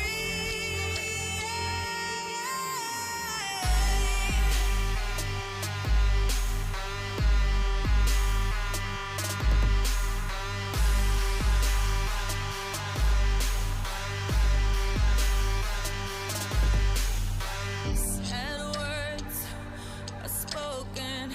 Move on. It's broken. Give up. It's time to leave. I took the time to breathe, and now I see I'm just too good for you. You're no good for me, and I know what I need. So I'll set you free.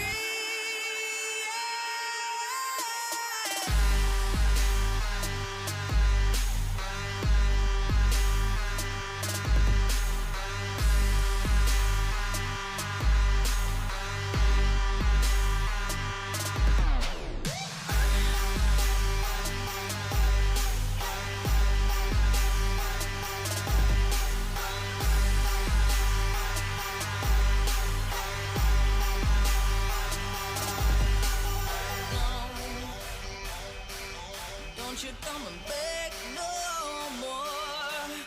Oh no, 'cause I will never let you in.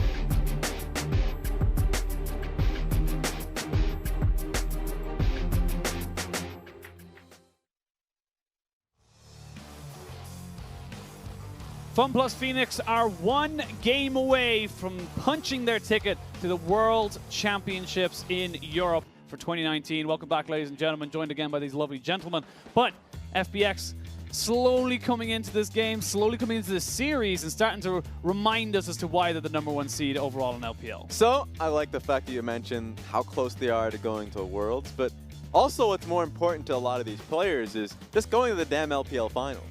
For Doinby at the very least, he made it last time with Calgary Reapers, didn't win it though. So he hasn't still won an LPL championship for how long he's been here in the LPL. And this man has had a pretty long career here where he had to fight back in because there's that history with newbie to go straight through the LSPL, come right back in. So he qualified for the LPL twice. And he just needs that championship. So there's a lot on the line for both of these teams. And for me, for FPX, for how close they're able to nail that, it's pretty damn good for their history. And for FPX, of course, they have got an MVP of the last series. It was Tien on the Silas who was the MVP. 70% kill participation, 4-1 and 10. The guy was just good. Yes, he was, as per usual, picture-perfect Tien. You know, when you're watching both Meteor and Tien play the map out, you watch great high-level jungle play. And so at the end of the day, if you ask me, I would end up giving MVP over to Doinby in a lot of these cases. What would you give it to? I actually wanted to give it to Gimgoon because of his performance on the Mordekaiser and how he was setting up things, but Tien for me really did play a great facilitation role. He was able to camp onto the top lane multiple times, and they really don't have a response. BLG have allowed this to happen over and over again, and if Silas can continue to do this, I think they can have a great chance to close out in Game 4. And at the end of the day, if you just get perfection a lot of the times, you don't get to appreciate it about the 30th time that you end up seeing it. And so, you know, Tien, as you mentioned, Gimgoon and Doinby really set up the map. Well, Tien was there along the way. The first person to end up clearing out War's bot side, instilling fear in Jinzhao and Simo, even the first gank that you saw in the initial replay. And these fights, so FPX only snowballed because of that. So really worthwhile being able to see FPX in peak form. I will say he also never let a smite go. That's pretty cool because there's been a lot of close steals in this one. However, he secured both Barons, and in this one, he lets ADD get a taste of his own medicine by driving the Slicing Maelstrom straight into the composition. I loved that last play just because of the use of the Pantheon ult. Everyone expects Pantheon to drop right on top of their head, just the full small damage actually. And then being able to instantly nail one carry, he comes in at the back door where no one sees him, and he just waits behind the terrain where Ezreal blips over the wall, and he's like, wait, where'd you come from? He's not actually building that much damage. It's a your Pantheon's so fat type of situation. He's just coming down for the crowd control, not actually killing you. Well, that's a lot of damage on an Ezreal too. So I would say for the Ezreal, you're still hurt. But for everyone else, yes, the damage starts to depreciate. The overall composition of BLG was getting a lot more competitive. But those are the fights that FPX have been trying to fish for a long time. And thankfully, this iteration of FPX can set up for the fight so well. That's why you attribute a lot of the current success to Crisp, LWX, and Coach Warhorse in the team. Yeah, definitely. They have been running like a well-oiled machine the entire way, and what I expect from BLG now is trying to trade back onto the bottom side. Throughout this series, I don't think Jinzhao has been performing any worse than LWX. I actually feel like they've been very evenly matched. It's just come down to the champion picks that has slid away from them, and they have to answer if ADD camp is going to be open every single split. Yeah, if you get to this stage of the, summer split, you had a full year with the team where you play towards topside pretty religiously, and we also talked about the strength of BLG being that they know their roles. Deciding to change that up and saying, well, we need to really counter what's happening in the bot side of the map, that's a real discussion that happens in the locker room where Jinzhao as a person is like, yeah, in the past with Aimee, I can play towards the Kaylin, I can play towards the Jhin, I can have a lot of pressure within the lane.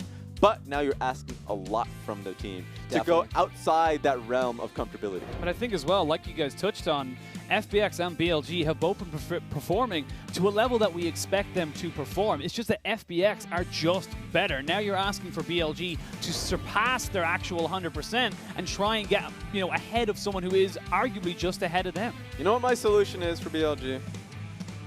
Ban the Pantheon. I think the actual composition itself could work really well if the Pantheon didn't make it incredibly hard to track Duinbi, and that's ultimately the issue here. Maybe we end up seeing the rise because of the ban in Pantheon, but at least force FPX to adapt in the series. I think that's a major concern that I have because it's far too easy for Pantheon to get going. If you're going to lose, don't lose to the same thing. Yes. That's kind of it. At least you can say, look, we tried all avenues, we tried all, options.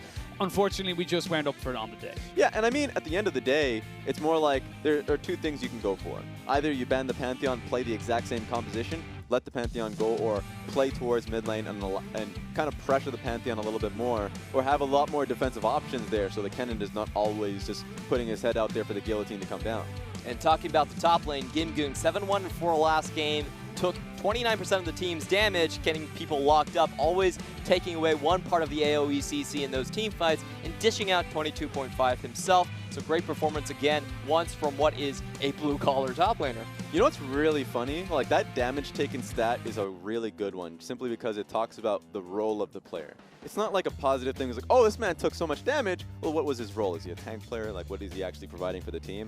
For BLG, historically, Amazing J has been their top laner, where he was just soaking up so much damage for the team as either the J4, sometimes Camille, which is a little bit odd, but then he would come in with like his Mundo player, or something wacky, right? Something that could be a major tank in the top lane. ADD has actually taken that role. So if we're just talking about damage taken stats, ADD has been one of the highest damage taken stat goers for the LPL top laners. And so it's interesting because in the early portions of the season, he's played the Fiora. He's willing to play Kennen and play towards that style. But if we're just talking about what's comfortable for the team, what's comfortable is him playing more bruises and tanks. Yeah, if you look at how the bans have been shaping up, ADD has not been allowed Aatrox or Nart. It's been banned away every single game so far, so they definitely know the potential for ADD to take over the lane there. Instead, what they're doing is saying, you know what? We're going to let you some weird picks out of these two, but we're going to camp the hell out of you. And BLG has to have an answer right here. This is why I really like teams that can play through all three lanes, and that's the question that BLG now has to answer. Can you do like FPX is able to swap up between bot and top? And it is crunch time for the side of BLG. FPX, though, don't look at me like that, Raz. I see what you're doing. Yeah, I know. You stop it. It's crunch time. There's Doritos. too much crunch happening here. But FPX now, as you said, or as we said, one game away from the LPL finals, one game away from locking themselves into those top two spots for the summer split, and also making sure that they get themselves to Worlds. Yes, and as a recap, one thing I made a point of for BLG, we need more Sejuani here.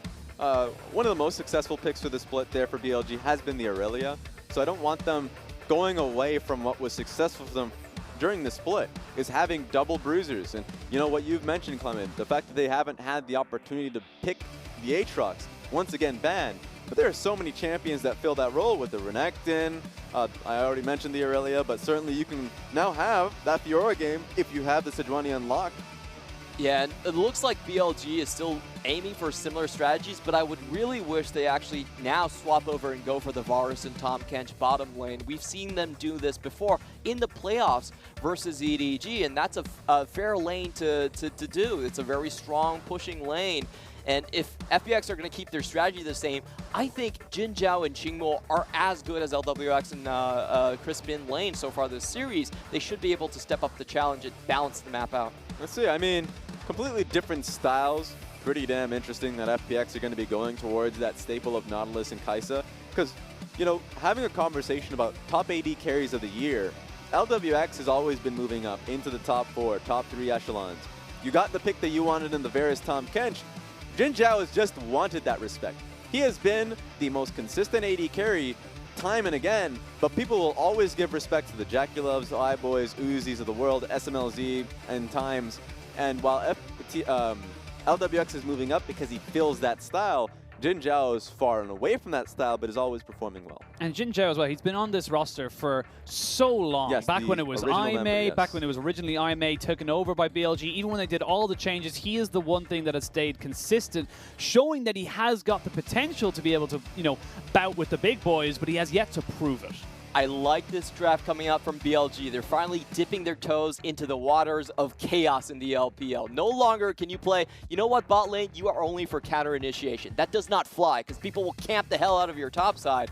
And now they're saying, you know what, we have to fight everywhere here. While FPX are looking for the same strategy where they have that game plank able to support bottom. We'll see what ends up happening on the bot side of the map here, what the next few picks are going to be for BLG. Because my concern is when you have a longer lane, when you have the shove going into Kai'Sa and the Nautilus, a long lane is pretty bad for a Varus that's going to be opened up on by GP Ultimate. So FPX has the ability to just kind of take fights in a longer lane and be happier about it. That's why BLG needs a safety net. Someone other than the Tahm Kench, a top laner in this case, that can come down there and provide space. So I want to see what that's going to be.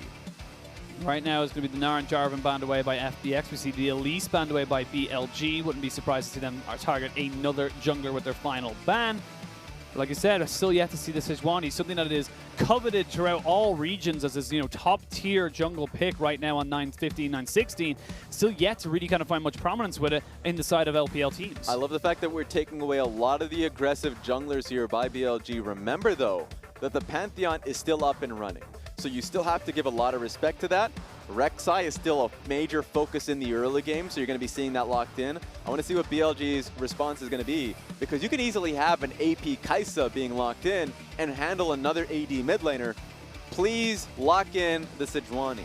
What I really would like to see is the Sejuani and Irelia, because we've seen that quadra kill come out for Kuro, doing very well on that combo, but I always do the caster curse, don't talk about flickers. We'll still find Azir it. still is being quivered right here. So they're looking for some more stability coming for the mid lane. A great pushing lane still, and there should be no way. Oh, this Jax could be a jungle. This is actually one of Meteor's old picks. Is a counter to the Rek'Sai because you can stop the Queen's Wrath from being used. It does not penetrate the E coming in from Jax. He can't block those out. And look what you just did. You were talking about not talking about Hover, and now you're going to do that again. We're talking about curses. Hey, it was a counter pick, so it made sense. Okay? Yeah, counter picks are still in there. And Meteor, here's a fun one for me. In the LDL, he was a fantastic Kindred player. Actually, just one of the go-to Kindred players. I know a lot of the times when you think about LDL players coming in with the Kindred play, you think Xiaopeng. But I love the fact that we're just talking about throwing a wrench into FPX's plans, throwing in the Kindred and now having that early game boost is something I like to see. Another good pickup against the Rek'Sai. We're seeing FPX coming in with the Season 5 Classic, the double stuns from Ryze and Rek'Sai. Of course, the stun is, the route is a bit difficult now for the Ryze to actually set up this time, but it works in very much the same ways. We're seeing FPX trying to get the kill lane down, trying to roam around, focusing down on bot lane, while BLG will be able to fight on their own turf this time. We've seen a lot of Kindred Azir games in the past.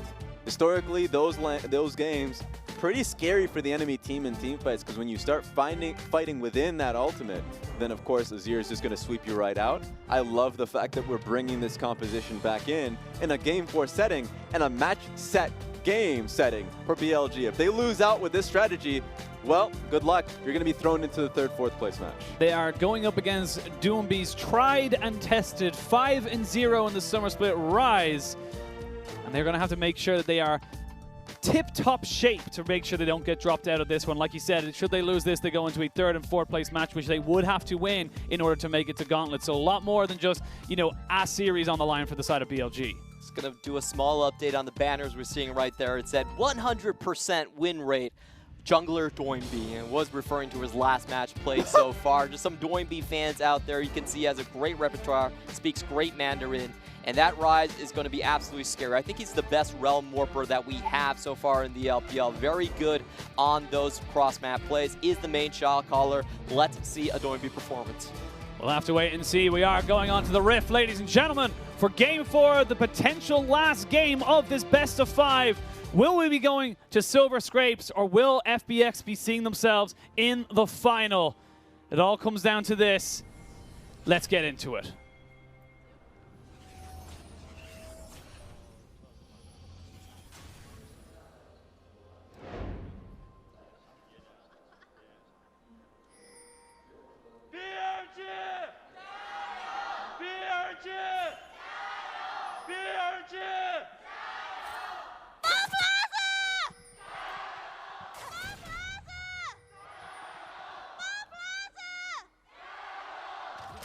Well, she found the mic. I was going to say, I feel like they took the mic off her. Yep. They were like, no, stop it. You can't do that. That's cheating.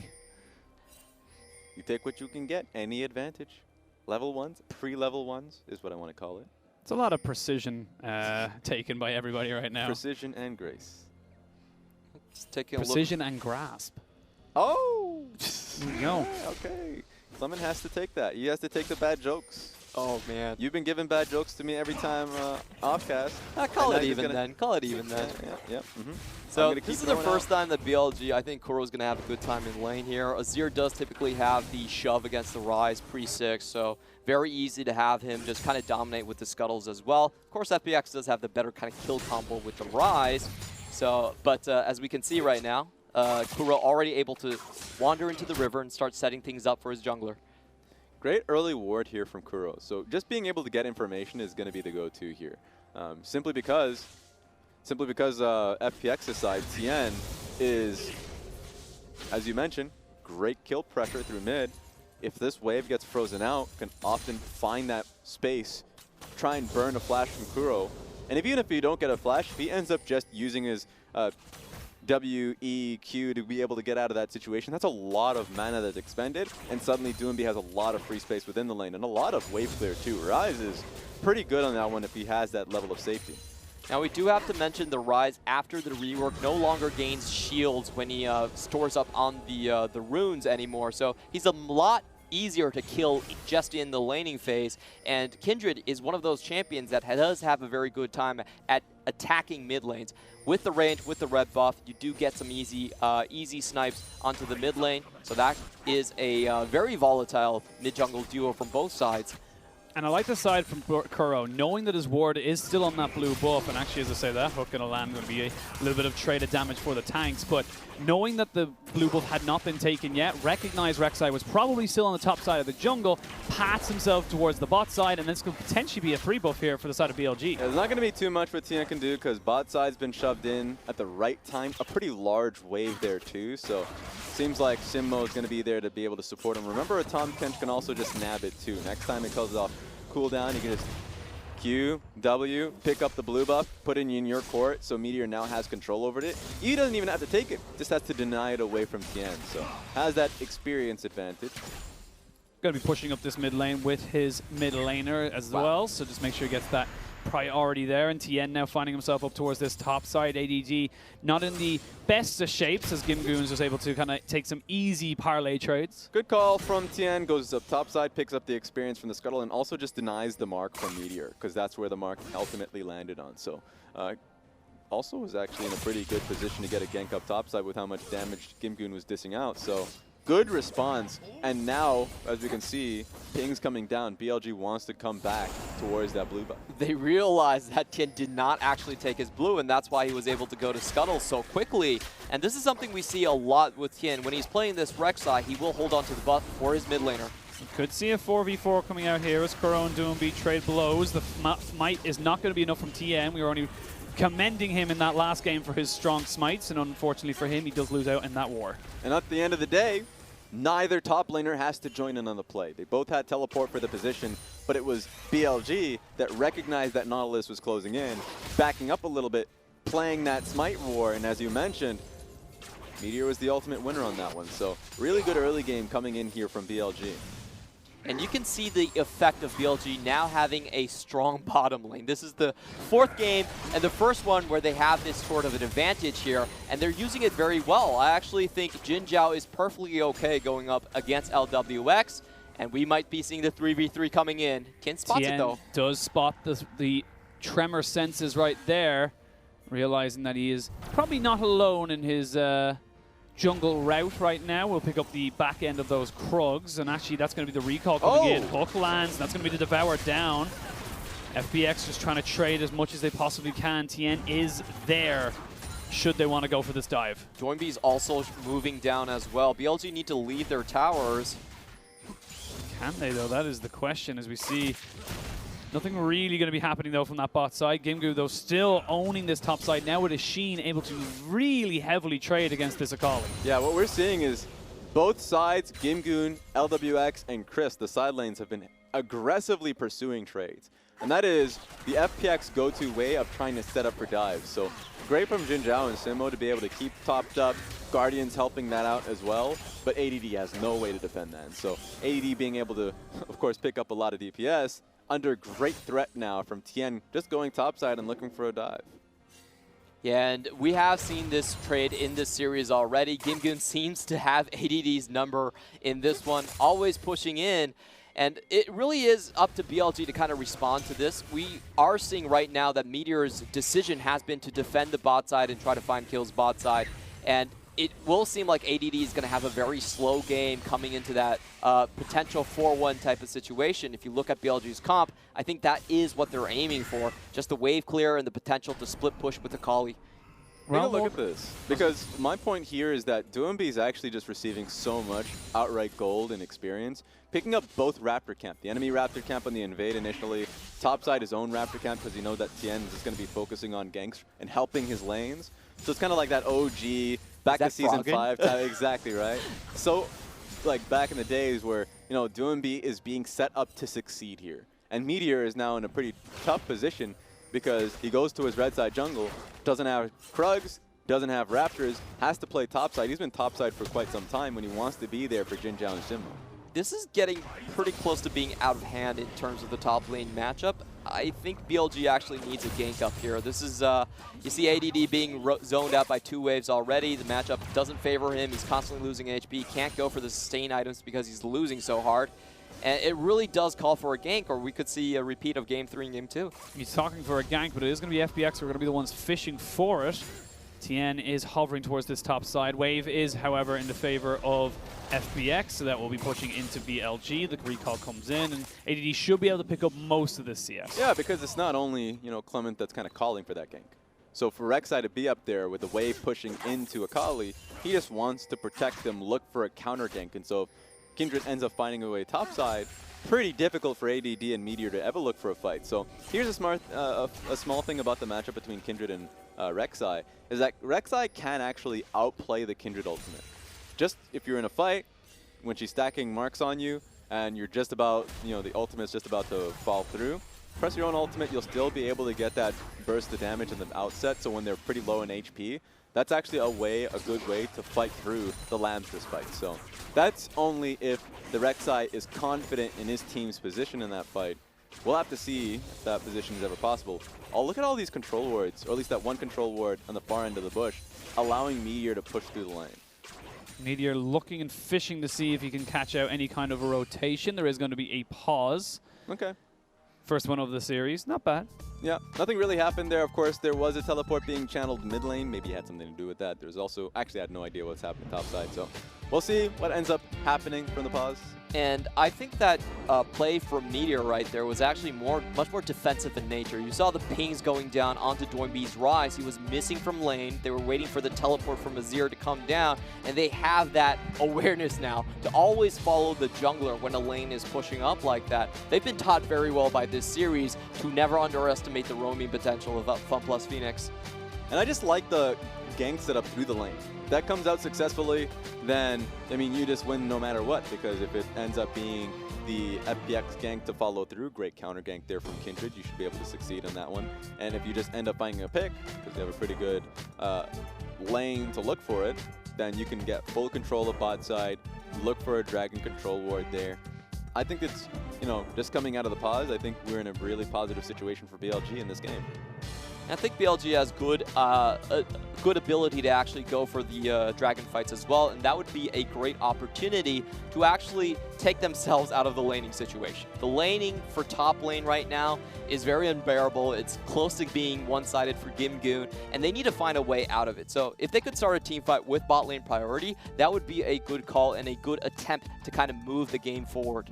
Yeah, I at least think that Akali is doing well enough. I know she's 10 CS under last time we about checked. 2 waves more than that. But point being, you know, Akali in the lane, at least if she can set up when she's able to pick up, not even necessarily a gunblade, as long as it's, you know, the ability to lock you down. I'm trying to remember what it's called, Bilgewater Cutlass, then you can set up for the game. And it's really what it comes down to. GP would be in a pretty tough position if the 2-man, 3-man gank topside ended up coming through. That's my concern.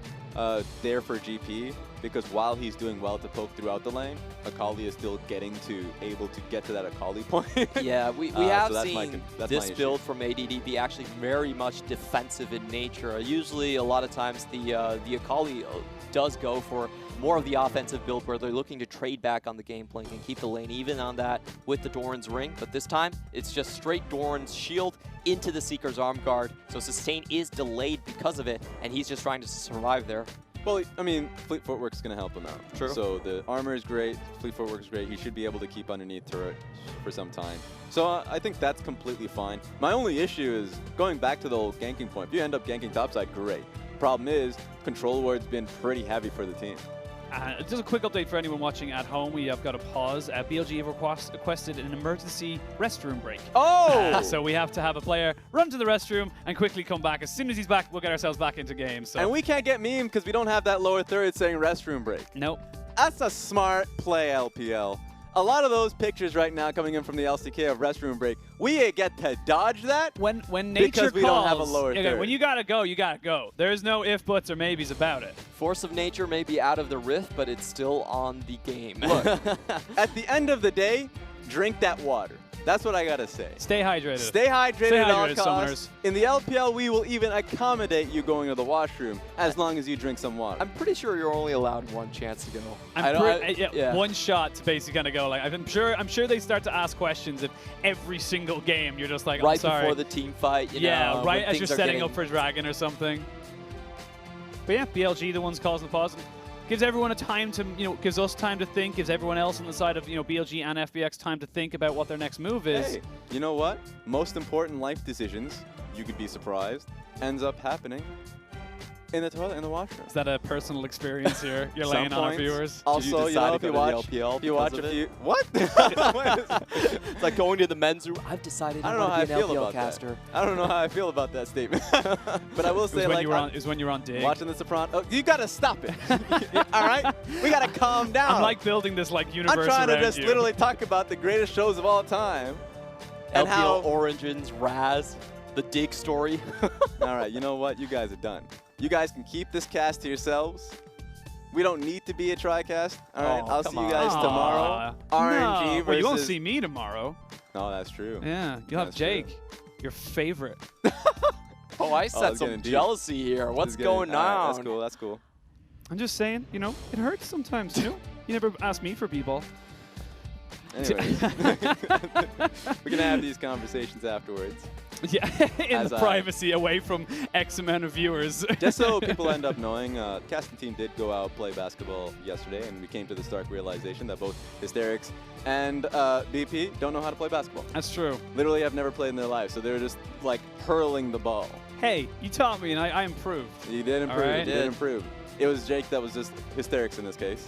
Hurling the ball. Hysterics was trying to just shut down the board. He was trying to hurl he was doing a He was trying to break the basket. He was trying to break the basket with pure power. Just think about a grenade motion, and that was what he did. That's true, actually, now you mention it. He just chucked it. So don't do that. Please don't.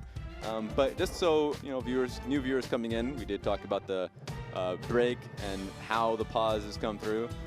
Focus on the idea of, idea that the bot lane shove's been happening on the side of BLG, a much better game, actually. Far better game. I was a little concerned, because I know that your point was that you wanted to see them have some bot lane focus. They need to be able to trade back if ADD gets camped. That was the problem in game, the previous 2 games that happened.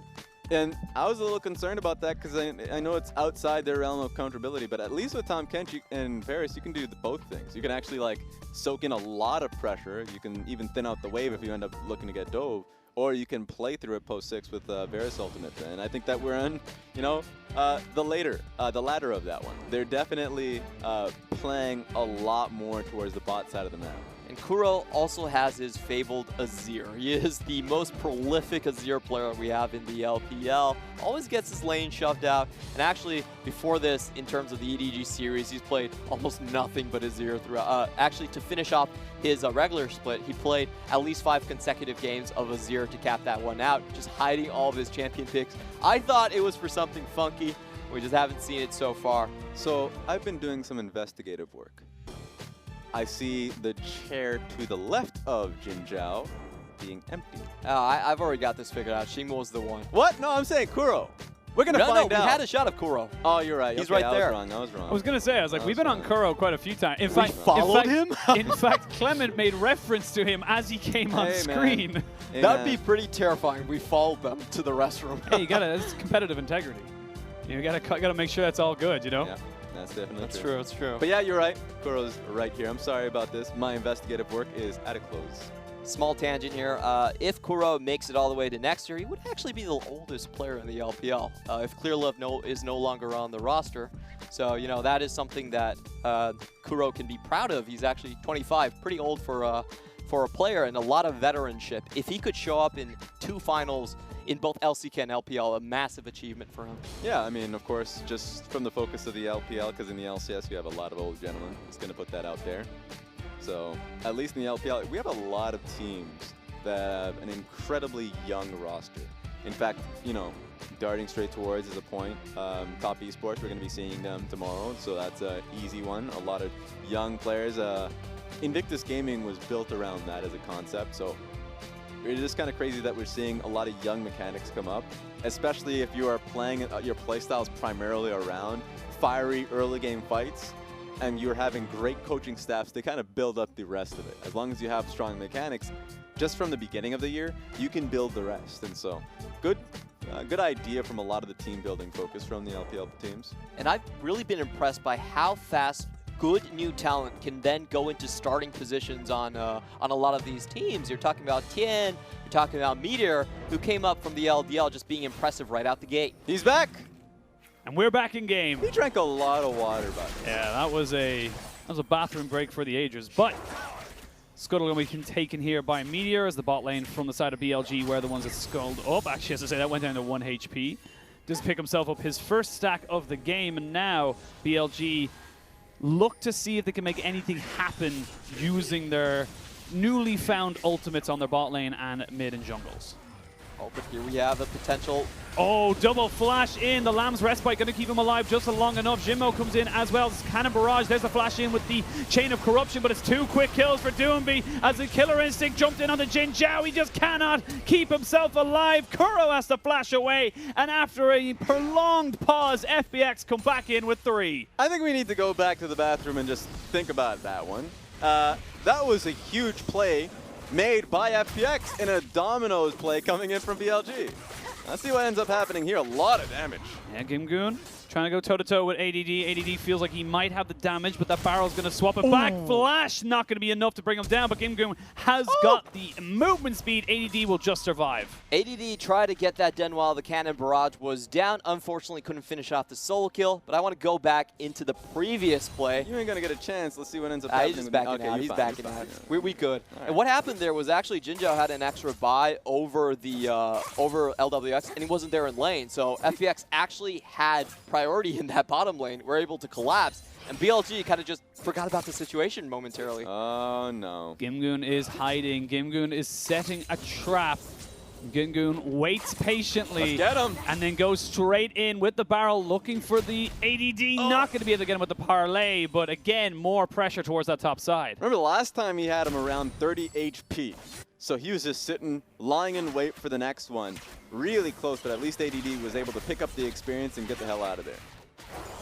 It is a good force by Gimgoon nonetheless. Will force ADD to at least miss part of this wave. And we're going to see things calm down, but with FPX reversing the fate in the bot side, I'm pretty sure this Kaisa and Nautilus now have the right of way. My issue with the last fight, now that we have some time to breathe and talk about it, was not so much that Meteor got caught because, to your point, you know, they didn't have the priority there. But it was the response from Jin Zhao to come in, for Kuro to do the same, and they ended up having to not only lose their life for it, Kuro had to burn his own summoners too. So at that stage, Meteor had taken a lot of damage. You cannot take that fight as a response. They found that out a little bit too late, and now they're pretty deep in that hole 12 minutes into the game. The extra ultimate from Cannon Barrage on Gimgoon's side also changed a lot of how that fight really played out. Just the damage from FPX pouring in was too much for BLG to handle. And like I was talking about, no longer do they have priority in this lane. They haven't got priority in that lane, nor do they have priority in mid. You can see on the minimap there, Doomby was roaming down, had got the Realm Orb, and pure vision control on that bot side of the jungle in favor of FPX means that they're going to be able to take out as many plates as they really want. Now, BLG are just forced to trade. Meteor, at the very least, will go towards a Rift Herald. He has the time to do that. The concern is that he can't look topside for a gank towards Gimgoon. Doomby is actually strong enough to push through mid and stop Meteor to go for the Rift Herald play. So let's see what ends up happening through mid lane, especially so now suddenly Rek'Sai is here. Yeah, it looks like they're going to try and fight over the scuttle, but priority does belong to the Nautilus, who's actually made his way up towards that mid lane. So right now, FPX could be able to steal away another mark. And Meteor, he needs these stacks to actually start get going, because realistically, if he's only sitting on 1 or 2, he just hasn't got the damage. The key thing that they're trying to do is catch people out of transition. Unfortunately, not able to get it. Speaking of transition, we can see now FPX are transitioned up towards this top side. They have got a teleport for LWX and Jin Zhao. This could be a 5v5 fight coming on top of this. Crisp and Tien now in a bit of a sore spot, if you like. Rift Herald still procced. Rift Herald still fairly healthy when you think about it as well. Not really in a burstable position. They will just jump in on top of this one there. There is the ultimate from the Nautilus and the Cannon Barrage on top of it as well. The Doomby goes in, but they're not going to be able to get enough damage. It's a great Shurima shuffle coming in on top of this. They will be able to pick up 2 kills, not quite getting the 3rd, but Rift Herald went over to Gimgoon on the top side. Great response play from BLG. Simo not only was able to tank the initial Q from Crisp, went golden, so now you can't even get past him. So great job, had control over it, and now can go straight towards this mid lane turret. That was a great comeback for BLG. Smart way to play the flank that FPX were throwing at them. It was coming from 2 sides. Kuro understands you just deal with the side that has more numbers, and then you can turn around and do whatever you want with that one. Very well done. Immediate respect there from ADD, going straight into the Shroud there as Gimgoon has got the Rift Herald now. Not going to be able to get any turret plates with it, so they're going to hold on to that one there and make sure they're able to utilize it to its fullest. Yeah, I didn't get to catch Gimgoon being able to pick up the Rift Herald, so that is a major win with that being done, because I was wondering what contribution he had to the fight. Very difficult coming in at a flank at this level, but the ultimate must have been in. Let's see. Oh, he was so focused on the actual Rift Herald itself. Screw you guys. I got the real objective at hand. I got mine, but I just want to commend Jin Zhao on that initial Chains of Corruption. He actually hits 4 targets right there and forces all members of FPX on the right side back, and that just leaves Crisp to the Wolves. Look, Gimgoon is an objective-focused individual.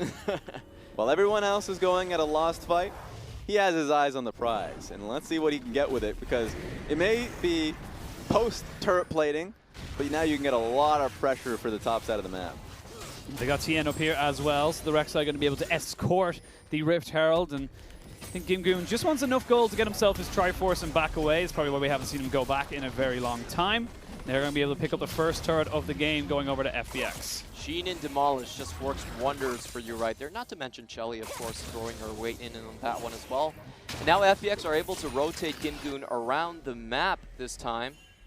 So one thing you wanted to see not happen for for BLG is for bot lane to start bleeding. But as you can see from the turret plating, with how much pressure was coming through in the last team fight, 320 of that turret plating goes back towards LWX. So pretty insane that we're now back in a position where LWX is rolling in what is a double tier composition for Rise, who is now fully stacked up, while Muramana is still being picked up here from LWX.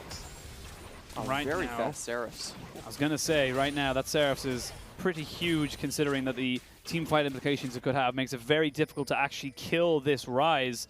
But right now, BLG hunting for someone just to be making the wrong rotation. This is the power that you get with, a Rek'Sai pick. Those tremor senses huge when it comes down to actually just knowing where anybody is. I like how BLG are playing this one. They have great ability to just hold down on the choke, so they could actually just start the Baron and then throw the Chains of Corruptions or the Emperor's Divide at these choke points and still have enough time to take them down. Yeah, for now, Dragon being the primary focus, Mountain Dragon is going to be really, a good pickup here for BLG. Let's see what ends up happening. You're right.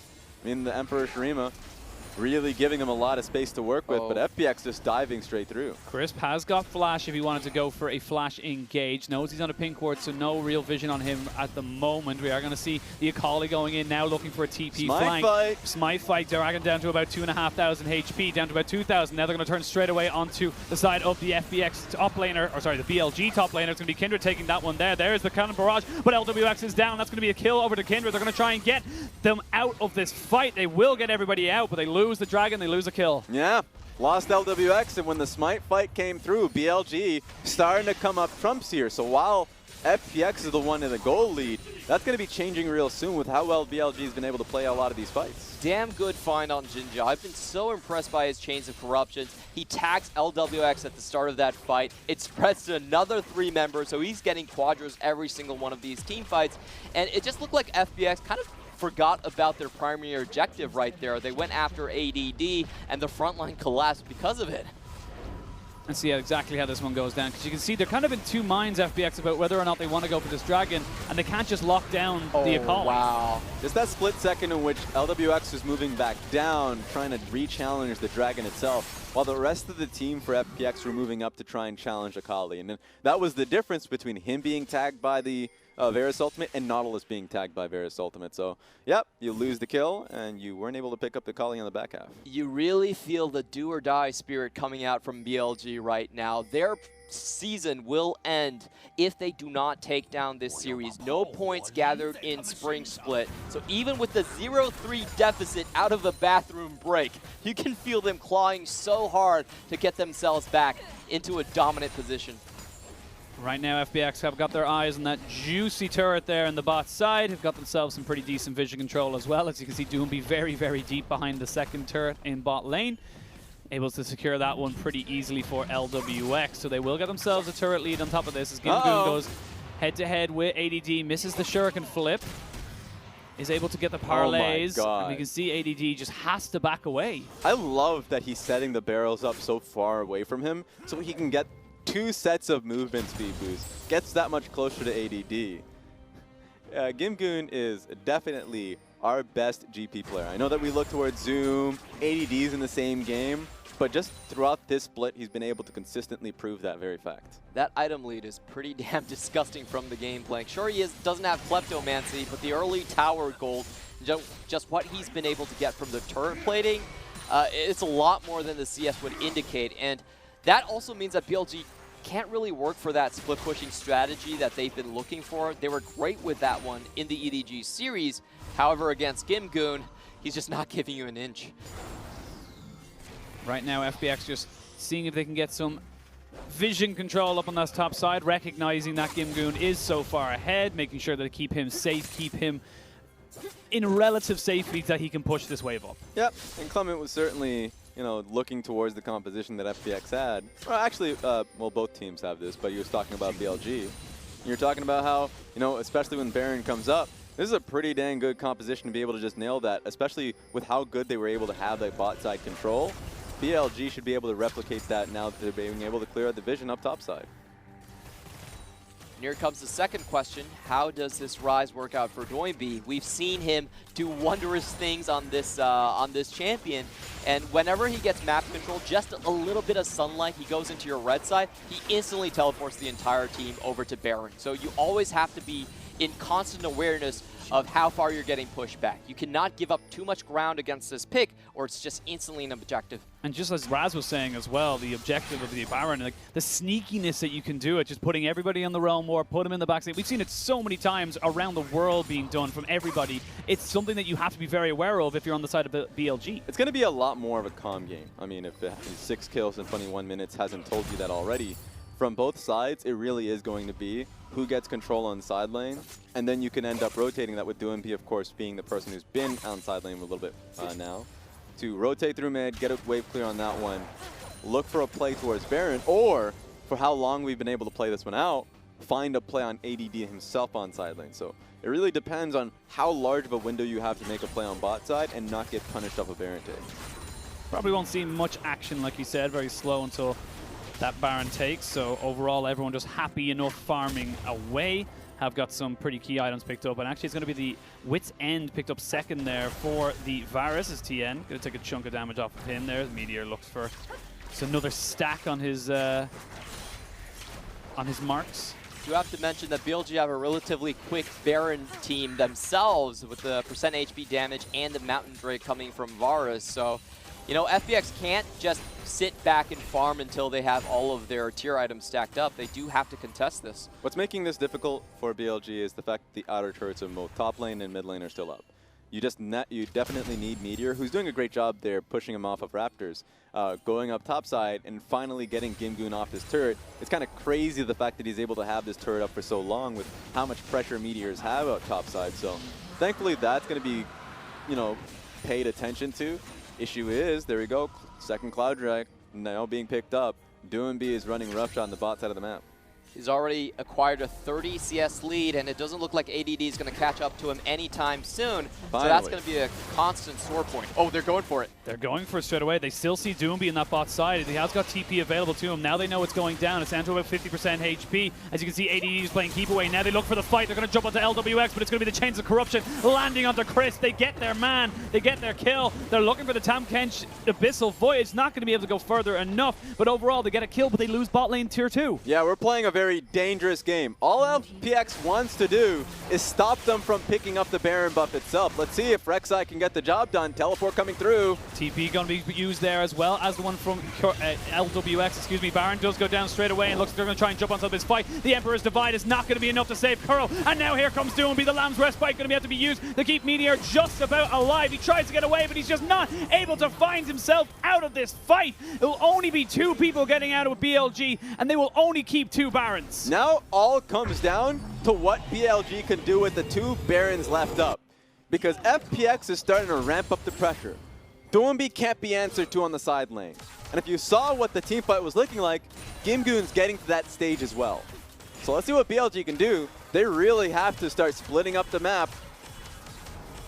Yeah, really good find on that one for FPX. I like the decision making there. They knew they were going for the kill shot. They couldn't really contest the Baron. The timing was too late, and Kurod actually did a good job to deny the pit away from Tien. So FPX made the call that, you know what, they're going to get Baron, but we're going to get as many kills as physically possible, and look at what that has done for Doinby. He's going to be dominant on the side lane if he wasn't already. Take a look at how much threat he's had here. Teleported straight through the mid lane, was able to run up and sure wasn't there on time to being able to, you know, contest for the Baron itself, but comes through on the right side on the flank. Kuro eviscerated on the backside, but Kindred Land Respite was necessary. Jinzhao realizing how much damage was being put through, didn't look back. He's like, all right, I'm out of here. I need to protect as many Baron buffs as possible. I can't stick around. We have no shot. Right now, just as you talked about Doomby being this monster on a side lane, even in a team fight or anywhere realistically, he's got himself 3 items, got that, you know, penetration as well with the Sork shoes. The guy has just got so much available to him, and this is why this Rise is so feared throughout the LPL. And one of the things that I've looked towards in Doomby's career and criticized him for was his split pushing or lack thereof. Because a lot of the times he would want to pick up the fight, rotate to the other side of the map, and group up, rather than taking the advantage that he has and really just challenging anyone who answers them in the lane. This time he's doing it excellently, but we might see a good fight here. Let's see what ends up happening. Doinby's going to have the inner track to this one. Oh, Doomby not needed at the moment, but is running up now. There's the cannon barrage to slow everybody down. They catch themselves a catfish. They try to choke up the legacy of Shurima. Lamb's Respite going to be used to keep him alive, but there's just too much damage. FPX are destroying BLG, and there's nothing they can do. Yeah, Doomby hurts. Kuro found that out the hard way.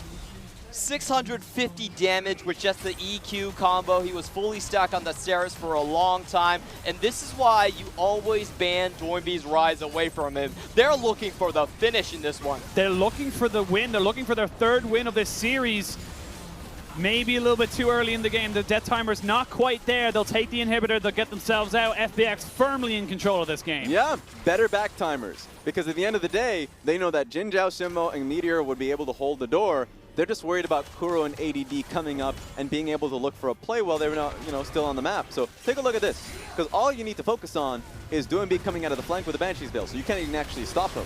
Yeah, that was really well played on the side of FPX. Meteor and dodged out with his flash earlier to make sure that the battlefield was going to be dragged slowly towards the other side of the map. And it gives Doinby enough time to actually come in and make things happen for them. He's just doing so much damage at this point. I also really like the Rylai's build, since it's harder to set up the route for Ryze right now. You have to land both the E and into the W.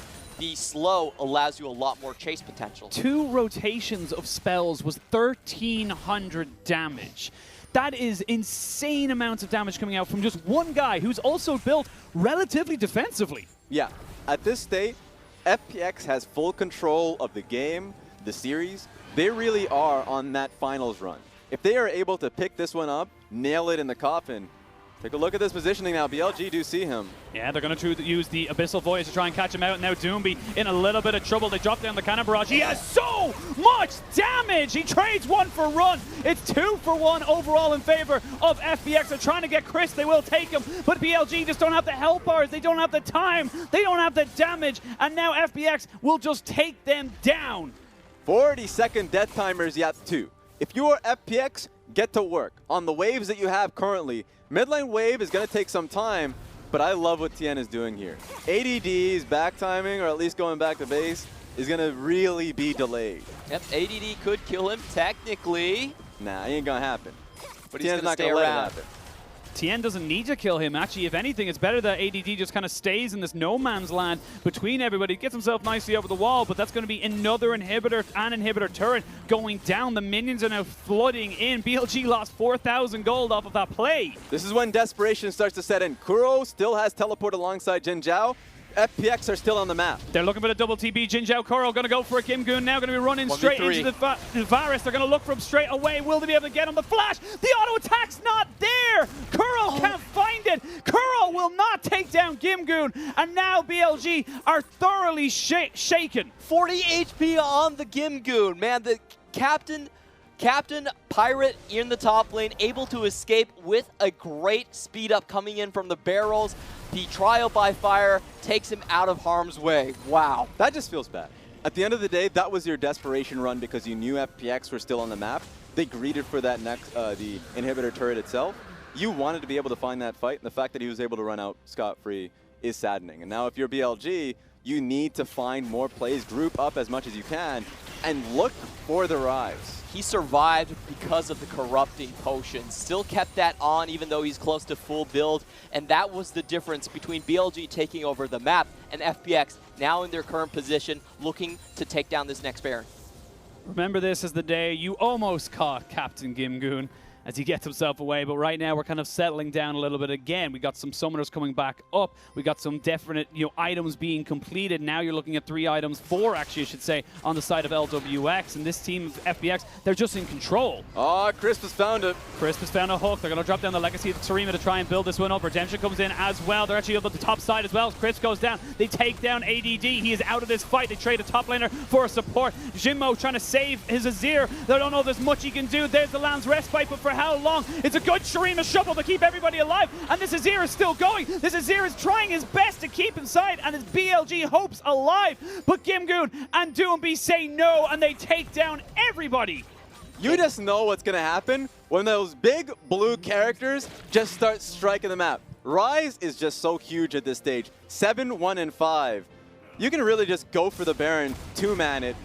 BLG cannot stop you. I love how direct that initiation was. He was just walking towards them with the Moby boots and saying, you know what? You have no business being on the map. This side of the map is going to be mine. They have the Realm War popped as well. You just cannot get away from FPX when you're behind, and they have Doinby on Ryze.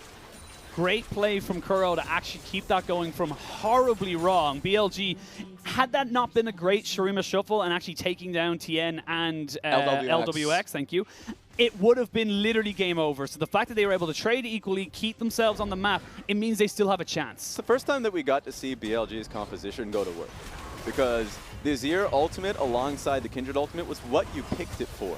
I mean, great assassination coming in from LWX, but the moment you saw the full committal from Doinby and Gimgoon, finally you see the Azir sweep him out. You get the Rek'Sai as a result.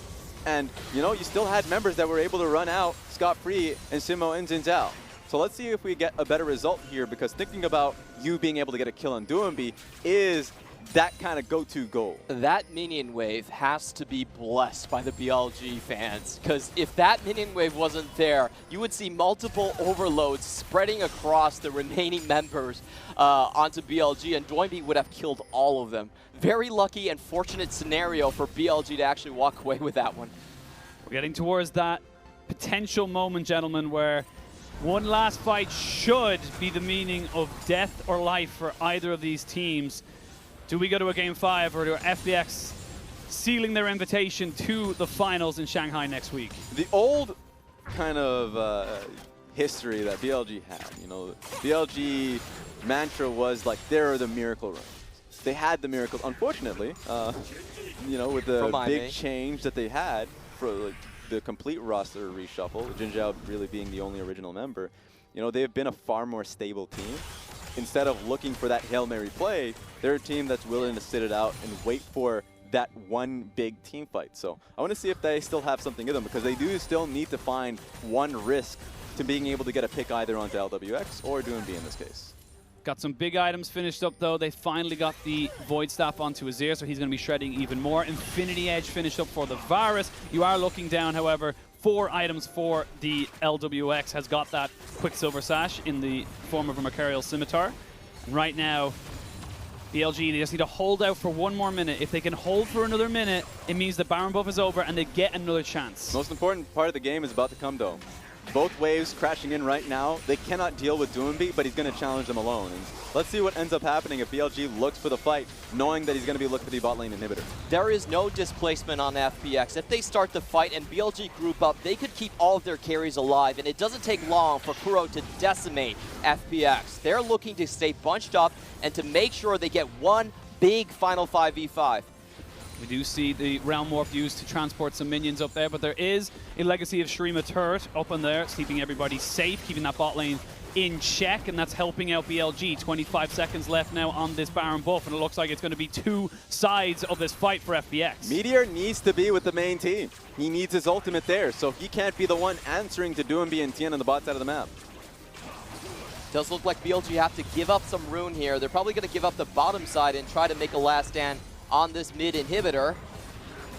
The sad reality, leaving the minions to do the work. The sad reality is they need Jinzhao to be able to wave clear on that one, but he would be the easiest person to pick out if you're a Ryze in this scenario. So, you know, there are no easy answers. That's why most of the time the best response is to force a fight now rather than getting both of your inhibitors chipped out slowly.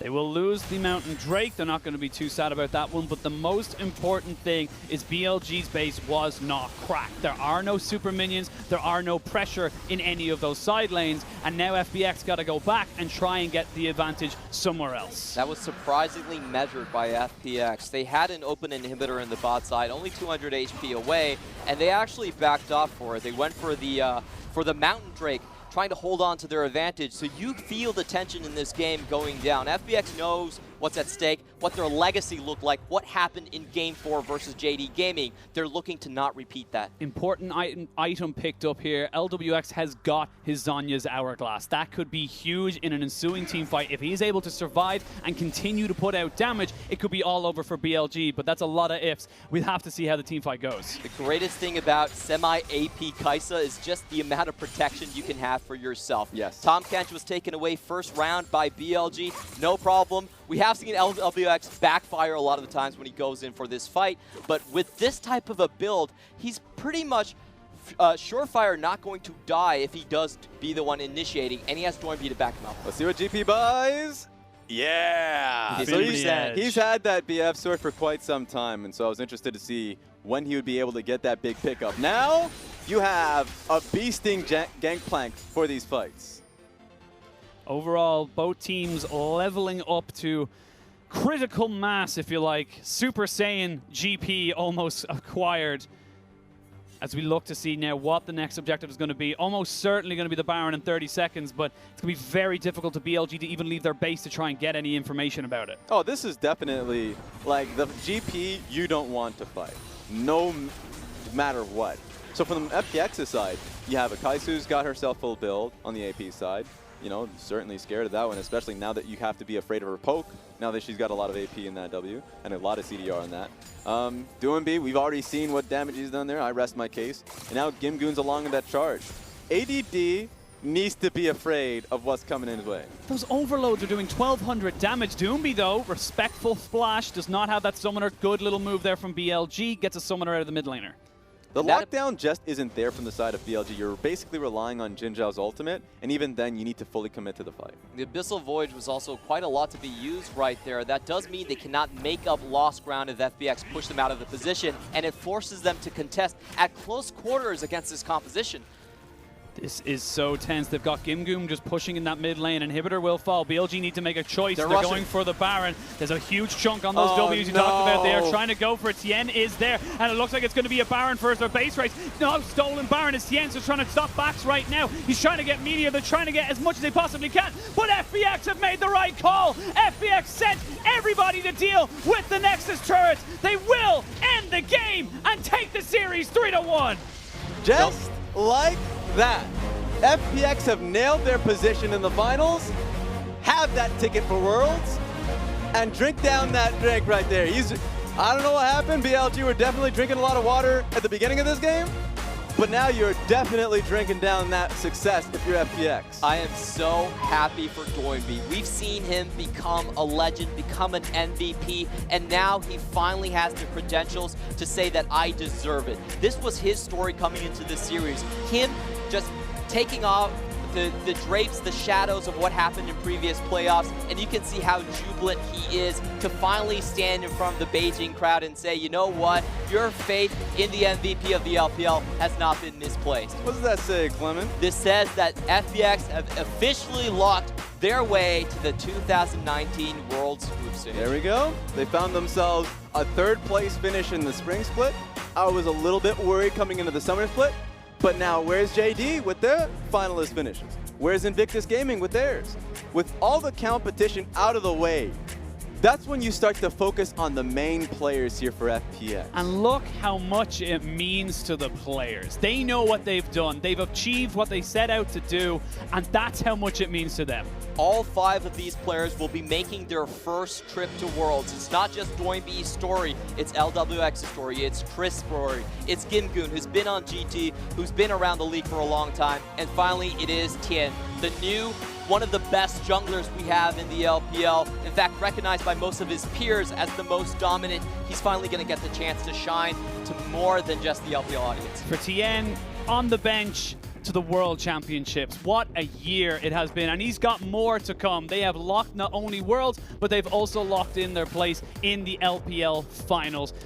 3-1, Spawn and yourself, Raz, called it. You can't really go wrong, but that was a very, very clutch call by FPX right at the end. It's the creativity, you know, it's that level of creativity that you don't get to see much of around the world. For me, I look at a few teams that have had that in the past. 2018, definitely IG. In fact, 2019 Spring Invictus Gaming. But right now, I look to G2 and I say they have that. And I look towards the LPL and say FPX has had that as well, but FPX hasn't had the opportunity to represent LPL in the international competitions. Now they get that chance, and they have a pretty good chance in front of them, being the favorites to win out the LPL finals. So pretty crazy situation that we're in right now for Duembi, Tien, who you saw a lot of emotions riding on for him, that, you know, it's now a reality that you're in this spot. Yeah, FunPlus Phoenix has had a rough year. They were dominant, they were the best student in the class, but they just didn't seem to make the best college just yet, and finally they nailed their ticket down onto this road. I think the world will be surprised by how strong FPX actually is. For them to go to a world stage and to actually match up with teams outside of Asia, that is going to be so exciting to see.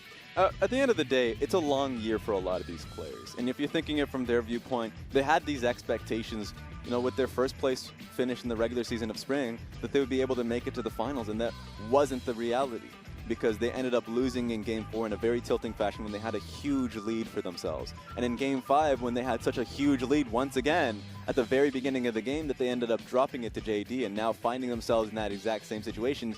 A lot of the times players stay up all night, crossing their fingers. Please don't have that happen again. there's a lot riding on it, and they were able to nail it in a pretty commanding fashion, so a lot to go for the players themselves. Yeah, a lot of extra precaution in the last couple of steps right there. Being just on the small analytical side, BLG didn't really have an answer there, because if they backed off, it was instant Baron take coming in from FPX. So they had to contest, they had to draw FPX out. Unfortunately, FPX responded in the best way possible. 2 members going up to stop the Baron pit, and then already 2 members, LWX and Gimgoon, barreling down the mid lane. So at the end of the day, we've said a lot about FPX and the position they're currently in, so big congratulations for them. For BLG, it's a tough road now, because for that team, now they're hoping very much so that TOP doesn't find themselves in the finals. Because if TOP is in the finals, then your road is over. You're going to be essentially now kind of battling it out to find yourself in the gauntlet for the 3rd seed.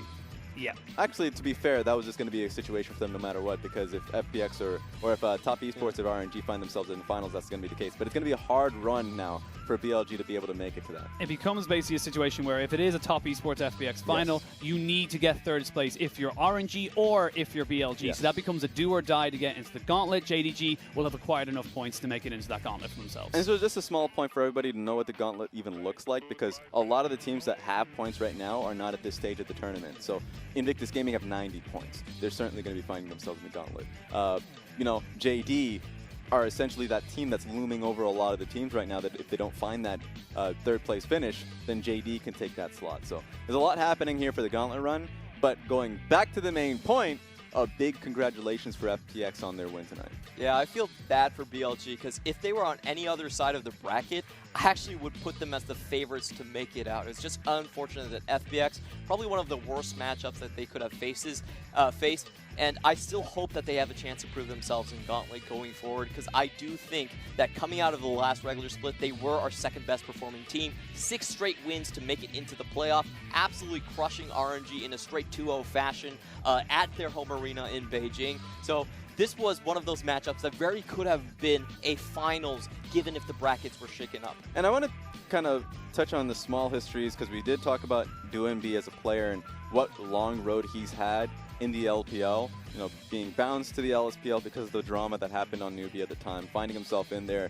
never really winning the big chip, but getting really close to it. But you think about, like, Tien as a player, you already kind of talked about the fact that he was benched on Suning, so it's kind of funny for Suning. Suning, a team that got bounced out in the 1st round of the playoffs, that had the opportunity to have Knight and Tien on your roster, and for whatever reason that you weren't able to keep that. So that was the whole Young Miracles duo that you had initially built up, and then, I mean, they found their own run. Top Esports has Knight, and they're making a run for the finals. It would be a really funny, you know, finals to be in, for Knight versus Tien going up against each other. Brothers in Arms on Young Miracles once was on Suning, not the case any longer.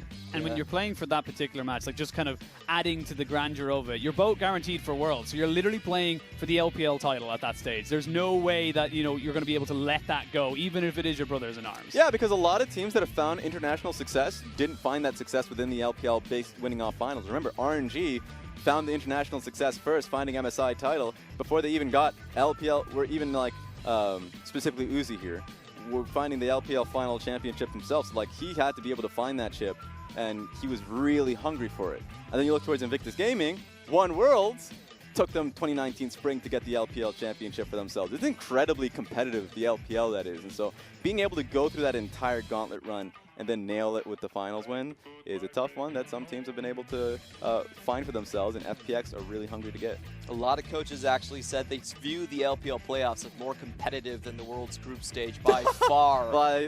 You know, it does prove the point that both RNG and IG had found World success and then found the LPL championship. So that's just how competitive it really is going down to it. And we still have 3 teams left that have a chance to clinch that LPL championship for themselves. RNG, Top Esports, and FPX that advanced today. And to be fair to that point, that's very true. A lot of the times, if you want to have aspirations for championships at Worlds, you need to have a strong enough region that sets you up for that. LCK has always had a really tough position in which you're gonna, like, sure, you're fighting really heavily to get out of there because it's the 4th place teams, it's the 5th place teams that are stronger than a lot of the international 1st and 2nd place teams. So it feels like since, for me, when Franchisement came through in 2018, you finally had an environment in which the top 5 teams were super competitive and worlds ready, like JD were at the time. And so JD, Rogue Warriors, they all could have been in an international tournament and would have done well in the group stage. So this is all looking pretty far forward towards Worlds itself, but if we're just talking about the immediate future, an immediate future of FPX versus RNG or FPX versus top esports is an exciting one for me. I was going to say, like, this was the FPX we wanted to see. This is regular split FPX. This is the transition towards that kind of like top tier team that we've been waiting for, and they just look good. Yes, because that curse was a thing that so many people were worried about. The curse of Doumbé performing well in the regular season, getting an MVP for himself. Now, of course, he didn't get MVP this split. Maybe that's the ticket. I'm just going to put that out there for everybody. Before you go on. And then finds himself, you know, really struggling to get there. But who got MVP for that one? You mentioned his name just a few seconds ago. It was Doumbé who picked up the MVP in that game. And can you blame people for choosing him? He had a monstrous game on this rise. Totally worth it. 400 CS collected that over there. And the side lane potential from Doumbé is what really separates him from a lot of different mid laners. I don't think there is a split pusher and a shot caller coming from the mid lane on any other team. He's able to do both with Rise, have the late game potential, and that's why you always ban it away from him. I'm kind of sad that they didn't show us the damage percentage in which he had. They're just showing vision score. But at the end of the day, it was the damage that really made the difference. This team fight, you respected the damage, especially when you thought you were in, you're inside the Lamb's Respite, you can last a little longer. No, blinking red HP bars, you need to get out of there. There's twice in this series that Doumbé was able to outpush the split pusher coming from BLG, shutting their composition down, and not much they could do for it. Just watch this rotation go down from Doumbé as he takes Kuro's life with just that single double overload, killing him instantly under tower. And a 4v1, he comes out with a 1v1 trade, and this actually looked kind of okay for the side of BLG, but even then they had to invest so much just to kill off Doumbé. And, it's very rare that we have a game where, the team that lost took 2 Barons. Yes. Like, it's kind of crazy for us to be in this situation, and for as much praise that Doumbé is getting because he and Tien were that, like, basically the puzzle pieces alongside Warhorse that turned this team from a 7th place team that was barely scraping into the playoffs to a championship contender now. And so that's pretty exciting. Another thing too is, at the end of the day, it's not as if the other players are bored. Like, they are great players. Like, they are top 4, top 3 in their positions. LWX this split has nailed himself as a top 3 AD carry pretty easily in the LPL. And then you look towards top side, Gimgun, I've already said that he's right now the best top laner in the LPL. Incredibly good on weak side, incredibly good on strong side. What we've seen numerous times off his Silas play, GP play, and I think the Renekton play is a really good one as well. But at the end of the day, you respect these players for being spectacular talent that is now pieced together and working as a unit. Yeah. I would not be surprised if when the top 20 players of Worlds comes out that all 5 of these players are in that one. But I do believe we have got a winner's interview going to be translated by the glorious Clement. I can try my hand at it. You can try, but I'm going to stick with Clement. And we're going to send it down to the stage now. Hello， 欢迎来到赛后采访环节，我是主持人雨薇。首先恭喜 Welcome FunPlus everyone 拿下 to 本场 post-game 比赛的 interview. 胜利， I'm 成功 Wei, 进入到了我们的 post-game 总决 interviewer. 赛。那我们赛后采访邀请到了林伟翔 We 和 have 战马教练。 LWX 那 and 在这里先 Warhorse 跟大 on 家打个招呼 stage. 吧。 Can you say hello to everyone? 大家好，我是 FunPlus 的 Hello, I'm 林伟翔。 FunPlus's ADC, LWX. And hello, 大家好，我是 FunPlus 教练战马。 I am FunPlus's coach, Warhorse. 好，欢迎2位。那也是让我们跟随着 Happy 一起进入我们的 Happy 欢乐时光。首先第一个问题要问到的是，我们都知道 FunPlus 一直在常规赛是一个领跑的状态。 FPX has always been a leader in regular split, but during the playoffs, it seems like you guys have some sort of curse. Were you very nervous before the games? 紧张的话没有，因为 In terms of nervousness, I wasn't. 哇，还是非常的自信的。 And we were very confident that we could defeat our opponents. 第一局是一改以前比较稳健的运营风格，拿下了比较主动的一个 The 阵 first 容。 game, 那么当时第一局被拿下之后， BLG actually played a very aggressive composition and defeated you. How did you adapt following that opener? I feel like we were a bit rusty coming out the gate, so our performance was worse than normal. After game 1, I just tried to cheer cheer them up and say that if we played our style, we could secure the series. You have always selected more dominant bot lane duos. Did you specifically aim to make that the break point? I think we're just going for the meta, and I think in this meta, the bot lane is the easiest lane to get advantage out of, so we just try to invest heavily there and get a lead. LWX today we saw you go behind the tower and just get multiple solo kills. What was your biggest upgrade this season? I feel like I just die less. This split you were the second highest in the MVP votes, and you were also the king of the Slayers. You got the most kills in the split. What do you have to say? I really want to thank my teammates and thank Warhorse. They gave me a lot of good tips. In game 5, it seems like it was very tense in the situation. How do you guys communicate that?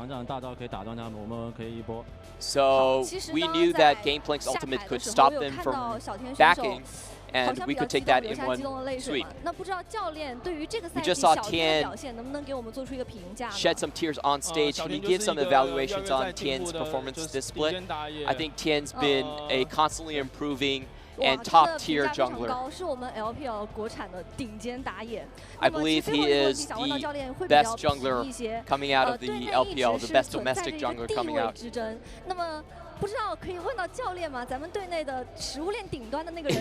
Can you explain the food chain in FPX? The top of the food chain don't really, they're not, they don't have the guts to go against me, but I can tell you who the lowest person on the food chain is. It is LWX. Why is that? Well, LWX has the best demeanor, so he can take a lot of jokes, and that's why he also gets a lot of shit. So it seems like the coach definitely is the top dog on the team. And we're going to take a question from the fans. Recently, a lot of fans have been saying that you look so handsome. When you hear that, what do you feel like? I think they're absolutely correct.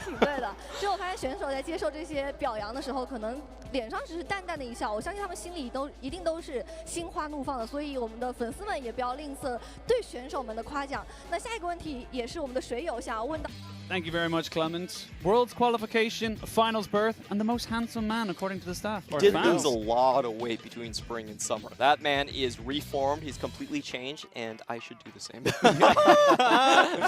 Give me some energy. Give me some of that fat. I do need it. I need it. People know that. So bringing us back then, obviously, back to what we're looking forward to, of course. We got to look forward to tomorrow's games. Who is going to be going up against FPX? FPX locked in. Tomorrow, it's going to be you guys and Hysterics casting RNG versus Top Esports, and this one has a couple of people divided. Yeah, this is a really tough one. For me, RNG trumps because of their experience. They've been here, they've done that, while Top Esports has not really shown a very stable performance during their playoff run, and that is going to be my biggest difference maker. RNG is just the veterans of the league, and I think with their bot lane, they should be able to trump over. I don't think there's a single person out there that can make a correct call except for King Rastradamus. I'm sorry. Okay, go ahead. What's your call? No, I lied. I haven't. No one could. Because at the end of the day, no, I would come in, and I'm just gonna make a spoiler alert. By the way, is that I think that RNG is a team that should be able to take it, but like should be is such a contentious word because for Top Esports is the higher seeded team, looked far better. In the specific matchup during the regular season, Top Esports got the better of RNG. And so at the end of the day, we're just talking about pound-for-pound talent. Top Esports should do it.